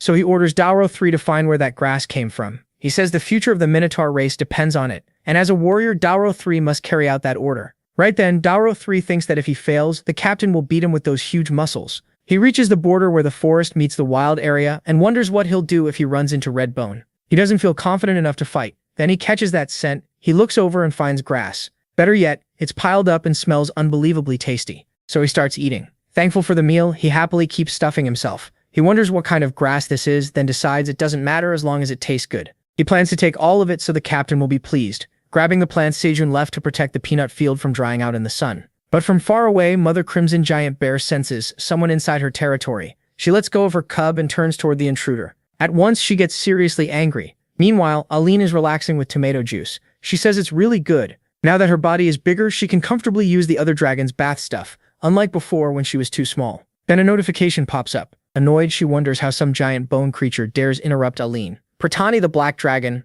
Black asks what happened. Giant Bone is calling for her. After checking the notice, she asks what Giant Bone said. Back with Sejun while he's asleep, Aline starts calling him. She tells him Giant Bone detected traces of other monsters near the cave, and the protagonist is startled. Mother Crimson Giant Bear is also calling him from above. When he comes out, he sees the peanut field is no longer covered. He asks what happened. The corn leaves he spread over the field are gone. Meanwhile, far away, Teo finally reaches the humans on the 38th floor. He cheerfully announces that he's back and ready to start the auction. Even so, they're worried. Sejun wonders if someone stole from the farm, but he didn't hear anything last night. Mother Crimson Giant Bear says it was probably those cursed intruders. MC asks what she means, but then remembers the monster that dug holes during the blue moon and realizes this could be bad. At least they only took the cover leaves and didn't ruin the field. Blackie is still upset, but he says they can bring more blue tomato leaves from the cave and cover it again. Mother Crimson Giant Bear says she'll expand her territory and start patrolling now. Sejun gratefully accepts. Still, he tells her not to push herself too hard. Staying safe and healthy matters most. They're just relieved no one got hurt, but they still need to get ready for what's coming. Just as he thought, he needs more power to protect himself. Sometime later, he heads down to the cave. The rabbits are carefully looking after the poisonous queen bee cocoon. He thanks them for helping and wishes them well. Sejun says today is the day the poisonous queen bee cocoon should hatch. He left the farming to the rabbits because according to the system, he has to be there to witness it. The cocoon's description said the first person the newborn sees will become its master, and now the number of bees in the cave has grown fast, almost 200. If this second queen bee is born and later builds strength outside the cave, she'd be enough to help protect the area. So he wonders if she'll hatch soon, though taking a day off for the first time in a while is making him sleepy. He plans to offer her flowers so they get along when they first meet, then wonders if she'd prefer tomatoes or sweet potato flowers instead. In the end, he just thanks her for being born, then falls asleep. Meanwhile, the cocoon starts to shake. She comes out hatching almost like a Pokemon, and when she's born, she's tiny and adorable, almost a copy of the original poisonous queen bee. She looks back and notices her wings, flaps them and manages to fly. Then she heads over to Sejun. She stares at his face and gets startled. But the system declares that the newborn poisonous queen bee now recognizes Tower Farmer Park, the protagonist, as her master. That makes her brighten up, and then she notices the flowers nearby. Seeing them makes her happy. The original queen bee comes out too, and moves in to meet her daughter. She teaches her what she needs to know about Sejun. The two quickly bond, and soon they're flying around together. Then they introduce themselves. After that, the newborn flies back to Sejun and gently rubs against him while he sleeps. That finally wakes him up, and she quickly darts away. MC looks confused by the pile of messages in front of him and wonders where the poisonous queen bee is. For a moment, he even thinks she vanished. Meanwhile, King Taro receives the leaves that thief stole from Sejun. Daro 3 says he found them in the abandoned land bordering their territory. The king notices it's a different kind of grass than before, one he's never seen. There isn't much of it either, too little to share. So number 3 apologizes, admitting he probably ate most of it on the way back. The king says that can't be helped. Minotaurs are a race with huge appetites. Still, he notices the sweet smell. Once he tastes it, he's blown away. It's delicious and he can feel energy overflowing. He tells Duro 3 they did it. Duro 3 doesn't understand. So the king explains that if they had plenty of this grass, it might even bring life back to their barren land. Now he's wondering what's happening in the forest. The thought of this kind of grass appearing in that abandoned place makes him question what changes are coming to the 99th floor. If he could, he'd go there himself and secure as much of it as possible. But he can't leave the landmark without knowing how much grass is there. His time away from the landmark is limited, so he turns to Duro 3 again and orders him to find the source of the grass. If some appeared there, then more must be nearby. And if someone grew it on purpose, he wants that person's identity too. But before leaving, Duro 3 brings something up, asking if he can take a short nap first. After eating so much for the first time in a while, he's getting hit with food sleepiness. The king tells him to move now and looks ready to smack him, so Duro 3 bolts. At the same time, Tio talks with the humans, and everyone is glad he's back, though they ask why he took so long. He apologizes and says something came up, but in return, the magic tomatoes he's selling today are special. They question that since the magic tomatoes were already special, but Tato says no, these are even better. This time, they're D-rank magic tomatoes. Everyone is stunned by what the cat just said. They check the effects and see the tomatoes now reduce 20 grams of body fat, boost mana by 0.2 and last 60 days. The leader thinks he's never seen D-rank tomatoes before. He's amazed because now he can eat them and save even more than last time. Tao says he'll auction 400 units, split into 2 lots of 200 each. The bidding starts at 70 tower coins for 200, then jumps to 90 for the same amount. Tao keeps selling little by little and ends up making a huge amount of money. He says this deal pushed his profit past 1,000 tower coins, so he can finally become a wandering merchant. Once he reaches veteran wandering merchant rank, the rules on marking growers will be lifted. Then he won't have to hide it from Sejun anymore. The girl shows up again and asks for another photo with Tepsio. Feeling proud, he decides to move on to his next business like a true veteran wandering merchant. He tells everyone to line up, touch his paws and give the reward he asks for. But when he looks ahead, only that girl is there. Teo asks why she's alone. Where did everyone else go? She explains that he hadn't come by in a long time, so the people waiting for him already left the tower. Teo realizes that's why the crowd looks smaller than before. She tells him not to be too sad, and says she'll at least cry for him a little. Even so, Teo looks crushed. This hurts his pride. He wanted to earn a lot of cat sales authority this time, so now he starts wondering if his front paw isn't lucky anymore. Then a few more people show up and head over to see the cat. They ask if he's the wandering merchant cat they can take pictures with. Teo immediately asks how they knew. They say they saw him on Instagram and wanted photos too. Tamio has no idea what this Instagram thing is. Then he spots an opportunity. Somehow it smells like money to him. So he says anyone who wants a photo has to give him a reward. Tamio may be silly, but not that silly. The girl shows him the Instagram account she made for him, full of his pictures with 23,000 followers. He asks if those humans saw the photos she posted and came because of that. She says yes and apologizes for not telling him sooner. Tamio stares at her and she starts to worry. Maybe he's mad she posted them without asking. He says of course she should apologize, but only because she should have told him about something this big way earlier. That throws her off. Then Tamio asks what she's waiting for, and tells her to take more pictures so she can post them. He starts striking pose after pose, one cute pose after another for her camera, like a cat acting naturally. Except Tamio is clearly trying to look adorable. The girl keeps snapping pictures and asks for even more poses. She even teaches him a few new ones, while gushing about how cute he is. Tamio asks if she got good shots. Then he tells her that if anyone wants to meet the cute and cool wandering merchant cat Tamio, they should come to the 38th floor. With enough rewards, Tamio will dance just like his new slogan says. That's the moment the greatest cat star is born. A little later, he steps away from the humans, thinking that was exhausting. Still, the pictures should turn out great. Next time he'll come back looking even better, and he starts licking himself clean. He can almost hear his rewards piling up, and starts thinking he might even aim for master rank. That thought makes him giddy and greedy. Then a strange wind brushes past his ears. Tamio complains that he worked hard to fix his fur, and now it's all ruined. But when he turns around, he sees huge wolves. They are hooded and closing in on him from every side. Tamio instantly goes on guard, scared out of his mind.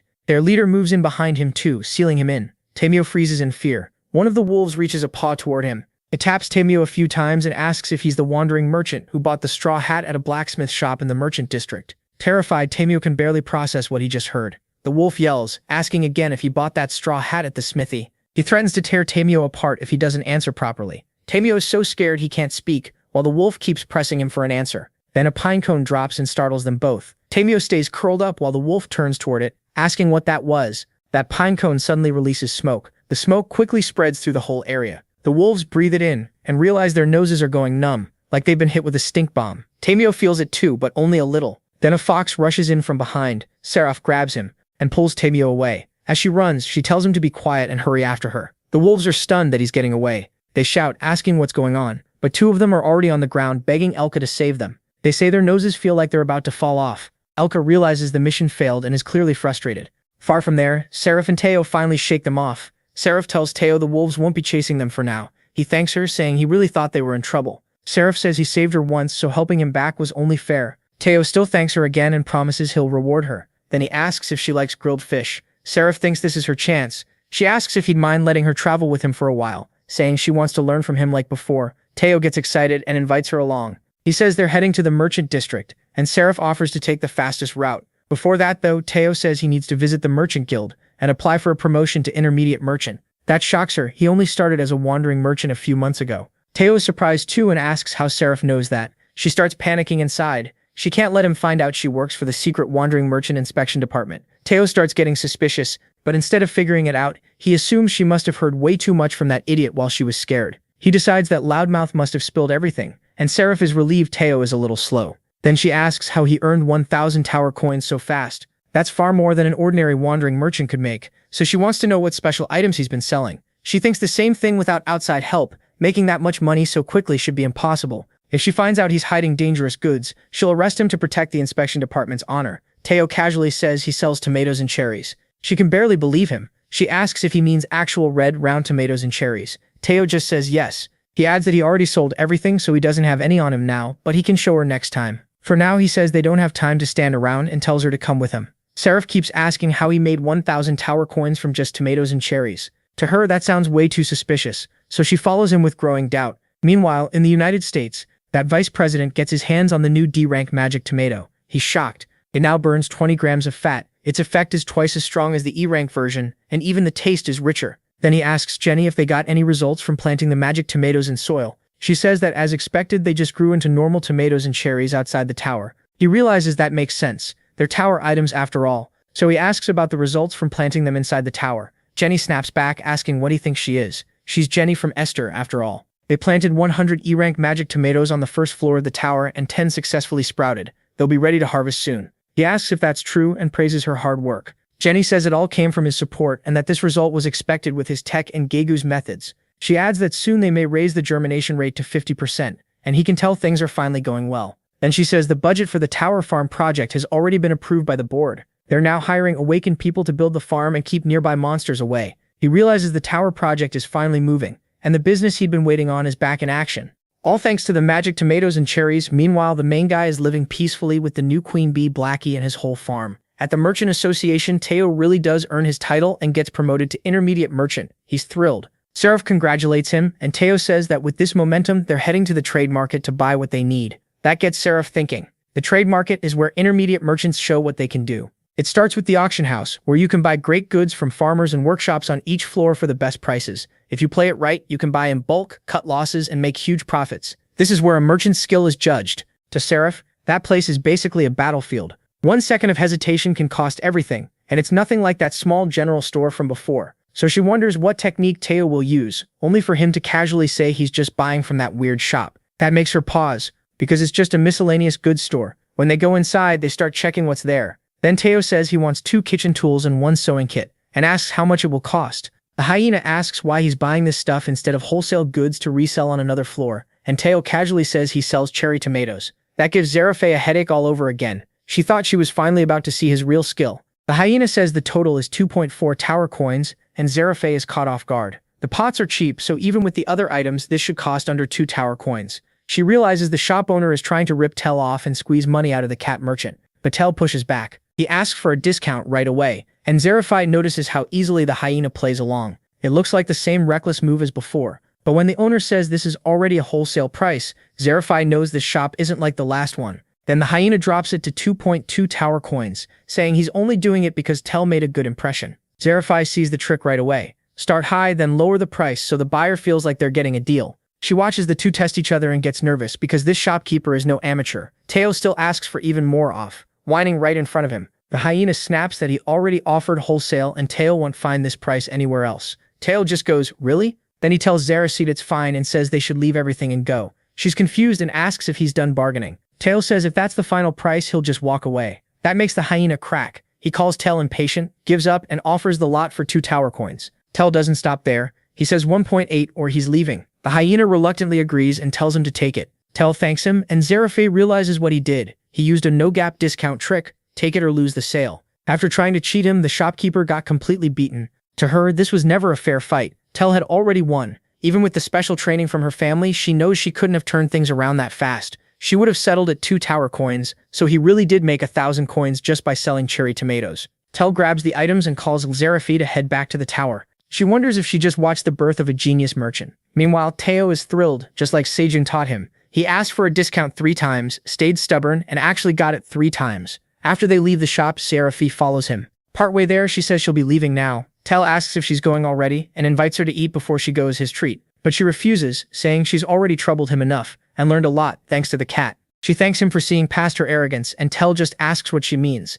That only makes her think he's even humble. She tells him to be careful. Next time he might run into one of the wolves too. With that, she leaves him behind. Tell watches her go and thinks she's one weird fox. Then he remembers he needs to get back. He wants to nap in Sejun's lap. Elsewhere, Zerafay finishes her report, and the dog clerk comes to see her again. He says the director wants to set up a meeting about Mr. Greed's stolen goods, and asks if he should say she's busy. She says no, she'll visit the director's office soon. When he asks about the paper, she says it's a report on a wandering merchant they were watching, then orders him to send it to the merchant corridor office and remove that merchant from surveillance. The dog realizes she means that wandering cat merchant from before. He asks if the report really rates him as a bargaining genius. Zerafay says that for the first time in a long while, she's met a true merchant. It's a huge misunderstanding, but hearing Tale called a real merchant is still pretty wild. Meanwhile, back in the forest, Sejun is making another peanut bed, and thinks that with Mother Crimson Giant Rabbit on patrol, no thieves should show up. They planted corn and cherry tomatoes there that day, and now it finally looks like they can move the farm outside the cave. While they water the crops with the watering can, Rabbit, he notices the water stops. The rabbit is confused too. The watering can is supposed to never run dry. So Blackie runs over to the other two, calling Sejun and the chubby rabbit. The protagonist asks what's going on. Then he heads down into the cave to check the lake. And when he gets there, he sees something that shocks everyone. The lake is full of lobsters, way more than he expected. He wonders if they came through the same hole the piranhas used, and what kind of ecosystem this cave even has. Then his mind goes straight to food. He likes the idea a lot, and says lobsters are famous for being delicious. He tells Black Rabbit to catch them, but Black Rabbit isn't into that idea. Sejun says they may look weird, but they taste amazing. He pulls out his dagger and promises he'll love them. That's enough to get Black Rabbit excited, and he grabs his hammer. MC says they can't waste the chance to get a new source of protein, so the two get ready to catch the lobsters. The hunt starts, and some of them even leap at Sejun. He jumps into the water to grab them, and the lobsters turn on him. They spring out of the water, but he cuts them down one after another, even scoring a triple kill and nearly a fourth while gaining 30 XP per lobster. He tells Black Rabbit to gather them up and toss them onto land. Then the rabbits load them into a cart and bring them over to the Scythe Rabbit, who tries to chop them up but can't get through the hard shells. Sejun comes over and says the shells are too tough to cut unless they're cooked first, so they should wrap them in green leaves and grill them. The Scythe Rabbit looks disappointed but agrees. The protagonist starts making little bundles and sets them by the fire. Soon a rich salty smell fills the cave, and everyone waits, hungry. He opens one to check, sees the shell has turned red, and finds it cooked through with corn steamed inside the leaf too. The grilled lobster comes out packed with juicy salty flavor. Sejun says now it's time to eat. He takes the first one and shows everyone how to crack it open so the meat comes out easily. Once they see the meat inside and smell that salty aroma, everyone wants some. He tells each rabbit to grab one while he removes the heads so they can start eating, and they all love the lobster meat. Sejun thinks it's amazing, salty in a good way, perfectly seasoned without any sauce. He asks if everyone likes it while Mother Rabbit picks up a head and eyes it suspiciously. MC tells her they're not throwing that part away, which only confuses her more. He points out the organs inside the head and says dipping the meat in them makes it even better. It looks pretty questionable, but he insists it tastes great, and it makes him wish he had soju. Black Rabbit seems curious too, so Sejun brings him a head and asks if he wants to try it, placing it in his paw. Black Rabbit sniffs it first, still unsure, but the moment he puts it in his mouth, his ears start bouncing with excitement. The protagonist asks if it's good, and Black Rabbit dives right in, eating more and more. Sejun says he'll give one to each of them and tells everyone to eat plenty, while Black Rabbit keeps going all out. At this rate, there will be 2 chubby rabbits soon. The funny part is Black Rabbit eats just as much as the chubby one. Then the bear shows up above, watching the feast below. MC tells him to wait a second, he'll bring some over before the bear falls down trying to reach them. Up above, he brings lobster over, even hauling some to the bears. He tells the bear how to twist off the head and do the rest, but the bear just eats it like shrimp and tosses the whole thing into his mouth. He asks if it's good and the bear clearly loves it. He shrugs and says that's fine. He's heard the shell is nutritious too. Around that same time, on the second floor of the tower in Skeleton Village, a group of men are wiping out every skeleton in sight. The skeletons living there run from the hunters in terror, begging for their lives, but the men keep killing them without mercy. They crush skulls underfoot, and one of them is the vice president of the company trying to grow Sejun's tomatoes. One adventurer welcomes the vice president, and he says things seem to be going well with securing land for a big farm. They report that they've called in all the mercenaries and already taken over more than half of the skeleton villages on the second floor. He's surprised it's only half, and the adventurer quickly apologizes. Then he asks how much longer it will take. They say the area is huge, and with so many new mercenaries, it'll still take a few more months. The vice president pulls up his menu for a moment. He sends something to the hunter. Confused, the man asks what it is, and the vice president explains. They took over the debts of people who used private loans, brought them into the tower, and locked them into lifetime contracts. Since they don't need to leave the tower, he says that should be enough. Then he gives them 1 week, and orders them to focus on securing farmland. The hunter thanks him right away. A researcher approaches the vice president and says they've been waiting for him. She tells him the cherry tomatoes have fully grown, and asks if he wants to try one. He gets excited, thinking they finally did it. He picks one up, but he already has a bad feeling. It doesn't seem like an item, so he decides to at least check the taste. The moment he bites into it, he realizes it tastes awful. He spits it right out, and everyone asks what happened. Annoyed, he demands to know what's going on. The researcher asks what the problem is, and he says the tomato has no taste at all. She can't believe it, but after trying one herself, she admits it really does taste terrible. She says they use the best nutritional supplements, but the tomatoes still have no flavor. Their analysis shows every part of the fruit is below standard, basically the lowest market grade. That pushes him over the edge. He throws the tomatoes to the ground and stomps on them, but then he notices there are no seeds inside. Meanwhile, Sagan is having the time of his life at the top of the tower, sleeping peacefully on the floor with the bunnies. While he's asleep, bull number 3 shows up again to steal his leaves. The guy is thrilled, happily munching on the fresh greens. And sometime later, back at a mansion, the vice president stares at that tomato, realizing it has no seeds. Without seeds, no matter how much they improve it, growing more is impossible. That makes him wonder if this all goes back to what happened 10 years ago. Soon after the tower first appeared, he entered it during a disappearance incident. He picked up a sword and began his journey. Back then, his younger self felt like his dream had come true. Wide, rich land inside the tower, and a sky where the sun never sets. Perfect soil all day long. If crops could be grown there, taking over the global food market wouldn't be just a dream anymore. After making decent progress, he left the tower and went straight to his company to convince his father. Everything went smoothly, and that's how the tower farming project began. From there, he started taking it seriously. But then unexpected problems came up, and one question kept bothering him. Why wasn't anything producing seeds? Even after pouring unbelievable amounts of money into hundreds of methods over the years to build the best farming environment in the tower, he still couldn't solve that same problem. No seeds. Research eventually showed that awakened people lose their reproductive ability the moment they enter the tower. It's a temporary side effect from their bodies suddenly adapting to mana, and most of that ability returns once an awakened person reaches level 10. Even so, the news was shocking. Everyone was horrified, and it turned out the same fertility problem affected plants too. Seeds brought from outside couldn't be improved there, so he had to find another path. That's when he decided to use crops that were born and raised inside the tower, since those were sold as edible food just like crops on Earth. Then a merchant told him about seeds, but said he couldn't sell any because they were all controlled by a greedy guy named Greed on the 55th floor. At the time, he had only reached the 10th floor. He had already spent a fortune, and his father and the board treated him like a useless son. Young Spirit was the only excuse he could come up with. Faced with the tower's wall, his dream of building agriculture there completely fell apart. Even so, he refuses to give up. He orders them to bring in every hunter from the 38th floor immediately, shocking everyone around him. Then he grabs a huge pile of money and says he doesn't care what it costs. Just buy every D-grade magic tomato from the wandering merchant. If the lower grade failed, then he'd try growing D-grade magic tomatoes instead. Maybe a higher grade would give different results. Thinking about those tomatoes, he swears he'll get them into his hands. Meanwhile, Tio is calmly heading home, when he notices a bunch of leaves scattered around and thinks something's off. Then he realizes it's the green onions. Sejun was growing. Seeing them all over the place, he starts picking them up one by one until he bumps into a minotaur. He's stunned to find a wandering merchant there. Teo asks where he got what he's eating. Bull number 3 says he picked it up off the ground. Tabi immediately denies it, saying this is Park the protagonist's grass, and the protagonist values it too much to just toss it away. He adds that the grass can be used as bowls, made into rope, and is even useful for cleaning yourself. Then he asks if the minotaur really dared to steal something that precious. So yeah, apparently that's what they use it for. Hearing that, the bull gets offended and charges at Teo, barely missing him. He insists he's a warrior with honor and a minotaur warrior would never steal. Even if he's a wandering merchant, he can't let that insult slide, and Tabio ends up in another life or death mess. Still, Tabio says he wasn't lying. He tells him they should ask Park Sukjan and settle who's right. That calms the bull down a little, and he agrees, telling Tabio to take him to MC. So Tabio tells him to follow. As he walks behind Tabio, the bull thinks Park he must have thrown the grass away, otherwise why would something that tasty be lying on the ground? He also remembers his commander told him to find where that grass comes from, and now he expects to be praised again. But while Sejun is sleeping, he gets woken up again, this time by Teo, who jumps right onto his stomach after rushing in with the bull. It's about the worst wake-up possible.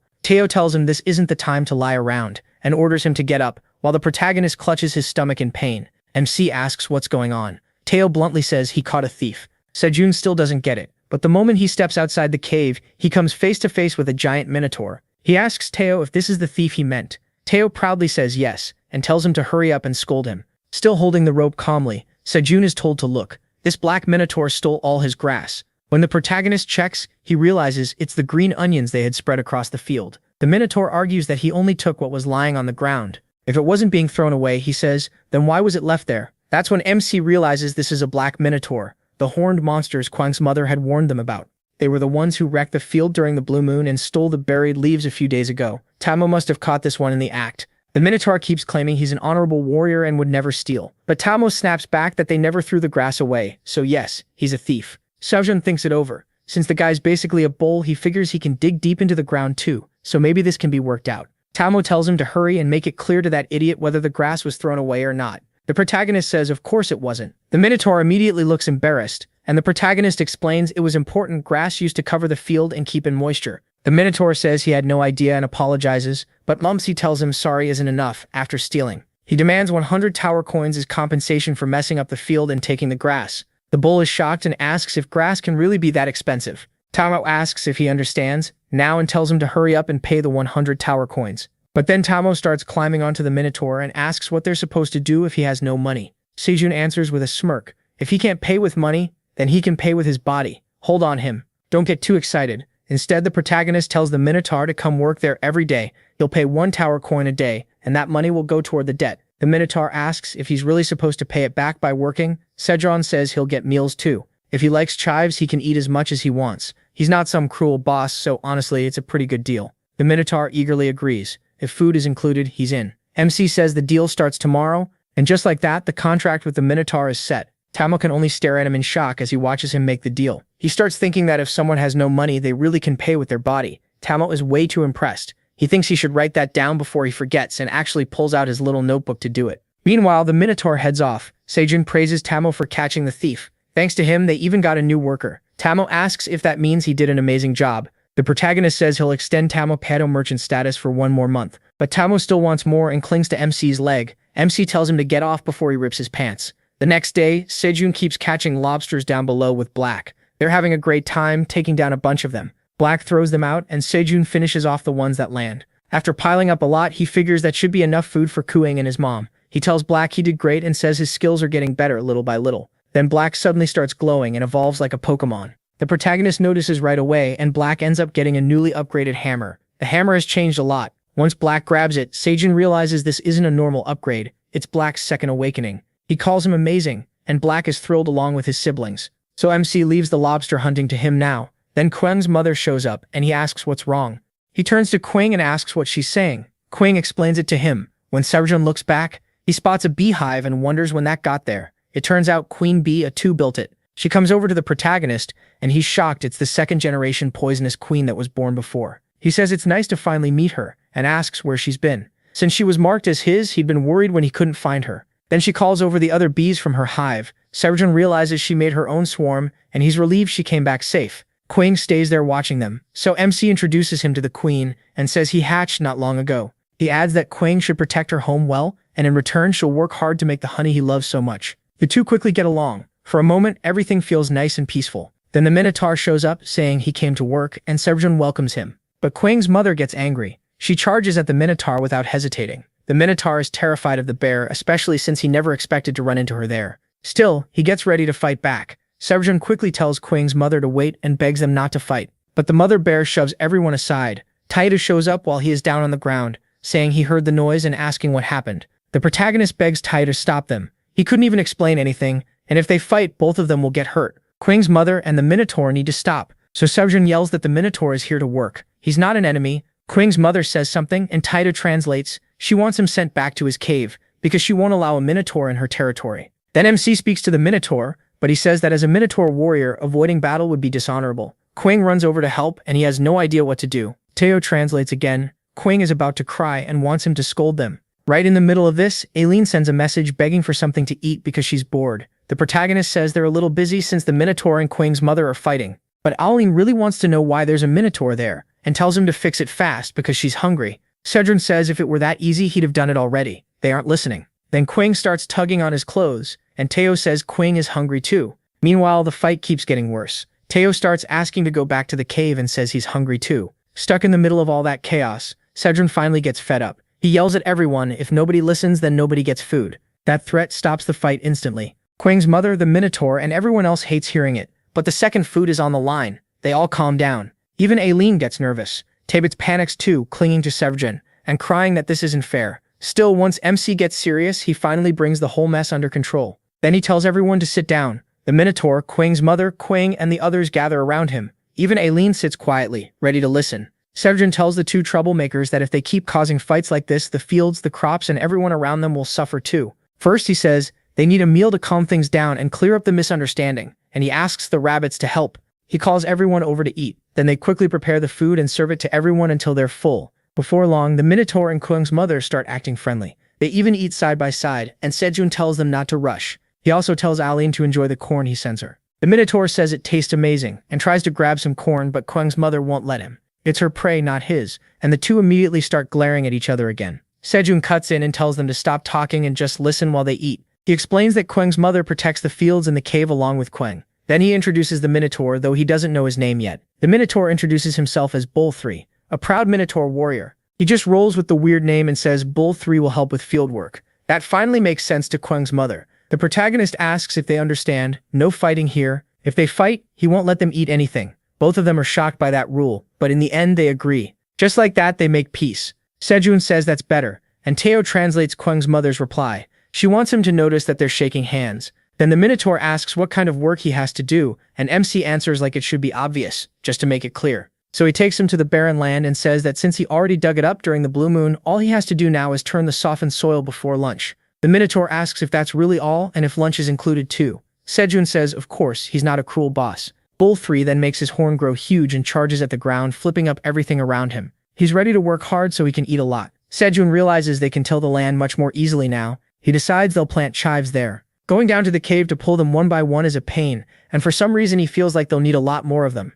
Luckily, increasing chive production isn't hard. They just harvest medium-grown onions and cut off the tops, leaving only the roots. Over time, those roots split and grow again from the cut side, so all they need to do is replant the divided roots. Sejun sees the roots are strong and starts planting them. He creates a 200 pyong chive field and earns 200 EXP. With that done, he notes the field is complete. Since crops grow fast inside the tower, this field should multiply quickly if they keep dividing the plants whenever the stems grow. Now there's only one problem left: watering. The watering can has a limit, so he can't water every crop. That'll be a problem once the field gets even bigger. But then Father Rabbit starts glowing in front of Sejun, and his watering can turns gold. The protagonist is stunned. The watering can changed, and it looks like Father Rabbit had a second awakening too, just like Black. He quickly congratulates him. The timing is perfect. MC wonders if it happened because he kept watering until he hit his limit, and asks if the water capacity increased. He says the watering can now holds twice as much water, so he decides they can definitely expand the field. At the same time, the Bull King realizes Bull 3 has been gone way too long. That day, the baby rabbits leave the cave for the first time. The moment they step outside, everyone gets excited. The protagonist introduces the babies to Koengi, and as soon as he gets close, he starts licking all of them. The babies run off in fear, but then they realize Quengi is actually super friendly, so they jump right back onto him. Then, the protagonist asks if Quengi can look after the babies, and he agrees. Mokao proudly says that makes him their uncle, and calls them over, saying Uncle Teo will take them on an adventure outside the cave. But they ignore Teo and stick to Quengi instead because he's so soft. Teo hates that and starts acting dramatic, asking if they already forgot their uncle. The protagonist laughs that kids really do grow up fast, while Teo is shocked that after everything he did to raise them, they abandon him. Still, the protagonist tells him not to be sad, just calm down, sit there, and drink some churro. That helps him settle down. Then the protagonist asks the merchant cat Teo if it isn't about time for him to head down to the lower floors and trade there. Teo says he wants to, but thinks he can't, and the protagonist asks why. So Teo finally explains what happened with the wolves, and the protagonist is surprised to hear a wolf pack has been looking for him, and that Straw Hat. Teo says yes, and that's why he can't go down. The whole thing has gotten messy. The protagonist wonders why they're after the Straw Hat. Its effects are great, but it feels too specific unless there are farmers on other floors too. If that's true, then Teo really shouldn't worry, because the protagonist already has an idea. So he offers a solution and asks if Teo can hire a freelance mercenary. He says they should hire Guxian-san as one, and Teo is shocked, calling it a great idea. A freelance mercenary is a job only tower-born people, like wandering merchants, can have. Through a deal between the Freelance Mercenary Guild and the Wandering Merchant Guild, freelance mercenaries can use merchant routes by paying a fee. On top of that, even non-mercenaries can use those routes if a wandering merchant temporarily hires them through a freelance mercenary. Teo says he'd love to travel the tower as a mercenary too, but just like wandering merchants, only those born in the tower can do it. Then he says he's impressed the protagonist remembered that. Still, he asks if Guxian-san would even agree, since he's a monster from the 99th floor. The protagonist thinks they can make it work by offering triple the daily tower coin rate, 3 tower mana if he escorts Teo as a mercenary, and Teo calls him a genius, saying he never would have thought of that. The protagonist brushes it off and asks if Teo wants some churro too. Teo says yes, thinking that maybe one day he'll learn to come up with ideas like that himself. After that, bull number 3 keeps hiding near his home. When he finally tries to leave, someone shows up and asks where he's going. It's a bull woman. She says she's been looking for him for 3 days, and bull 3 is shocked to see her there. He tries to brush her off and tells her to go away, but she says his face is glowing and asks if he's been secretly eating something good. She keeps pressing him to take her along, but he denies everything and calls it a conspiracy. Then she threatens to report him, saying the chief is looking for him and he's obviously up to something. Cornered, he finally gives in, and she lights up with excitement. Bull 3 says he'll take her with him, but she has to stay quiet because it's a secret. She agrees, and the two of them head over near the protagonist's house. When they arrive, both are stunned to see the number of minotaurs has doubled. The protagonist asks what's going on. Did he bring a friend too? She introduces herself as Shionsa and asks if he's the one offering food to anyone who flips the soil. Bull 3 asks if his friend can work there too, because otherwise it'll be a problem. The protagonist thinks they don't need extra help right now, but says she can work below for now since a favor was already asked. She agrees and asks what he needs. He explains that the wandering merchant Teo is being threatened by wolves. Bull 3 says that's serious, so the protagonist offers triple the normal daily tower rate plus food if they escort Teo as freelance mercenaries, and asks what they think. She says she doesn't like that, and he asks why, since she just agreed to work. Then she explains she can't eat tower coins. The protagonist gets it and asks what about 3 meals a day plus snacks. She agrees right away, but Bull 3 says he wants the same deal. The protagonist realizes both of them are driven by hunger and says that's fine. Having 2 escorts will be safer anyway. He adds that he'll pack food for the trip, and both of them are thrilled. She jumps onto Bull 3, thanking him for bringing her to such an amazing place. Bull 3 tells Shepsa he's glad she's happy too. The protagonist watches all this and picks some green onions. There are a lot of them, and he wonders if it's enough. Teo asks if they really need to bring all that. The protagonist says there's plenty and asks if his storage space can hold it. Teo tells him not to worry, throws out his little bag and sucks up all the green onions. The protagonist notices it holds more than before. Teo says that's right. He's now a senior wandering merchant, and when he got promoted, his bag's capacity increased too. The protagonist thinks about it and realizes even Teo's badge color changed, but Teo gets sad that he only noticed now. The protagonist just tells him to hurry up and get ready. Pinching the cat's cheek, he says he has gifts to send to Teo's family this time and asks if he knows what to do. Teo says he understands and tells him to leave it to him, since he already knows the routine. Then he heads out with the other two. The protagonist tells them to stay safe and asks Bull 3 and Shionsa to take good care of Teo. He stays behind with the rabbits, but then starts wondering if those 2 starving gluttons might eat Teo once the green onions run out. Meanwhile, at the Wandering Merchant's passage in the residential area, the wolves are still waiting for Teo. One of them brings food to Elka, and she says he did well. She asks how much is left for the guards, and he says this is the last portion. Elka tells Elko to eat, but he says he doesn't want to. Then he asks leader Elka how much longer they'll have to stay there. He's tired of spending days just watching people and wants to go back to the 85th floor. But she asks if he's really going to keep saying stupid things. Has he forgotten about their tribe, hungry and waiting on the 85th floor? If they fail this mission, they won't get food from greed, and their tribe's survival depends on it. He apologizes and asks her not to be angry, admitting he was wrong. Then he drops to the ground, whining while she loses patience. Elka tells him that hungry or not, he has to eat, because that food was bought with precious money. Their tribe scraped together for this mission. He needs strength. He thinks their leader should eat too, but she lets it slide. While she's talking to them, she suddenly catches a scent and rushes to look. The others ask what happened, and she realizes she's found the wandering merchant with the straw hat. Watching Teo casually pass by, Elka swears that no matter what, this time she'll get information about the straw hat. At the wandering merchant's base, everyone stares in shock at the minotaurs. They're stunned to see black minotaurs there. They never thought they would. For some of those merchants, it's their first time seeing a monster from the 99th floor. They start wondering what kind of amazing merchant could hire black minotaurs as escorts. Then Teo shows up and asks if someone was looking for him. He's so small they barely notice him at first. When they finally look down, he's standing there all proud, and they ask what this tiny wandering cat merchant wants. Teo proudly introduces himself as the wandering merchant. Teo, the one who hired the minotaurs as mercenaries, and starts laughing smugly. They ask if he's really the one who hired them. Since it's their first time hearing the name Teo, they accuse him of lying. Teo starts panicking and calls for Ashuan-san and Ashuan-san to come over. But when he looks around, the two minotaurs are already gone. He yells, wondering where they went. At that moment, the minotaurs are off somewhere else, and Shuan-san calls out so both three can come look at that grass. They spot a poor little mouse and start eyeing its food, thinking it looks tasty enough to steal. The bunny just begs them to spare his life. Then Teo runs over, saying he'd been looking for them, and asks the bulls what they're doing there. They're supposed to be his mercenaries and protect him. He complains and they apologize. They just couldn't help it because this caught their interest. Teo asks if this is their first time in the Merchant Passage village, and Ocean-sen says yes. They've never left the 99th floor before, but then he wonders why it's called the Merchant's Passage. Shouldn't the tower's paths be open to everyone born in the tower, not just wandering merchants? Tamio laughs at that and says they really know nothing. Just country folk from the 99th floor. So he climbs onto a few boxes to give them an explanation. Acting proud, he says a mid-level wandering merchant will teach them. Long ago, he says, every path in the tower spread out at random, like branches reaching from the first floor all the way to the 99th. But there were so many paths that none of them were truly safe. No one even knew which ones were dangerous. Then the first great wandering merchant created the Wandering Merchant Association, sorted the routes, cut off the risky ones, and kept only the safe paths. Later, that association became one of the tower's main powers, and made an agreement with the tower itself. They provided the resources and workers needed to manage the passages. And since the routes are still run by the Wandering Merchant Association, that's why people call it the Merchant's Passage. Yangsha is amazed and asks how Teo knows all that. He proudly says this is basic knowledge for a mid-level wandering merchant.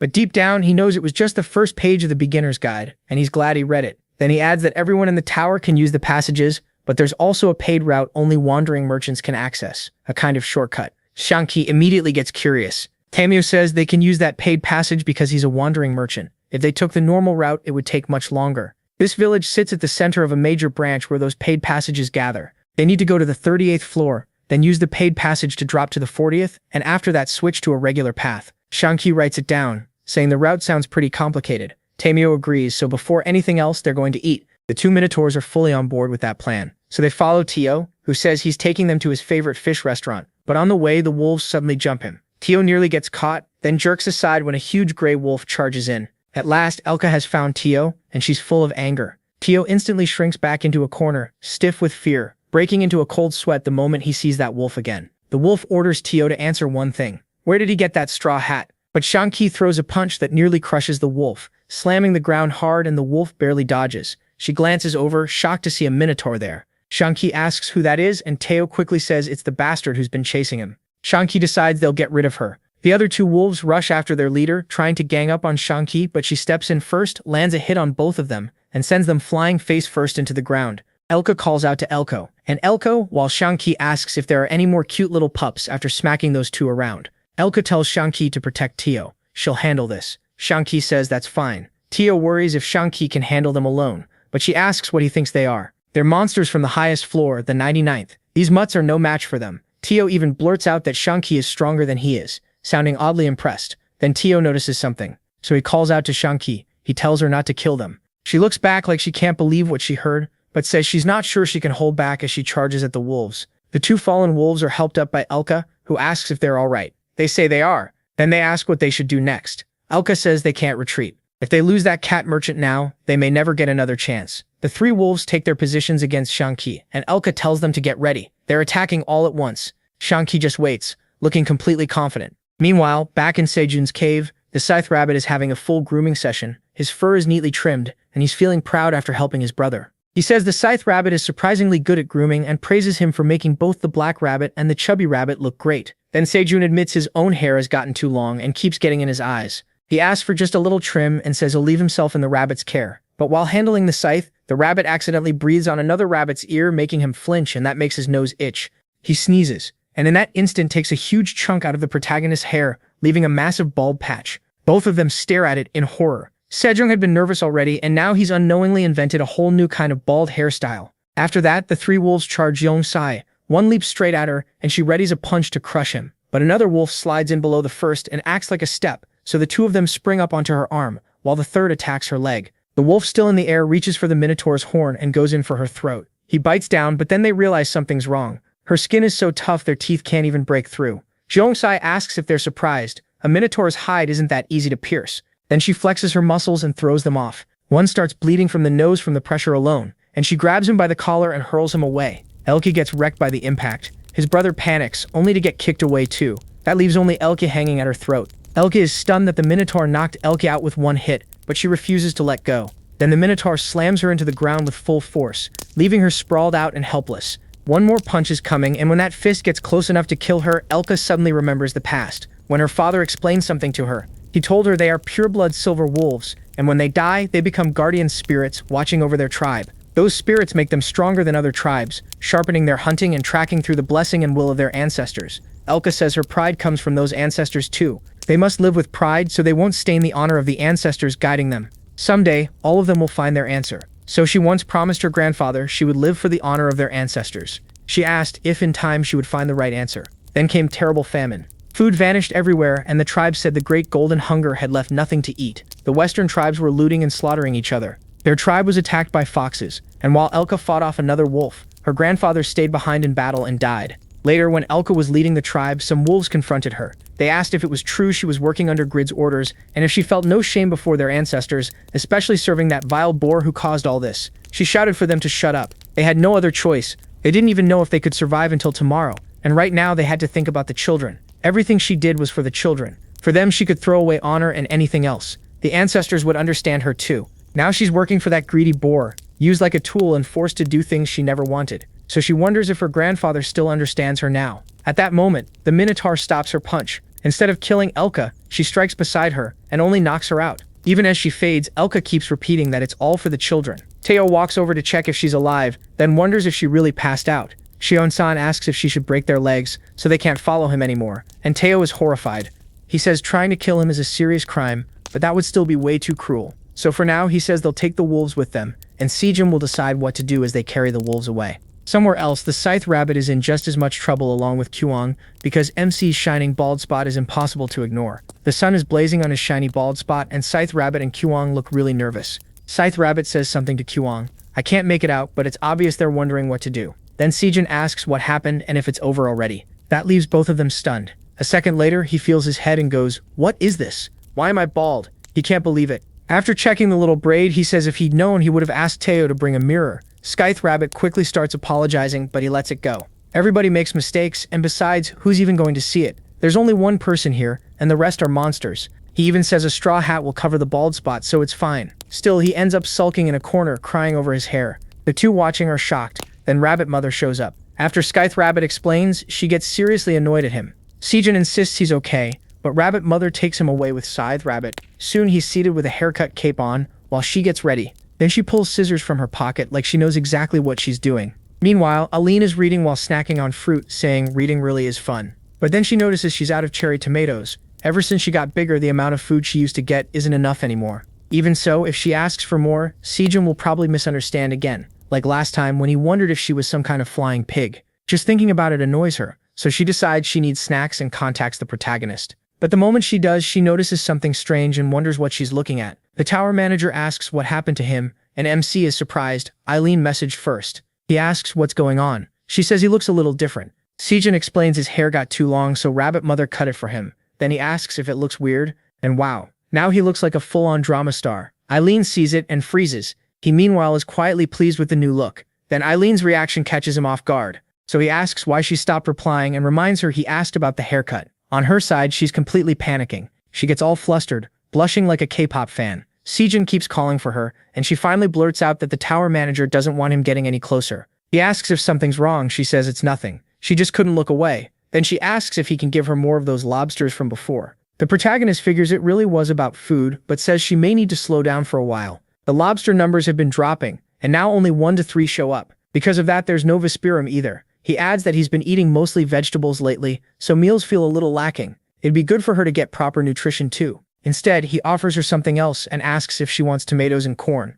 He guesses she already finished the dried potatoes too, so he sends more. Aline thanks him, then starts to say something else. Cedric gets curious, and after hesitating, she finally says the new hairstyle suits him. Then she just leaves. MC stares after that, wondering what got into her, and shocked she actually gave him a compliment. That lifts his mood, and he gets ready to focus on work again. Meanwhile, Aline receives the corn. She's still red-faced, dazed, and barely breathing right. Her heart is pounding so hard that she wonders if something's wrong with a dragon's heart. But then she shakes her head and rejects that idea. She tells herself she was only surprised because Cedric's appearance changed so suddenly. Trying to move on, she focuses on eating. But when she looks at the corn, she remembers him saying it would be good to nourish her body too. That makes her go searching for a book she knows is nearby. Before long, she finds the big recipe book. Now she's determined to make something special for Cedric and puts her whole heart into it, while falling for him more and more. At this point, I'm fully losing it. I'm sure she'll become human eventually, especially since her grandfather had a humanoid form. Please, just don't make her a loli. I'm begging anything else. Anyway, Teo reaches the humans and immediately offers tomatoes, asking how many they want. They tell him to hurry and show what he has, because they need a lot. Teo asks why they're in such a rush. Then he starts the sale, putting up batches of 400 tomatoes for a total of 3,600. The buyers are shocked he brought that many. Bidding starts at 120 for 400, and climbs to 200, where Teo accepts. He keeps selling little by little until only 2,000 are left. Then someone tells him to stop. A buyer says they'll take the rest for 1,600 tower coins. Teo turns around and asks if anyone can outbid Giggle. No one speaks up. Since Teo just wants to sell, he agrees, says he'll come back next time, and hands over all the tomatoes. After that, people complain there are no more cherry tomatoes outside the tower, so normal sales are basically over. They can't believe a big company can lock it all down like this. They point out that regular hunters like them won't be able to buy any now. One guy is especially upset. He wanted some for a meeting with his future in-laws next month. Then someone asks when he's sending the invitations. The leader says he knows Teo, and there may still be another way to buy from Cedric on the 40th floor. But then the man with that boy tells them to check the cherry tomato listing, because the grower's name, which used to be hidden, is now visible. Judging by the name, the cultivator is Korean, the tower farmer him, so he asks to take a closer look. When he checks it, he really does see Cedric's name and is shocked that he's a tower farmer. At once, the boy orders his subordinates back to the guild camp on the first floor to find out who the protagonist is immediately. He says they need the protagonist on their side, and tells them to send the hunters in the United States straight to South Korea. He's thrilled. They just got valuable information. He'll earn praise from the vice president, and maybe finally get promoted. But the leader realizes this also means losing a valuable talent. More than that, MC's family is in danger now. Outside the tower, cherry tomatoes are more valuable to the rich than jewelry. If the grower is trapped inside, there's a real chance someone will target his family through blackmail or kidnapping to control the supply. The leader remembers what Teo said before. Sejun has never left the tower because of a quest. Since all his outside information came through Teo, he probably has no idea how bad this is. Then he spots Teo nearby, talking with Don Chike, and asking what he thinks. Instead of answering, the man grabs the cat and runs. Teo asks Don Chike what's going on. The leader demands to know why the grower's identity was suddenly revealed, now when the name used to be censored. Don Chike explains that Teo became a mid-level wandering merchant. Beginner wandering merchants have growers and producers' names hidden for protection. But now that changed. Then he asks what the problem is. The leader tells him Sejun's family is in danger now, and Teo is stunned. He explains that inside the tower people may not know, but outside it everyone is going crazy over cherry tomatoes. Until now things were safe because the grower's name stayed hidden. But with his name exposed, plenty of people would do terrible things to monopolize the tomatoes, and they'll all target his family. Tegu panics, asking if this happened because he became a mid-level wandering merchant. He starts freaking out over what to do, already imagining the protagonist scolding him. But Don Sheik tells Teo not to worry. He'll protect Sejun's family even if he has to risk the honor of the Phoenix Guild. Tegu starts thanking him right away. The leader decides he needs to hurry back to the lower floors, but Tower pulls something from his bag and says he has one favor first. He explains it's a gift from MC for his family, handing over corn and carrots. The price is the same as before, 200 cherry tomatoes. The leader is shocked. These are agility carrots and stamina corn. He realizes how incredible that is. If the world found out, it would cause chaos. Tower asks if that makes it dangerous. Don Shike tells him not to worry and says he'll deliver them, then asks Tower to tell him the same. Tower agrees. As Teo leaves, Don Shake looks at the items and says he knew it. He has to report this to the guildmaster. Meanwhile, near the entrance to the passage to the 38th floor, the minotaurs keep eating while escorting the wolves. Elka is furious about being captured and starts yelling at them, calling them cowheads. The other two stay quiet while she keeps struggling, and mocks the minotaurs by asking if their pride got crushed by people this week. Elka can't believe they work under that wandering merchant. To her, taking orders from a cat like a bunch of lackeys makes the legends of the 99th floor sound fake. John just asks if he should smack her on the head again, and she warns him she'd die if he does. Then Teo comes back and tells the two of them to move right away. It's urgent. They're shocked he returns so fast. When they ask what happened, Teo says Sejun's family is in danger, and he'll explain on the way. The two get ready to take the wolves and leave, but Teo stops them for a second. He wants to check one seller first. He asks the price of a necklace, and the seller says it costs 2 tower coins. Then the seller notices the minotaurs behind Teo and gets scared fast, while Teo calmly asks for a discount. Taepyo's discount trick is getting way stronger, especially with those 2 giant bodyguards behind him. Meanwhile, Don Sheik is meeting his guild leader. The leader learns about 26-year-old Park, the protagonist. Don Sheik, freezing in a heavy coat, listens as the report says the protagonist likely entered the tower because of the disappearance phenomenon and passed the 40th floor in a short time. His exact location is still unknown, and he was recently exposed as the grower of the magic cherry tomatoes sold through a wandering merchant cat. He's the tower farmer. The guildmaster finds that interesting. This man is Han Taejong, former Phoenix Guild master, now part of the Korean Awakened Association. Don Sheik asks if his master is okay. The man repeats the question, like he can't believe what he just heard. He points at himself, burning hot enough to crack the ice around him. He's stunned. Sejun hid talent like this and already got past the 40th floor. Furious, he says he's stuck in this frozen room doing nothing, so of course he's not fine. Don Sheik tells him not to act rashly, and quietly adds that MC may have reached the 52nd floor too. That makes his master pause. He asks if Don Sheik is hiding anything else, but Don Sheik says that's all the report had.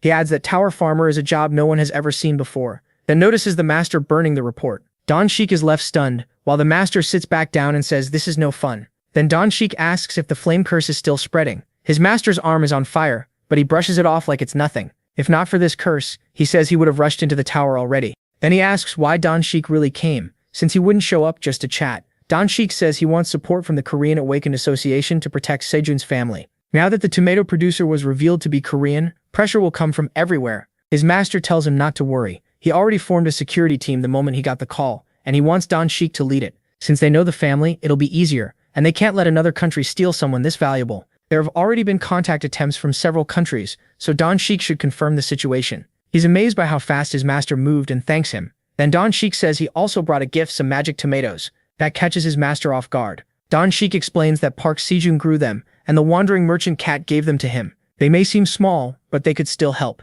His master stares at the tomato and eats it. A moment later, he realizes it's really good. Sometime later, with his family, they're shocked to receive cherry tomatoes, carrots and corn, and ask what all of it is. The little brother asks if these are the tower items everyone's been talking about lately. The weight loss cherry tomatoes plus carrots and corn. Then he asks if his brother really grew all of them. Don Sheik says Sejun may not know it, but a lot of people are watching him now, and his family isn't safe either. The Korean Awakened Association wants to protect them, so they need to get ready to move quickly. They're stunned and ask where they're supposed to go. They haven't even finished paying the loan on this house. Don Sheik tells them not to worry because a home has already been prepared for them in Hanam-dong. The boy gets excited and asks if that's the neighborhood where all the famous people live.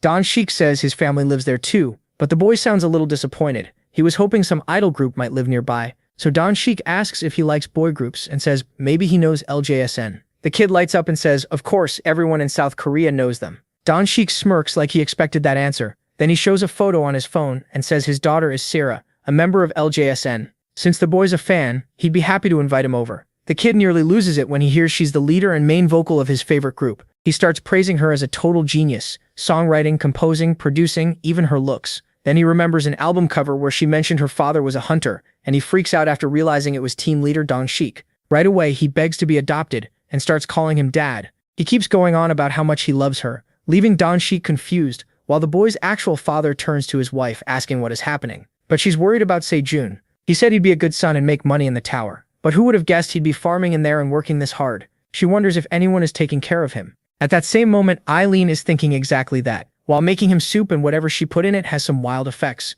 Then she adds one more ingredient from her hand and it starts glowing. She looks at it and says it's finally done, completely excited.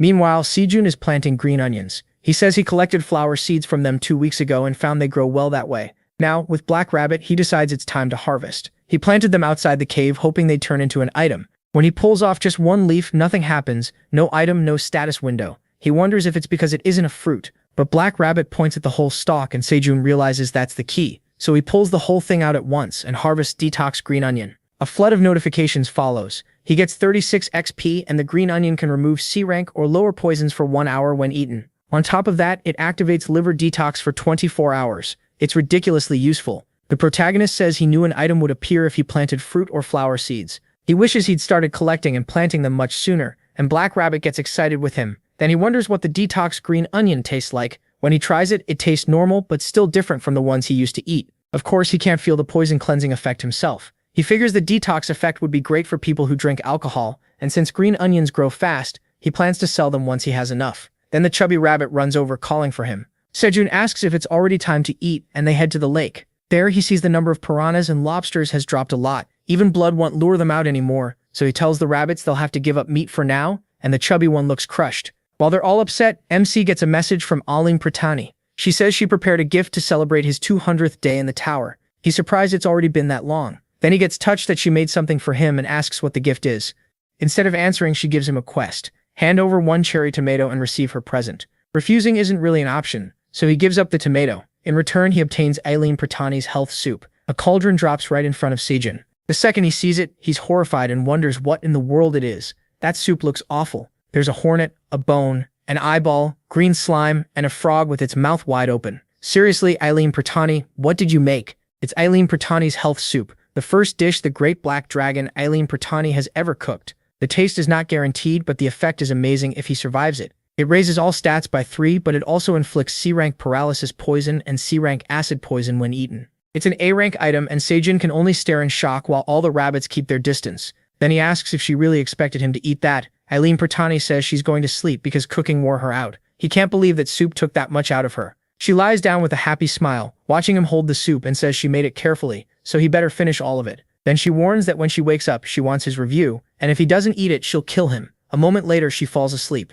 Sejun calls out to her, but gets no answer, so he turns to the rabbits nearby. He announces he's looking for a volunteer to eat the soup for him. Every rabbit bolts so fast that even the chubby one disappears. The protagonist begs them not to abandon him, but nobody listens. They all run off, and even the bee wants nothing to do with that soup. The chubby rabbit running on 2 legs is ridiculously cute. Still, Sejun remembers the reward. Eating it would raise all his stats by 3. That makes it a great item, but the C-rank paralysis poison and acid poison make it insanely risky. Then Black reminds him of something. There's still that green onion nearby. Sejun realizes they have the healing green onion, and that instantly lifts his mood. With that, he might survive. At least the poison probably won't kill him, so he decides to eat plenty of onion first. After eating it, he gets an hour of protection. With the prep done, he picks up a spoon and wonders if the taste might be better than the look. Then he scoops some up and forces it down. It nearly kills him on the spot. He spits everything out, spraying the ones nearby. The bee and the chubby rabbit run off in disgust, and the bee looks especially mad. Sejun starts gagging, and even the chubby rabbit looks upset.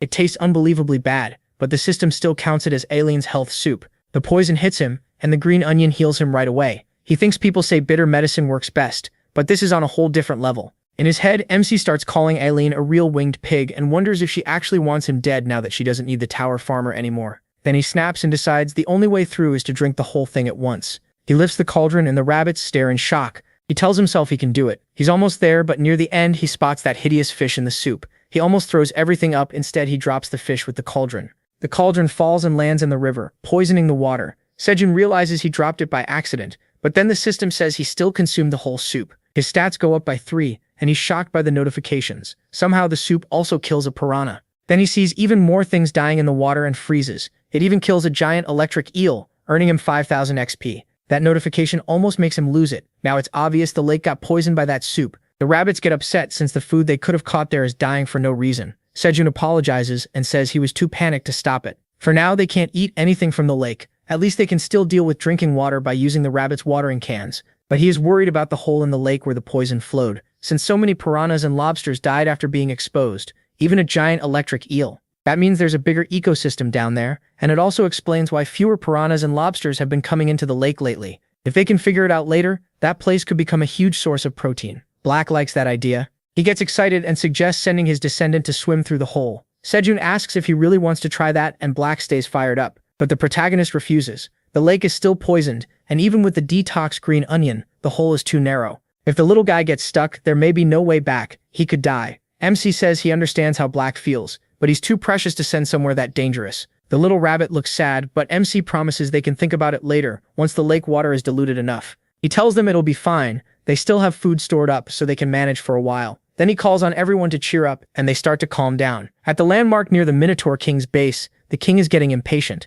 He thinks about Song San and wonders why she still isn't back. Did she forget his orders? He asks another Minotaur whether Song San went to look for Song San, since she hasn't returned either. The answer is yes, and the Minotaur King isn't pleased. He wonders if the two wandered into the Red Bones area or the Poison Bees area looking for tasty grass and ended up in danger, or worse, near those awful worms. Thorin once said that if someone goes there, not even the body might be left. The king thinks that could happen to Song San, but she still isn't a warrior who would fall that easily. That makes this even more troubling. So he orders everyone under him to gather at the landmark and have someone hold his place for now. It looks like he'll have to go find the two of them himself. Meanwhile, Sejun finishes harvesting all the green onions and ends up with a huge pile. He figures it's enough to fill up 100 minotaurs. Then Kwong jumps right onto the pile. He asks if he likes it, soft like a bed. Kwong looks thrilled and he tells him to take some for sleeping later and share some with his mom too. Just then a notification appears, wishing you a good harvest. Leave 1 has activated. Sejun is stunned. 70 puang of green onion field gets blessed. The harvest rate rises by 50% for the next week, and all the onions start growing.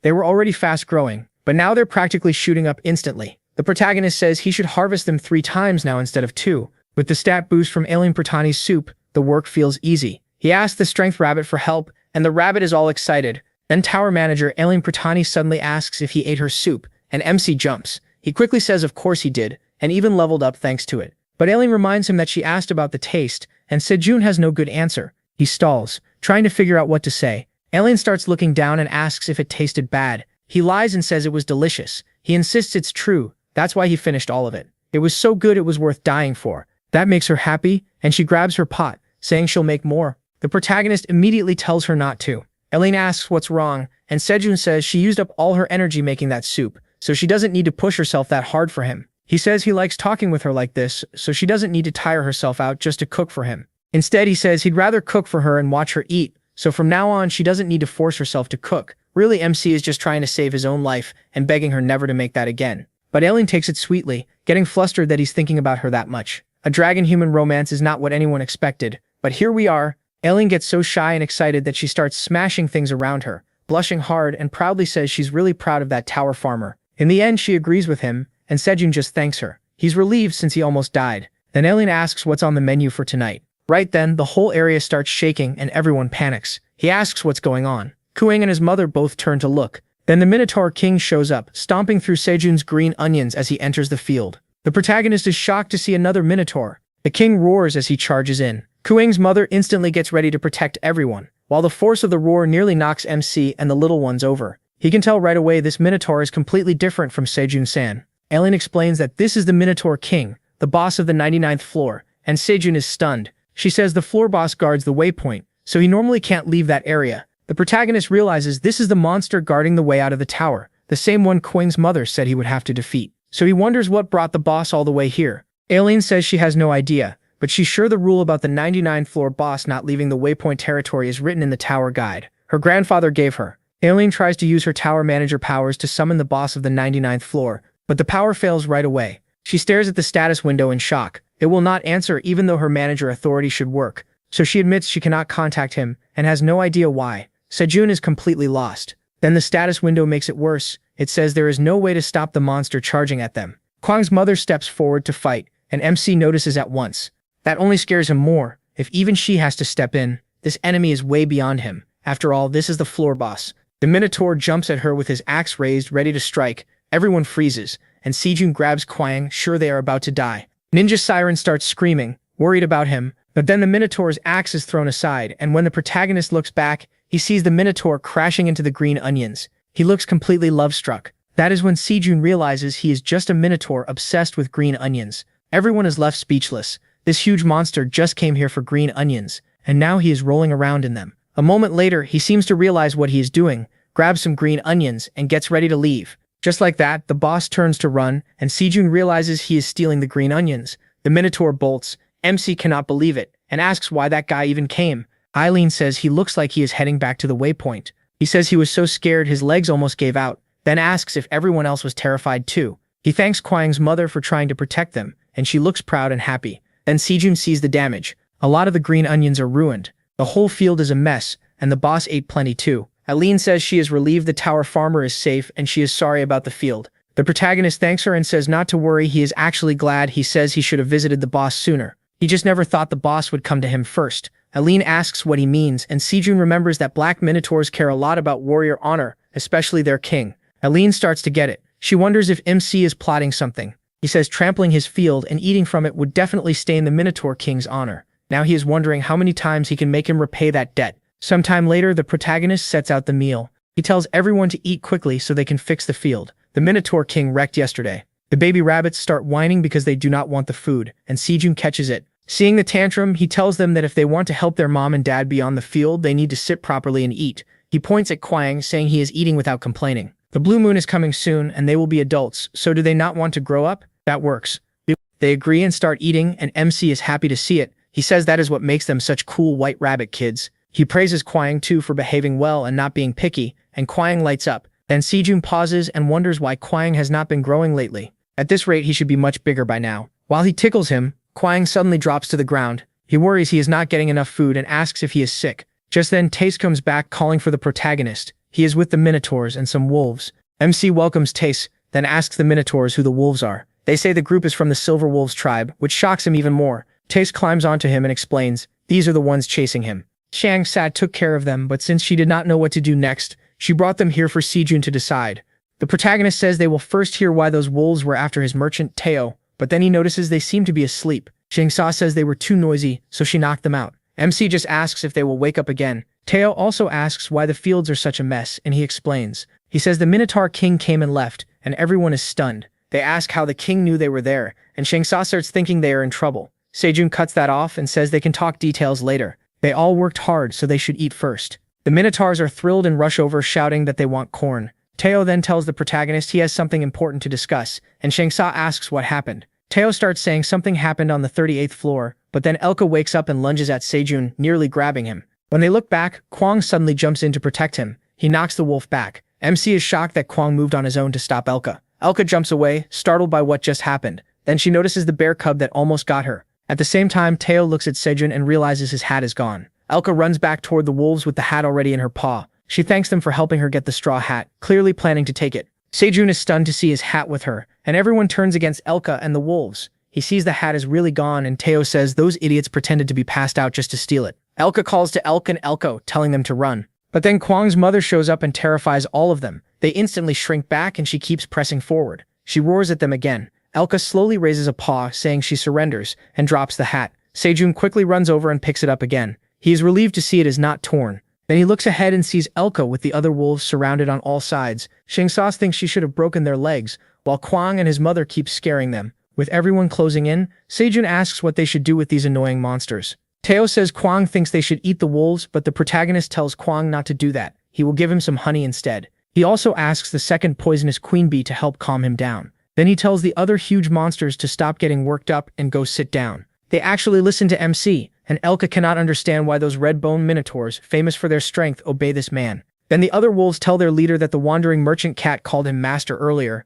and they wonder if that is some special title used only on the 99th floor. Another wolf says Seiju must be the black dragon. Otherwise, there is no way all the monsters on the 99th floor would obey him. He goes on saying the black dragon really does exist, and master is how they address that dragon. Elka remembers the great black dragon who rules the 99th floor, and she wonders if this weak-looking guy could really be him. Then she decides that must be the point. He hid his power to lower their guard. Now she thinks she understands this is the black dragon's test. She becomes sure this is the answer her ancestors spoke of, the one her grandfather mentioned, and that this is her chance. Cedric walks up to Elka and asks why they were after Teo and the straw hat. Instead of answering normally, she drops to her knees and apologizes to the great black dragon. She says these lowly beings did not know who he was, disrespected him, and had no idea the wandering merchant cat was his subordinate. He is stunned to hear her call him the black dragon. Aileen thinks it is weird too, then starts laughing. She decides this could be fun and sends Cedric a message. She says she will forgive him if he pretends to be the great black dragon, then gives him a mission: show the Silver Wolves tribe the majesty of the black dragon. The reward is Aileen's happiness. Failure means her disappointment. She adds that she will definitely help him. The protagonist is shocked that she wants him to take her place and cannot believe Aileen is really a black dragon and not some flying pig. Then he realizes it does make sense. She is called the tower manager. After all, Teo keeps asking his master what is wrong, but Cedric decides that if Eileen wants this, he might as well go along with it. So he says they caught him after all. He thought they would not recognize him in this form. He declares that yes, he is the great black dragon. Even Teo is startled by how far MC is taking the act. Then MC demands to know how they dared covet his possessions and threaten his subordinate, saying he cannot forgive that. Everyone except the wolves just stares at him in disbelief. Even Aileen starts wondering what he is doing. Then one wolf asks another if this is really true, only to get smacked because of course it is a lie. Teo asks the protagonist what he is doing because it is giving him chills, but the protagonist just throws him a dramatic look and asks if he does not want the grace of the great black dragon. Teo catches on right away. He declares that his master is the black dragon, calls himself the black dragon's servant, and orders everyone to kneel. Helga keeps begging for forgiveness. She admits her crime is so serious that even giving her life as chief of the Silver Wolves wouldn't make up for it. Still, she begs for mercy just this once. Cedric tells her it's fine and says he'll give her one special chance to be forgiven. She can hardly believe it. His price is 10,000 tower coins for going after his merchant cat's life. Pay that and he'll let it go. That demand shocks everyone. Even Teo gets emotional and asks if his life is really worth that much. MC says of course it's Teo, the merchant cat who handles food sales from his farm. Then Cedric brings up the contract and Teo starts digging through his bag. At the same time, Helga still addresses him as the Black Dragon and says they don't have that kind of money. Teo walks up and says that if they can't pay, then they should pay with their bodies. She's stunned, and he quickly explains he means they can work it off. But Helga brings up their contract with greed. She stops to think. Then she apologizes and says they probably can't accept that deal. Cedric asks what they mean. Aileen gets annoyed that they would dare turn down the Black Dragon's offer, so he asks Teo if there's a reason, wanting to hear it clearly. Helga explains that the 85th floor where her tribe lives has been hit by a long drought. Because of that, strong fighters like them became mercenaries and were hired by the landowner Greed to bring food there. This time, Grid's job for them was to recover the stolen straw hat. Now that they know it belongs to the Black Dragon, they can't complete the job. If they fail, the food going to the 85th floor will stop, and while they work for the Black Dragon, the young wolves back home will starve. Elka begs him to spare her people and let them pay with their lives instead. Sejun cuts in and asks her name. She introduces herself as Elka, and the protagonist asks what she thinks of this place. She asks if he means the farm where he grows his crops. She thinks for a moment, then Sejun says he'll add a condition to the contract so her whole tribe can repay the 10,000 tower coins. In return, while they work here, he'll provide food for the entire tribe. Then he asks what she thinks. They're stunned. They won't have to listen to that rotten pig anymore, and now they can live. Elka starts thanking MC and promises her tribe will do their best. She keeps thanking him over and over, so the whole thing ends on a good note. Aline is pleased with how it turned out. She's happy with what Sejun did. The mission is complete. The system says she's glowing with joy because the Black Dragon is being praised. After that, Elka signs the contract. He says it's settled. By the terms of the deal, Merchant Cat Teo will supervise them from now on, and they'll serve under him, so they need to follow his orders. Teo immediately starts acting like a boss, introducing the newcomers and saying the others outrank them, so they better show respect. Next to the Minotaur and the wolves, Teo looks absolutely tiny. Elka starts apologizing to the Minotaur. Meanwhile, Cedra thinks about Greed, someone with real power inside the tower, and realizes bigger threats may come later. So he orders the wolves to protect Teo whenever he goes down the tower. That way the others can focus on plowing the fields. Then Teo comes back, says he's hungry, and asks for some fish to share with the wolves. The protagonist warns him that they're out of fish. Teo is stunned. He throws a fit over the missing fish and sadly calls his master a fraud. Sejun asks if he's really still whining and says he's doing all he can, but Teo refuses to work without fish. So MC gives in and puts his hand in the water. Noticing the poison has thinned out a lot, he asks Blackie if he's ready. After eating some green onion, the rabbit gets set to enter the water, and he says they're about to explore their new hunting ground. Blackie grabs his hammer. Then he starts smashing the rocks around the opening. The area collapses wider, and the water begins rushing through harder. Saijuan praises him. The entrance is much bigger now, so getting in and out should be easy. Blackie jumps inside. He gets in and back out without trouble, and the protagonist asks what it was like. Blackie says he couldn't see anything because it was too dark. Sejun realizes that's a real problem. Even with the path opened, it's still dangerous. He asks Teo if he has anything for seeing in the dark, like a lantern. Teo looks up from playing with the cubs. Teo says there's no way he'd have something like that, but he does carry random stuff in his bag, so he starts checking. He dumps out the coins he made from selling tomatoes and an item he bought on the way here. MC picks up the necklace and asks about it. It's a necklace with a scratched gem. No use limit, E rank, maker unknown, and almost everything about it is a mystery. Seeing that, Sejun calls Eileen and asks if she can appraise it like she did with the straw hat. She tells him to leave it to her, then she says it's the perfect item for their current problem. He asks if she's serious. He offers cherry tomatoes as tribute. The mission clears, and as the reward, the protagonist gets the light necklace. Right when he needs it, the necklace starts to shine. Now that it's been appraised, it looks completely different and its use limit is over level 5. It also has more than 3 mana. It was made by Rorim, a mage from the Green Tower. C rank. Its skill is light level 1, which brightens the area around the user. The higher the user's level, the stronger the glow. Sejun is thrilled. With Blackie's help and this necklace, they can finally see inside the hole in the lake. T2 asks if that means it'll help, and whether he can spend even more time as merchant T2. MC praises T2's golden paws, happy about his luck. T2 has no idea what's going on, and he tells him he'll be the merchant for good now, so he won't need the ticket anymore. Teo asks what he means. Sejun officially appoints Teo as the seller in charge of distributing his crops, saying Teo has worked hard this whole time. Teo asks if he really means it, if he'll be the merchant from now on, and gets really excited. To celebrate the promotion, the protagonist says Teo can also be President Teo for today. Teo loves that. He immediately starts enjoying the title, ordering MC to use the necklace and bring back lots of fish. Then MC tells Blackie they're trying again. Their new mission is simple: get some protein. A little while later, Sejun tests the necklace. It gives off a soft, pretty glow. Since the light grows stronger with the user's level, he decides to test it with the rabbit too. When Blackie puts it on, the light becomes much brighter. He realizes Blackie has more mana than he does. Still, that means seeing inside the hole won't be a problem. Just to be safe, Blackie eats some green onions, and Sejun tells him to hold tightly to the safety rope. If he can't breathe or something goes wrong, he should pull the rope twice so the protagonist can haul him back. He also gives him a dagger and a bag since using a hammer underwater will probably be hard. Blackie gets everything ready for the dive. MC tells him to be careful as he heads in. Blackie takes a deep breath and dives. He drops into the lake and searches below. Soon he spots a light deep down. He swims toward it fast. Then he looks around underwater. Down there, he finds thick roots and other underground life. There's even a giant whale. He also sees schools of fish, turtles, sharks, and more. Another huge whale floats above. There are piranhas, lobsters, and other monsters too, but they're all dead. That reminds him of the pot Sejun threw in before. He realizes everything there died because of it, then heads over to an eel. He cuts it open. As the flesh splits, something inside the eel starts glowing. Blackie gets curious, but instead of stopping, he takes the glowing part from inside the electric eel. Thinking he might be able to use it, he gets excited, already imagining him paying more attention to him than to Teo. He puts it in the bag, then he ties up the eel to carry it too. But while finishing the knot, he senses something in the water. When he turns around, a shark is almost on him. He barely dodges, but the shark still bites the eel's tail. Then it starts dragging Blackie deeper. Panic makes him lose air. Finally, the eel tears apart. The shark swims off with the rest, but Blackie is still running out of breath. Blackie starts to pass out, but with his last bit of strength, he yanks the rope twice. Up above, Sejun notices right away. He realizes it's the signal,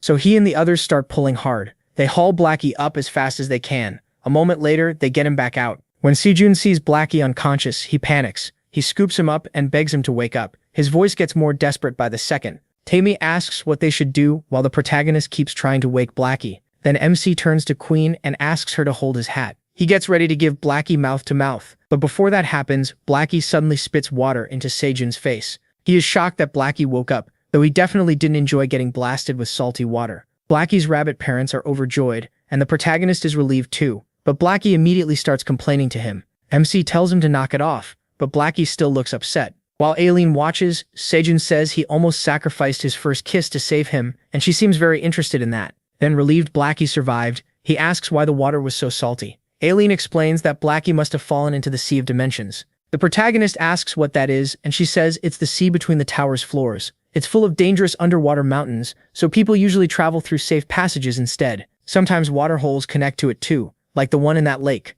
A lot of sea monsters live there, and some are even tasty. MC thinks back to the lobster and finally understands why saltwater creatures were showing up in a freshwater lake. Then he remembers to ask Blackie if he found any edible fish down there. That makes Blackie remember the glowing yellow thing he pulled from the giant electric eel. He hands it over, and he is stunned. It's the entrails of a 1,000-year electric eel, packed with electric power. If eaten, it can teach the rain and thunder skill, but only if the user has at least 10 mana. The one credited with defeating the giant eel is he. The protagonist can't believe Blackie found something that rare, and Blackie looks proud. Then Teo asks the important question, is it tasty? But Blackie suddenly remembers the rest of the eel. He grabs the green onion rope again, then he pulls up what remains of the eel. Everyone is shocked when the eel's huge head comes up. They're really looking at a 1,000-year monster. And it doesn't stop there. More monsters start jumping out too, including piranhas and lobsters. MC is stunned, figuring they were drawn in by the eel's head. Still, Blackie managed to secure plenty of protein again, and MC praises him for making his dream come true. He tells everyone to get the fire ready.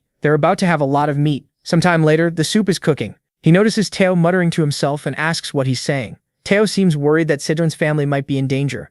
He reminds him that, like he said before, someone from the Phoenix Guild promised to protect the protagonist's family. That makes MC realize the mermaid tomatoes have become way more famous on Earth than he expected. If even his family could be targeted, then things are serious. He worries about his mom, dad, and Settle. Still, he tries to stay calm. Next time he leaves the tower, Teo should find out exactly how his family is being protected and bring back more details. Teo agrees. He thinks he owes that Phoenix Guild guy a favor for helping. Then Teo adds that the man also seems to like mermaid tomatoes. The protagonist says that's perfect. He'll send him other crops too. Teo, meanwhile, only asks for more churu right now. Sejun says fine and promises him 2 today. But when he reaches into his pocket, the eel orb falls out, and Teo remembers the thing Blackie gave him earlier. Teo says it was blinking, so he forgot about it. He remembers it was called entrails, and that eating it gives a skill. Then he asks what kind, because it smells delicious. MC says it's related to rain and thunder, so it's probably an electric skill. Teo asks if that means static electricity. He hates that idea because it would ruin his fur. He, though, is excited.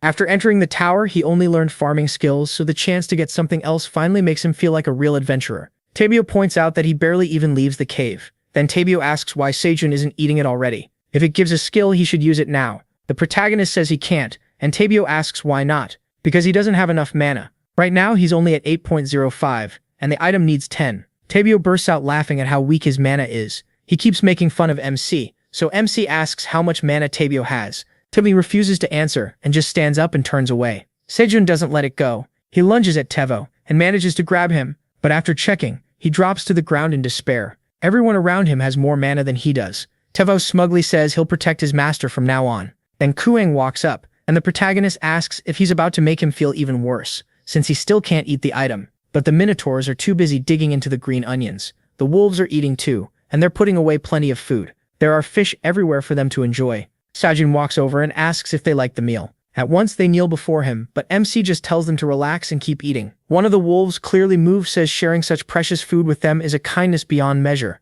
Then he asks her what's wrong. Guessing she's thinking about her tribe on the 85th floor, she apologizes and says she couldn't hide it from the Great Dragon. He tells her not to worry, she'll see her tribe soon. The blue moon is coming in a few days and she'll be able to go down to the 85th floor then. If she helps with the work, he'll send lots of fish for her tribe too, which makes her incredibly happy. Sejun then remembers they still need to plant and harvest the crops that got delayed. He tells Teo to handle it. Teo agrees and asks the wolves to help him. The protagonist also tells Zhang Sa and Sun to get ready, because they have somewhere to go tomorrow, and the two of them will guide him there. Xing Sa's asks where they're headed. Sejuan says he's going to collect a debt from the Minotaur King. Both of them are shocked they'll be going with MC. Elsewhere at the portal, the whole tribe is eating the green onions the king brought back. They happily say they can't remember the last time they tasted grass and that it's delicious. But the king suddenly realizes he messed up. He says he went all the way to the border to look for Xing Sa and Sun, and saw red fur and other creatures there too. But when he found a whole patch of tasty grass, he got too excited and lost focus. He says a black Minotaur warrior king should be ashamed of that. Still, he realizes he learned something. That grass was clearly planted, so it had to be a field. He wonders if the red-furred creatures were the ones who grew it. He tries to remember who they were. The only one that really stands out in his memory is the farmer rabbit, so he figures it must be him. He still doesn't know why the red-furred ones were with the farming rabbits. But one thing is clear, an honorable black Minotaur warrior can't steal from small monsters. He knows the blue moon is coming soon, which will reset the time he can leave that place. As the guardian of the passage point, he's only allowed 1 hour. It's not much time, but he'll go back, pay for the grass he took from the rabbits, and also try to make a deal for more high-quality grass. That leads to a new problem. What should he offer them in return? As he thinks the teleport stone keeps glowing nearby. Back at the farm, the green onions finally sprout. The scythe rabbit starts harvesting, helped by his mother and the little bunnies. Another rabbit keeps watering the fields too. Everything under the cave is growing well, and Sejuan is harvesting alongside Queen and the other rabbits. Feeling hot, he apologizes and asks Queen to hold his hat again, and she gladly does. He keeps picking cherry tomatoes, gathering 9 at once, and his work experience keeps rising. Then his D-rank farming finally levels up into C-rank tower farming. He's surprised because he was so busy working that he didn't even notice he was close to leveling up. As the job level rises, its traits improve too. Sejuan grows closer to nature, and hidden talents begin to awaken, leaving him even more shocked. He becomes a friend of nature, a high-level talent that makes it much easier to understand animals and plants even without sharing the same language. That shocks him, and he wonders if he can talk to Papa now. Then a rabbit speaks to him. The rabbit looks right at him, and the protagonist asks if it just called him. He freezes. The rabbit is actually talking to him, and the shock knocks him right over. Still stunned, he asks the rabbit to say it again. The scythe rabbit asks what's wrong and wonders if something is wrong with his uncle. Sejuan tells him to repeat what he called him, but the rabbit has no clue why he's acting like this. Then the rabbit tells him to let go or he'll cut him. MC blurts out that he really shouldn't do that. Does he want to make another hole in his hair again? That leaves him shocked. The two rabbits are stunned too because he understood them. Sejong realizes he finally got a new skill. The two rabbits look at each other and call the others over. Soon everyone is shocked that he can finally understand them. Then Mama Rabbit goes to her husband and asks him to be honest. Did the protagonist eat something weird again? He says no, and MC quickly adds that he didn't take or eat anything strange. Mama Rabbit is amazed. It's really true. Black jumps onto him, calls him uncle, and excitedly asks if he really understands, because he has so much he wants to say. Sejong tells all the rabbits they can finally talk about everything they couldn't before. Then Queen shows up too and asks if he can hear her as well. He can, and he gently pets her. Of course he can hear her just fine. That makes her really happy. She throws herself onto Sejong and all the other bees pile on too. He tells them he likes them too. Then he says he's going to share the news outside the cave, and the Luffy rabbit hands his hat back to him. Sejong thanks him and puts the hat back on his head. Right away, the system confirms that the Earth Relic St. Patrick's Straw Hat boosts level growth. His C-rank farmer class is confirmed, and the Straw Hat rises to C-rank 2. He notices the relic leveled up a lot. Its C-rank limits are lifted, unlocking Mother Earth's Protection Levy 4, Farmer's Body Levy 3, Good Harvest Levy 2, and Growth Promoter Levy 1. That new Growth Promoter skill catches his attention, and he checks what it does. It's an active skill that speeds up the growth of 10 crops for 1 week with no side effects. The protagonist is blown away. If it lasts a whole week, then he just got a great idea. He heads outside and plants everything he can. He puts down Korean sweet potatoes, and the planting effect boosts their chance to take root. His planting Levy 3 proficiency rises a little, and his planting mastery goes up by 5. Then he activates Growth Promoter on them. The Korean sweet potatoes will now grow faster for a week. Sejong loves it. He had been waiting for the right time to plant the Korean sweet potato shoots outside the cave, and now they can root fast and settle in safely. He planted them beside the green onion field, and since they don't take much space, it should be fine. Then the green onions start sprouting fast, and the Korean sweet potatoes start growing too. Sejong is shocked to see the sweet potato shoots suddenly growing much faster with Growth Promoter. Then a bunch of notifications pop up. They say the green onion fields wish for a good harvest spread into the Korean sweet potatoes. Until the green onion's good harvest effect ends, the sweet potatoes yield goes up by 50%. MC realizes it's a double buff. With that much luck, they'll harvest the Korean sweet potatoes way sooner than he expected. Then Kwang shows up and calls Sejong dad. A second later, he jumps on him and crushes him under all that weight. Kwang says Black told him he can really understand them now. Sejong is still stuck on one thing. Kwang just called him dad. He can barely believe it and awkwardly asks Kwang's mother if this is really okay. She's even more surprised that he truly understands her now, but says she actually likes him being Kwang's dad. If it's the protagonist, she's fine with it because Kwang trusts and likes him. She thanks him again for taking her and her son in. So Sejong decides that if she's okay with it, he'll just accept that he somehow gained an adorable son. Kwang keeps calling him dad and says he's hungry. He wants honey, green onions, sweet potatoes, and fish, and he's wanted to say that for a long time. MC laughs and says that's a lot of food. Since Kyung's hungry, they'll make something special, and everyone is surprised. He explains that he harvested some new crops today. Potatoes and a whole bunch comes out of the ground. This time he gets strong potatoes. Since they were grown by a farmer highly skilled in agriculture, their taste and effect improved.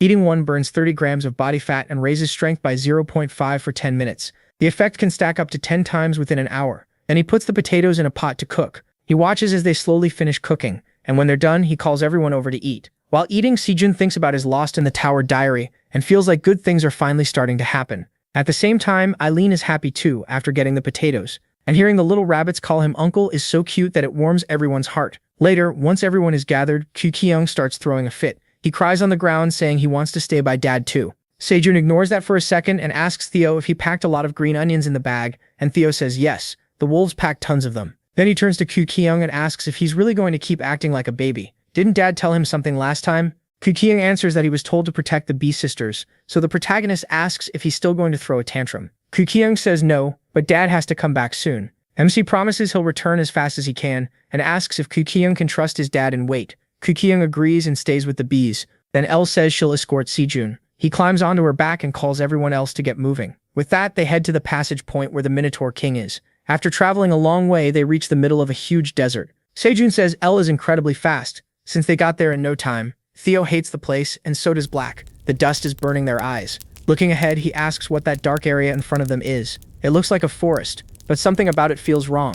Sejong says that's where the idiots are, and the protagonist asks what she means. She explains that the 99th floor has several territories. The one they're in now belongs to the Minotaurs, and the one she came from belongs to the Red Bears. That place ahead is the land of the corrupted beings from the west. Sejong asks what makes them corrupted. Changse says they weren't like that at first, but they are now. She won't explain more because it's dangerous, so he should stay far away from that place. MC wonders what's so corrupt about them, and decides he'll ask Eileen later. But before he can think more about it, a ball of mud suddenly flies into Sejun's face and knocks him off L by himself. Everyone panics and asks if he's okay after that nasty fall. Covered in mud, he stands up calmly, says he's fine, and checks what hit him. It's just mud. But then he looks ahead and sees countless minotaurs eating mud. Sejun is stunned, and wonders if they're doing that because there's no food in this barren land. That would explain why they went crazy over grass. Black asks to be put down, but says he hates stepping in mud. L keeps apologizing to the protagonist, while Shangsa demands to know who threw food at him. Then a blonde minotaur charges over and asks who they brought with them and where they've been. He mocks Zhao Shansa for bringing weak little toys around, then she punches him straight in the face. The blow sends him spinning through the air before he drops unconscious. She says they don't have time to waste, and they're going straight to the Minotaur King. Xiao Shansa looks amazed by her strength while Sejun thinks she's absolutely terrifying. A broken-horned Minotaur goes to the king and reports that the two have returned, but they brought some strange guests. Before the king can react, Xiao Sha walks right up to him and says they're back with guests from the Red Bear territory. That sight shocks everyone, and Sejun and the wolf are right in the middle of it. When the king sees MC, he thinks this worked out perfectly. Now he doesn't have to go find them. He welcomes him as a Red Bear subordinate and calls him the Farmer Rabbit. Then he takes a closer look and realizes he isn't the Farmer Rabbit at all. So he asks what the protagonist really is. MC simply introduces himself as Park, the 1100th Park, and says the other one is Teo, a cattle merchant. The Minotaur King has never heard of a species called Parkham Park, but he lets that go. He says they must have worked hard to get here, and admits he tasted his grass a few days ago. Surviving on the 99th floor with such weak power couldn't have been easy. He says he doesn't know what the Red Bears made them do, but if they've been treated unfairly, the Minotaur King will save them from those cursed bears. He tells the weak monsters to speak freely. Sejun says the king has the wrong idea, and the Minotaur King asks what he means. First, the protagonist says he doesn't work for the Red Bears. If anything, Anton and his mother have been helping him. Second, he didn't come to be rescued. He came to be paid back for what the king stole from his field 3 days ago, unless the king wants to admit he's a thief. That makes the Minotaur King furious. He tells Sao Shalom to say it again and demands to know how a lower being dares accuse him of stealing. He says the strongest being on the 99th floor could never be a thief. MC gets nervous, but he still pushes back. If the king isn't a thief, then what is he? Weren't the Black Minotaurs supposed to be warriors of honor? Instead of feeling ashamed, the king is getting angry. That makes everyone wonder if it's true. Did the king really steal the grass they ate earlier? Seeing the mood change, he suddenly softens. He says this must be a misunderstanding with the field's owner. As the guardian of the passage, there are limits on what he can do, and he was in a hurry that day. Of course he meant to pay it back. He tries to act like that should have been obvious. Then he asks Saojin what he wants in return, a legendary treasure from the tower or something else. He asks if he can use the passage point. The king asks if that's really what he wants, and the protagonist says yes. The Minotaur King is surprised MC wants the passage point. Still, he agrees. If that's Saojin's wish, he'll allow it. He swears on his honor and his own. The protagonist lights up. Teo is happy too. They both think he might finally be able to leave the tower. But as Sejun climbs the huge step, he stops, surprised that this is the passage point. It's just a glowing stone. He reaches out and touches it. The system says the 99th floor passage point has been saved, and asks him to load a saved point from another floor. He confirms it, but since he has no other saved passage point besides the 99th floor, he can't move anywhere else. Sejun is left stunned. The Minotaur King asks if it's useless for someone not born in the tower. He says he doesn't know how MC even got to the 99th floor, but outsiders have to register passage points on each floor, starting from floor 1, before they can move to the others. That's one of the tower's fixed rules, a limited privilege given by invitation. The king just stares at Sejun in disbelief. Even Teo tries to cheer him up, but he says he always figured he wouldn't be able to leave once he learned this was the 99th floor. Now that it's confirmed, it still hurts. The Minotaur King tells Yong-san he's sorry about the protagonist's situation, but he allowed him to use the passage point and the protagonist accepted, so the debt between them is settled. MC says that's fine. The king owes him nothing now. The king tells him to head back, but Sejun asks to make an offer. The king bristles and asks how he dares make a deal with him. He tells Teo to open the bag. Teo does, spilling out a pile of green onions. The hungry Minotaurs all stare at it. They remember how good that grass tasted, and can barely hold themselves back. The Minotaur King asks what the protagonist is doing, and the protagonist says it's a gift. He wants them to get along as good neighbors. The king questions that gift, but MC moves on and says he's worried because their fields are expanding, which means they need a lot of workers. If the fields grow bigger, everyone could eat green onions like this 3 times a day. Then he asks if the king will make a deal with him. Meanwhile, Kwang is feeling down with the bee beside him, and the queen talks to him until they both hear something. They look out and spot Elka bringing Sejun back. Both of them run over to him, happy to see him. He asks if Kwang was a good boy, and Kwang proudly says he didn't cry. Father Rabbit tells Park Sejun that he got back fast and asks if the negotiations went well. The protagonist says they did and tells everyone to gather around. Then several minotaurs arrive, saying they're starving and asking if all they need to do is dig. The rabbits are stunned.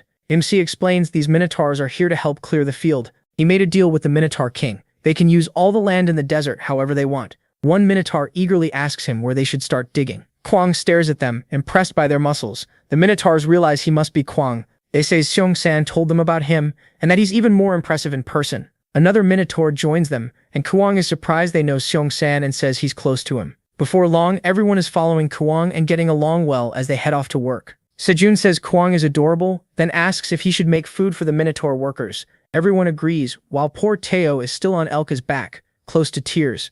Meanwhile, the minotaurs near the king start playing rock, paper, scissors, while Kwang and Park Sejun sort out who will work on which day. Once that's settled, Seong-san tells them to follow her. The minotaur with the broken horn says to the king that it's been a long time since he's seen everyone this excited. The king says that if they clear the field, this area could become a grassy plain instead of a mud pit, and he starts to believe it. He's surprised they might really become good neighbors. He says the 99th floor is going to get noisy. Nearby, everyone keeps working, and the bees keep making honey. Sejun is surprised they've already collected so much, filling the bottles Teo bought. He thought they wouldn't gather much because they should be preparing for the blue moon. He asks if it's because the queen recently got stronger, and she agrees. Then he tells Kwang he has some honey for him and says he needs to eat well. Kwang is thrilled. The protagonist asks Kwang's mother if she's heading deeper into the forest, and she says yes. Tomorrow is the blue moon, so he says he'll prepare lots of food for them and tells them to bring extra bottles of honey. Kwang gets excited. Then Elka tells the black dragon that she thinks they should go down and face the blue moon too. She asks to leave, but Sejun tells her not to worry because he already prepared rations for her too.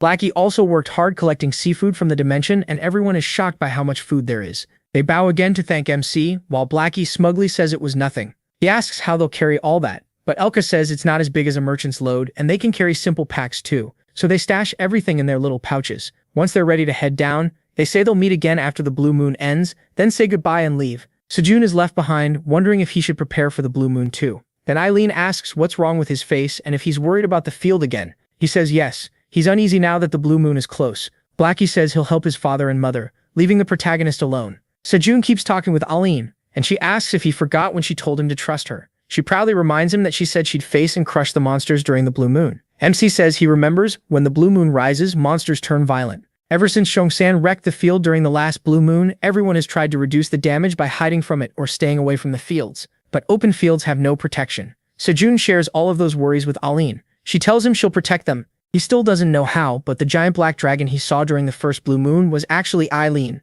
So he tells her that's enough, he'll trust her. She just asks him to trust that great black dragon and keep planting as much as he can. After that, she decides it's time to get ready for the blue moon. She opens up a door, then starts climbing the dungeon. When she reaches the top, she finds a huge crystal at the top of the tower, and from there, she stands above the 99th floor. She says it's been a while since she came out, and the wind feels nice. Then she thinks about her duty, turning her focus to the tower's system. She's glad, now it's finally her turn to help.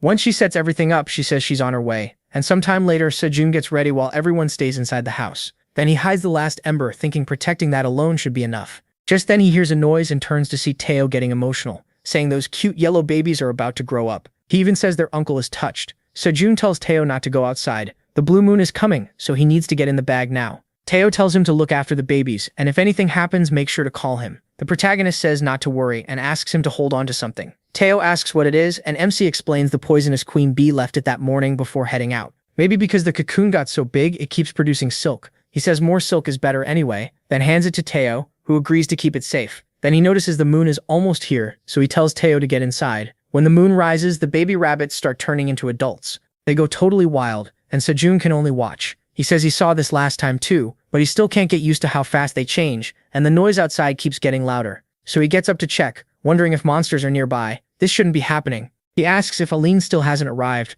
but while he's standing there, the baby rabbits stare at him and he wonders what's going on. Then it hits him. They didn't turn white when the blue moon came last time, and suddenly the rabbits rush Sejun. He wonders why they still haven't changed and realizes they're getting more savage. All of them turn toward the protagonist. He tells them to calm down, but ends up shouting. That's when Eileen appears overhead, and he's even more shocked. Then some monsters from the 99th floor come closer, but the moment they spot the dragon floating there, they panic and run. Turns out that dragon isn't really Eileen at all. It's just her using VR. She asks what everyone thinks of her. It's an illusion magic tool her grandfather made for her. Since he has to manage the tower during the blue moon, he can't leave the admin area, so she used it to look exactly like her grown-up self. The remote control even works on the 99th floor and can fly up to the clouds, but the illusion disappears as soon as it touches the ground. Eileen happily thinks Sejun must believe it's really her. She figures she should keep flying around until the blue moon ends, and MC is shocked to see the monsters go quiet the moment Eileen appears. But then the baby rabbits behind him start to glow, and this time they really do change color, turning into a bunch of white rabbits.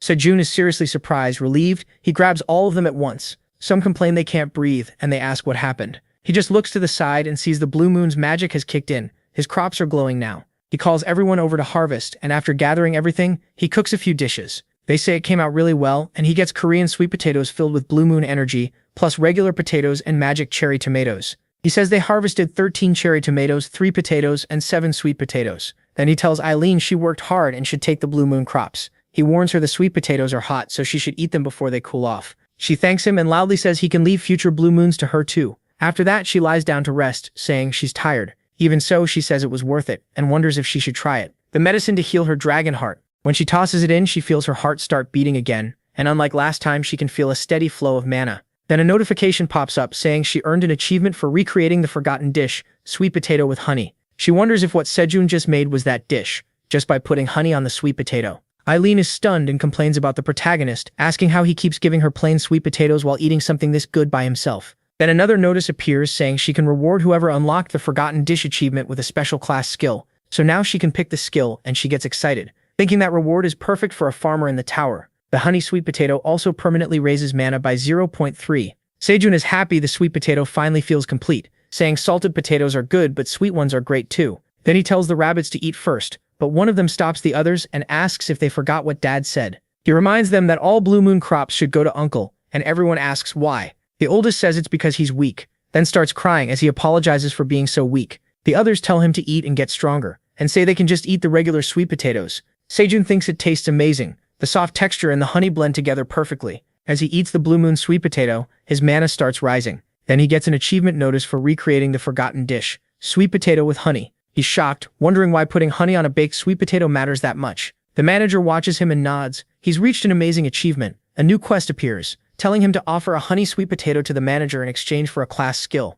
She'd be disappointed if he refused, though she'd never say that out loud. He asks if all this really happened just because he added a little honey to a sweet potato. But since he wants to know what skill he'll get, he accepts the quest. Then he wonders if a normal potato would work too, so he pours honey on one and offers it to Eileen. As a reward, he gets cooking level 1, which slightly improves the taste and effects of dishes made with ingredients grown in the tower. That surprises him even more, especially when the first recipe recorded is honey potato with blue moon energy. Its details say the mana boost from cooking level 1 is too tiny to even display, so the increase isn't much. He realizes he can collect recipes, and at this point, he's not even surprised anymore. Now he starts wondering if besides being a farmer, he should become a chef as a second class too. But first, he thinks he should make honey potatoes for everyone else too, so he asks if the rabbits will help, and they all agree. Then he writes in his Lost in the Tower adventure diary that the 8th blue moon passed peacefully. Meanwhile, on the west side of the forest, that same monster heads back home, the one that got scared off by Aileen's 3D illusion. On the way back, it trips over a root and falls flat. Then something inside that cave grabs the monster with a bunch of root-like hands. It starts devouring the monster, crushing and killing it. The creature is a corrupted ant and some tree monster with many eyes. It keeps moving, leaves the forest, and heads toward the area where Sejun is farming. So it looks like this peaceful stretch won't last much long. Meanwhile, MC is cooking with the rabbits who just became adults, while everything is still calm on the 99th floor. Back in Elka's tribe, they return with plenty of food for everyone. Elka tells the children to enjoy it, and they thank the chief. Then another wolf asks if they're leaving already, and Elka says they have to go now that the blue moon is over. It turns out Elka was male the whole time, and the wolf shown here is actually his wife. She says he should at least stay to see the children wake up, but he tells his wife that he now serves the great black dragon, so they can't waste any time. He says he'll be back soon, then leaves, and the two are called to head to the 99th floor. Then in the runner village, everyone is terrified. Some rabbits are running, thinking they can't get caught, when voices suddenly tell them to wait. A fox appears, grabs one of the rabbits and knocks him out right away. The other two, who almost got away, look back in fear, but they don't notice another fox waiting right in front of them. Then Elka and the others ask what that sound was, while the other two ask if they aren't leaving. It turns out the rabbits are getting beaten badly by those two foxes. One fox curses the rabbits as slave scum and asks where they think they're going. He says they climbed so many floors just to catch them and asks if they really thought they could escape. Then he says rabbit meat is on the menu today. He adds that nobody will notice if it's just one rabbit. But then Elka shows up and knocks that fox out, saving his rabbit. And that's when the rabbit realizes Elka is there. They say they're Greed's underlings and ask why they're being attacked. They're just hunters chasing runaway slaves, and Greed won't like hearing about this. Elka doesn't care whether they run and tell that wild boar or not. He tells them to get lost before he tears their throats out. That threat works fast. The beasts back off and run, one dragging the fox Elka knocked out, while Elka checks on the bunnies. He admits he stepped in because he couldn't just stand there and let it happen. Now they wonder what to do, since leaving the rabbits here will just get them captured again. The little bunnies keep shaking in front of the wolves, so Elka decides to take them along for now. They might be useful to the Great Black Mage. Meanwhile, that so-called Black Mage says he has big news. After eating the blue moon crops, his mana finally reached 10. Nobody is impressed though. Tabo asks if that's really worth bragging about, and Cedron gets annoyed by how dismissive he is. Then he tells everyone to listen. Now he can eat the inside of the giant Engia, which means he might gain a new skill. Teo barely cares and just asks if he can sleep, but the protagonist snaps that bedtime can wait until they see his new skill, so he tosses that thing into his mouth and thinks it tastes amazing, like orange soda. The system says he consumed it and learned a new skill, Rain and Thunder. Cedron is shocked because he learned it outright instead of just acquiring it.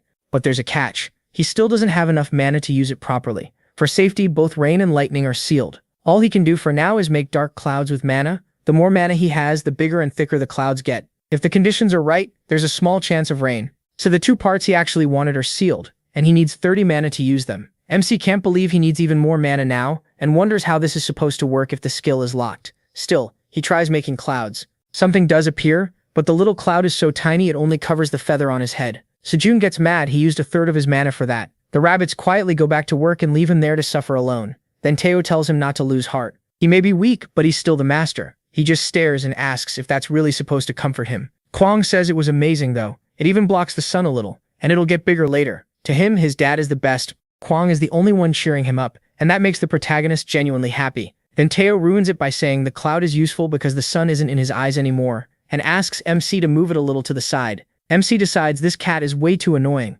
Just then, Elka arrives and he is surprised to see him back. Then he notices Elka brought some rabbits who look terrified. He asks who those gray rabbits are. The little rabbits immediately beg the protagonist not to eat them, and he notices their bodies are covered in scars. Sejun asks Elka where he found them, and Elka starts to explain. Before he can finish, the rabbit mother and rabbit father arrive. They're stunned when they see the gray rabbits, and the father is even more shocked that they're still alive. It turns out one of the gray rabbits is his niece. They rush over at once. Sejun has no idea what's happening and asks if they know each other. Then everyone is caught off guard when the three rabbits collapse into the food. They're so hungry they almost choke, so the rabbit mother brings them water, and Sejun tells them to slow down. He tells them to eat calmly. They thank the great black dragon, but MC asks them to just call him MC. Elka is surprised by that, but he says Great Black Dragon is too long. No need to be formal. Elka is family now too, so he should feel free to call him him. They hesitate but agree, and one of the wolf cubs is surprised to hear the protagonist call them family. Numsi looks over at the gray rabbits while Teo keeps begging for churros without stopping.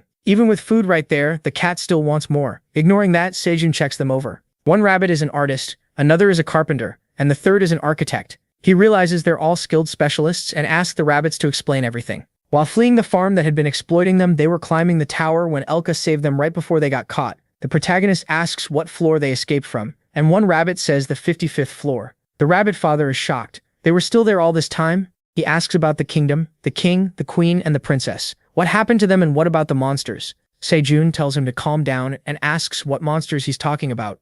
So the old rabbit begins explaining. Long ago, the 55th floor was the rabbit's kingdom, called the Red Ribbon Kingdom. MC is surprised there used to be a kingdom there, and asks what happened to it. The rabbit says that a few decades ago the Red Ribbon Kingdom fell, and he still remembers that day and the chaos that swallowed everything. He starts describing what the kingdom was like. They raised crops on rich land and lived on healthy food. They also had beautiful architecture and culture. It was a peaceful place, protected by many black rabbits who guarded the kingdom. Then one day, they noticed something coming from the sky. A rabbit cried out in shock as countless flying monsters appeared. Those creatures overran the kingdom. Even though there were so many defenders, everything was swallowed by a sudden shadow of destruction, and the kingdom fell. He says it all collapsed in an instant. Those unknown beings seemed to appear from nowhere, and in the chaos the king, queen, and princess vanished. With no ruler left, the survivors scattered just to stay alive. After wandering for a place to settle, they eventually ended up there. Sejun is surprised they made it all the way to the 99th floor. No wonder it felt strange. This was never a place rabbits should be living. The rabbit father says they thought those monsters had wiped out the whole floor,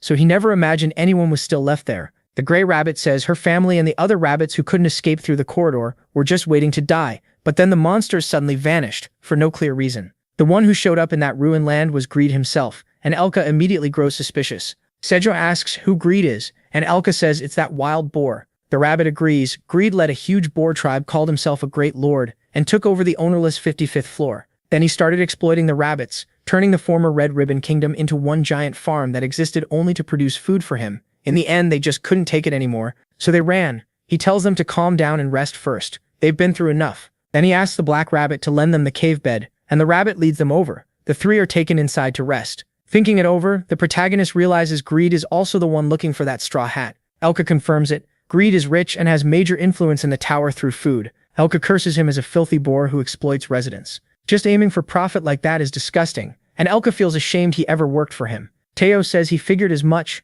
Most food in the tower gets distributed through the Merchant Association, and he'd heard a lot of it came from Lord Greed's farm. Cedric asks Elka if Greed could come to the 99th floor, but Elka says no. No matter how much money Greed spends, no mercenary would want to go there, and most mercenaries are cowards anyway. That lets MC relax for now as he hands the hats to Teo. He figures Greed won't be able to chase the rabbits there. But back at Greed's castle on the 55th floor, the old Red Ribbon Kingdom, Greed is shocked by the report from those mutts. They say that Worm from the Silver Wolf tribe, Elka, beat them up and even took the rabbits they were chasing. They point to their injuries as proof. One of the boars beside Greed says Elka was never trustworthy to begin with. Greed tells them to leave it. Once the rabbits run out of food, they'll come back crying and begging for help. Before that, he asks if the preparations are going well. His aide says they're cutting distribution as much as possible and driving away anyone wandering around for food. The Magic Tower and the Merchant Union have complained, but it's still under control. Greed likes the sound of that. Another chance is coming. Just like when he took over the 55th floor decades ago, this time he won't stop with one kingdom. He plans to control the whole tower,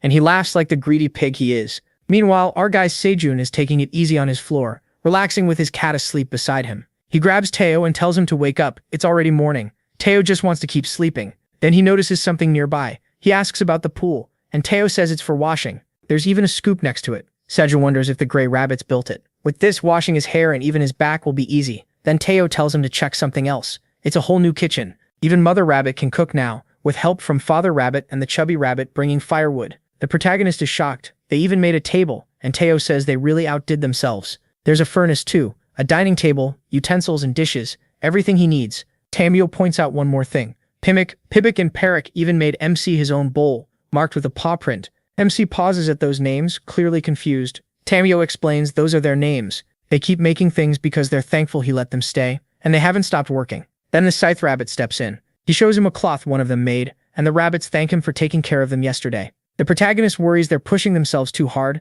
but they come over again just to thank him for what he did. They say it's not much, but they want to help with the skills they have. So Sejun asks them something. Would they by any chance want jobs? That leaves them all shy and flustered. After that, MC says Pibik and the others will be joining them from now on. The rabbits happily agree. They know they'll get along. Sejun says that with skilled craftsmen like them, the farm can grow even more. They promise to do their best. Then he asks if they can build houses for the rabbits first. The baby rabbits have grown up, so now there aren't enough homes. The second generation needs their own place too. He thought it would be a huge job, and even though everyone tried, it was still hard. One rabbit steps up and says house building is his specialty. Tammy says he wants a mobile house too, but the protagonist reminds him he already has his bag. The gray rabbit offers to make him a cat tower instead. Sometime later, one rabbit asks MC if he doesn't have a house. He says he just sleeps on green onion leaves. So the rabbit suggests building one for Sejun too, and that catches him off guard. The rabbit says building inside the cave would be tough, but outside should work. There are plenty of good materials like wood, and he says he'd love to have a real house.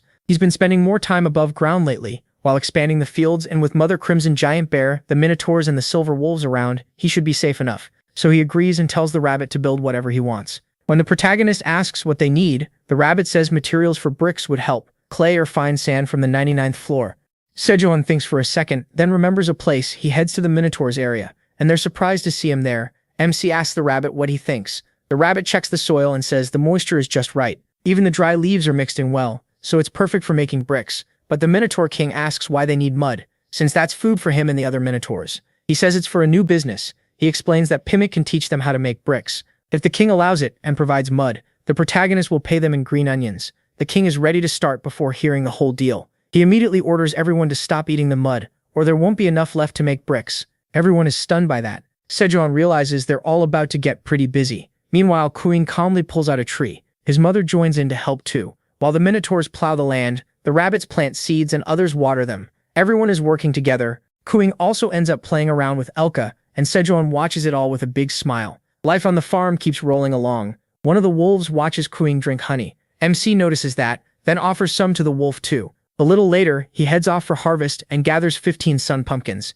His work skills keep climbing. Thanks to his bonus proficiency effect, harvesting level 4 gets an extra boost. He earns 450 EXP, levels up, and gets a bonus stat point to use anywhere. Then Sejuan notices he has a pile of sun pumpkin sweet potatoes, so he gets ready to cook with them. But it's way too hot, so he makes a few black clouds over his head to keep his face from burning, and his black cloud skill starts gaining proficiency. He also thinks that while the houses are being built, they'll need a storage building above ground too. Then he talks to Teo, asking when he's going down. Teo says he plans to leave soon and already packed a lot of cave cherry tomatoes. Sejuan asks if there's still room in the bag and suggests selling detox green onions this time. Maybe some hunters need them, and he just split up the ones he harvested. He gathered plenty, so Teo thinks it over and says he'll only take 100 for now as a test. The protagonist agrees and calls him over for a snack. Teo wonders if they'll really sell, but the moment he tastes one, he hates it. To a cat, the smell is awful too. Sejuan tells Teo not to take too long getting back while Teo starts stuffing things into his bag. Then MC warns him not to eat his fish. But Teo pulls too hard and ends up dragging a few sun pumpkin sweet potatoes along with him.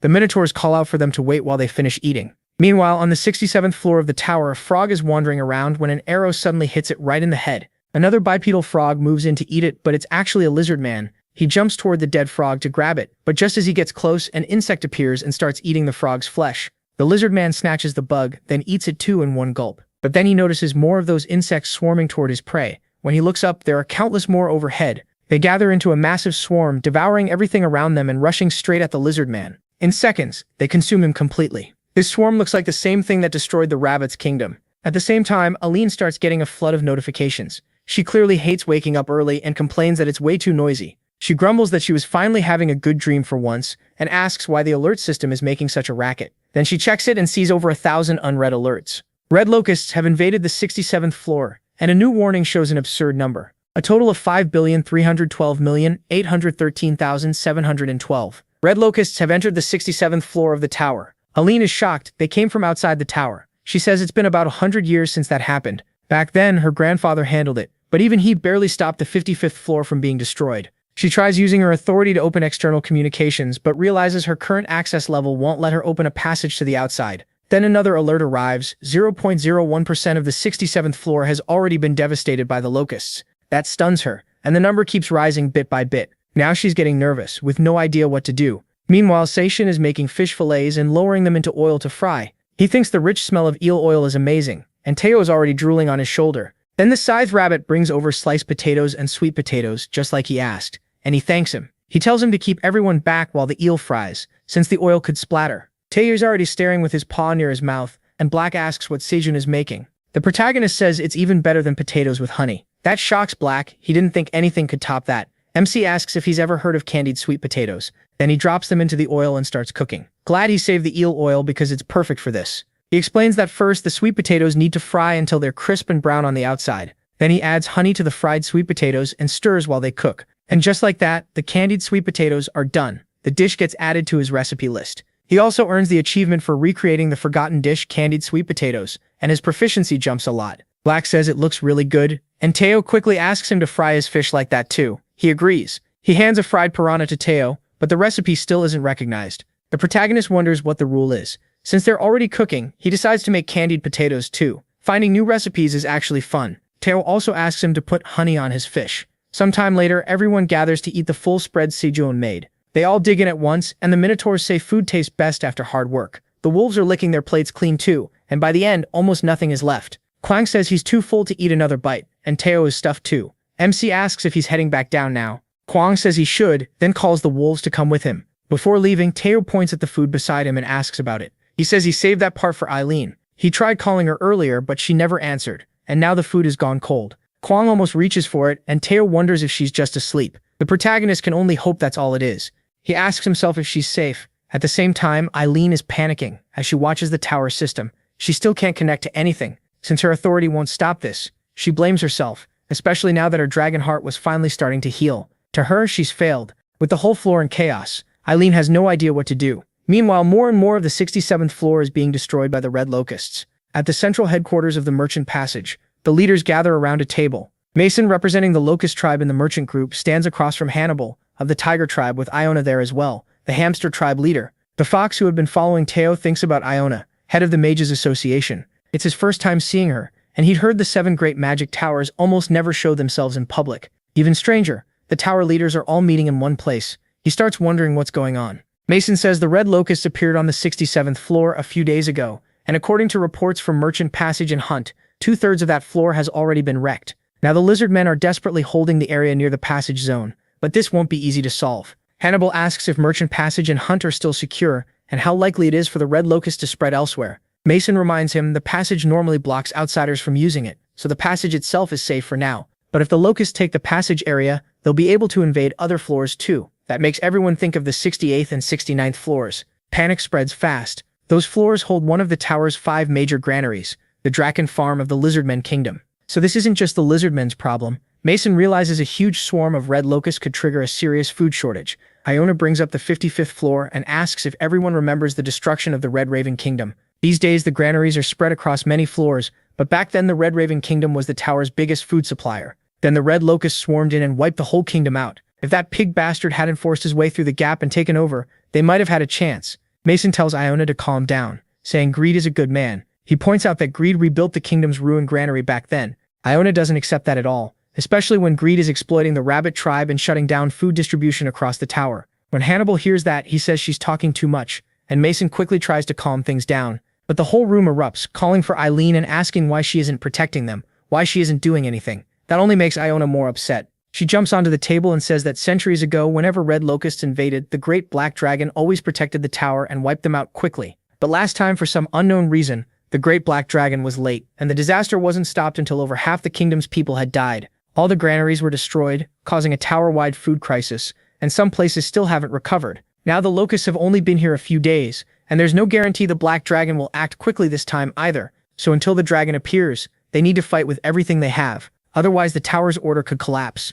Under her command, the main alliance of the 7 magic towers will send 200 battle mages. Then she asks what the other tower leaders plan to do. Meanwhile, Teude visits his family with the wolves and takes it easy there. He tells Elka he only came because he said he'd stop by for a bit, but Elka asks how long he plans to stay. They don't have time to waste. While he keeps complaining, the wolf cubs run up to Teo and ask if he's the black dragon. Teo says no, he's the dragon's vital subordinate, a mid-level wandering merchant. The kids are amazed to hear he serves the black dragon so closely. Teo loves hearing that and asks what they said, so they keep praising him. Happy with the attention, he hands out treats as a reward. He starts really enjoying himself until he pulls the wrong thing from his bag. It's one of Sejun's sun pumpkins, and Teo freezes, wondering why that's in there. Just then, Elka walks over and asks what happened. Teo jumps in shock, then quickly says it's nothing. Elka asks if he's sure, then lets it go. Teo tells him to move at top speed, and Elka says to hold on because he's about to go faster. As they run, Teo panics inside. He wonders if he mixed it up while putting the green onions in his bag,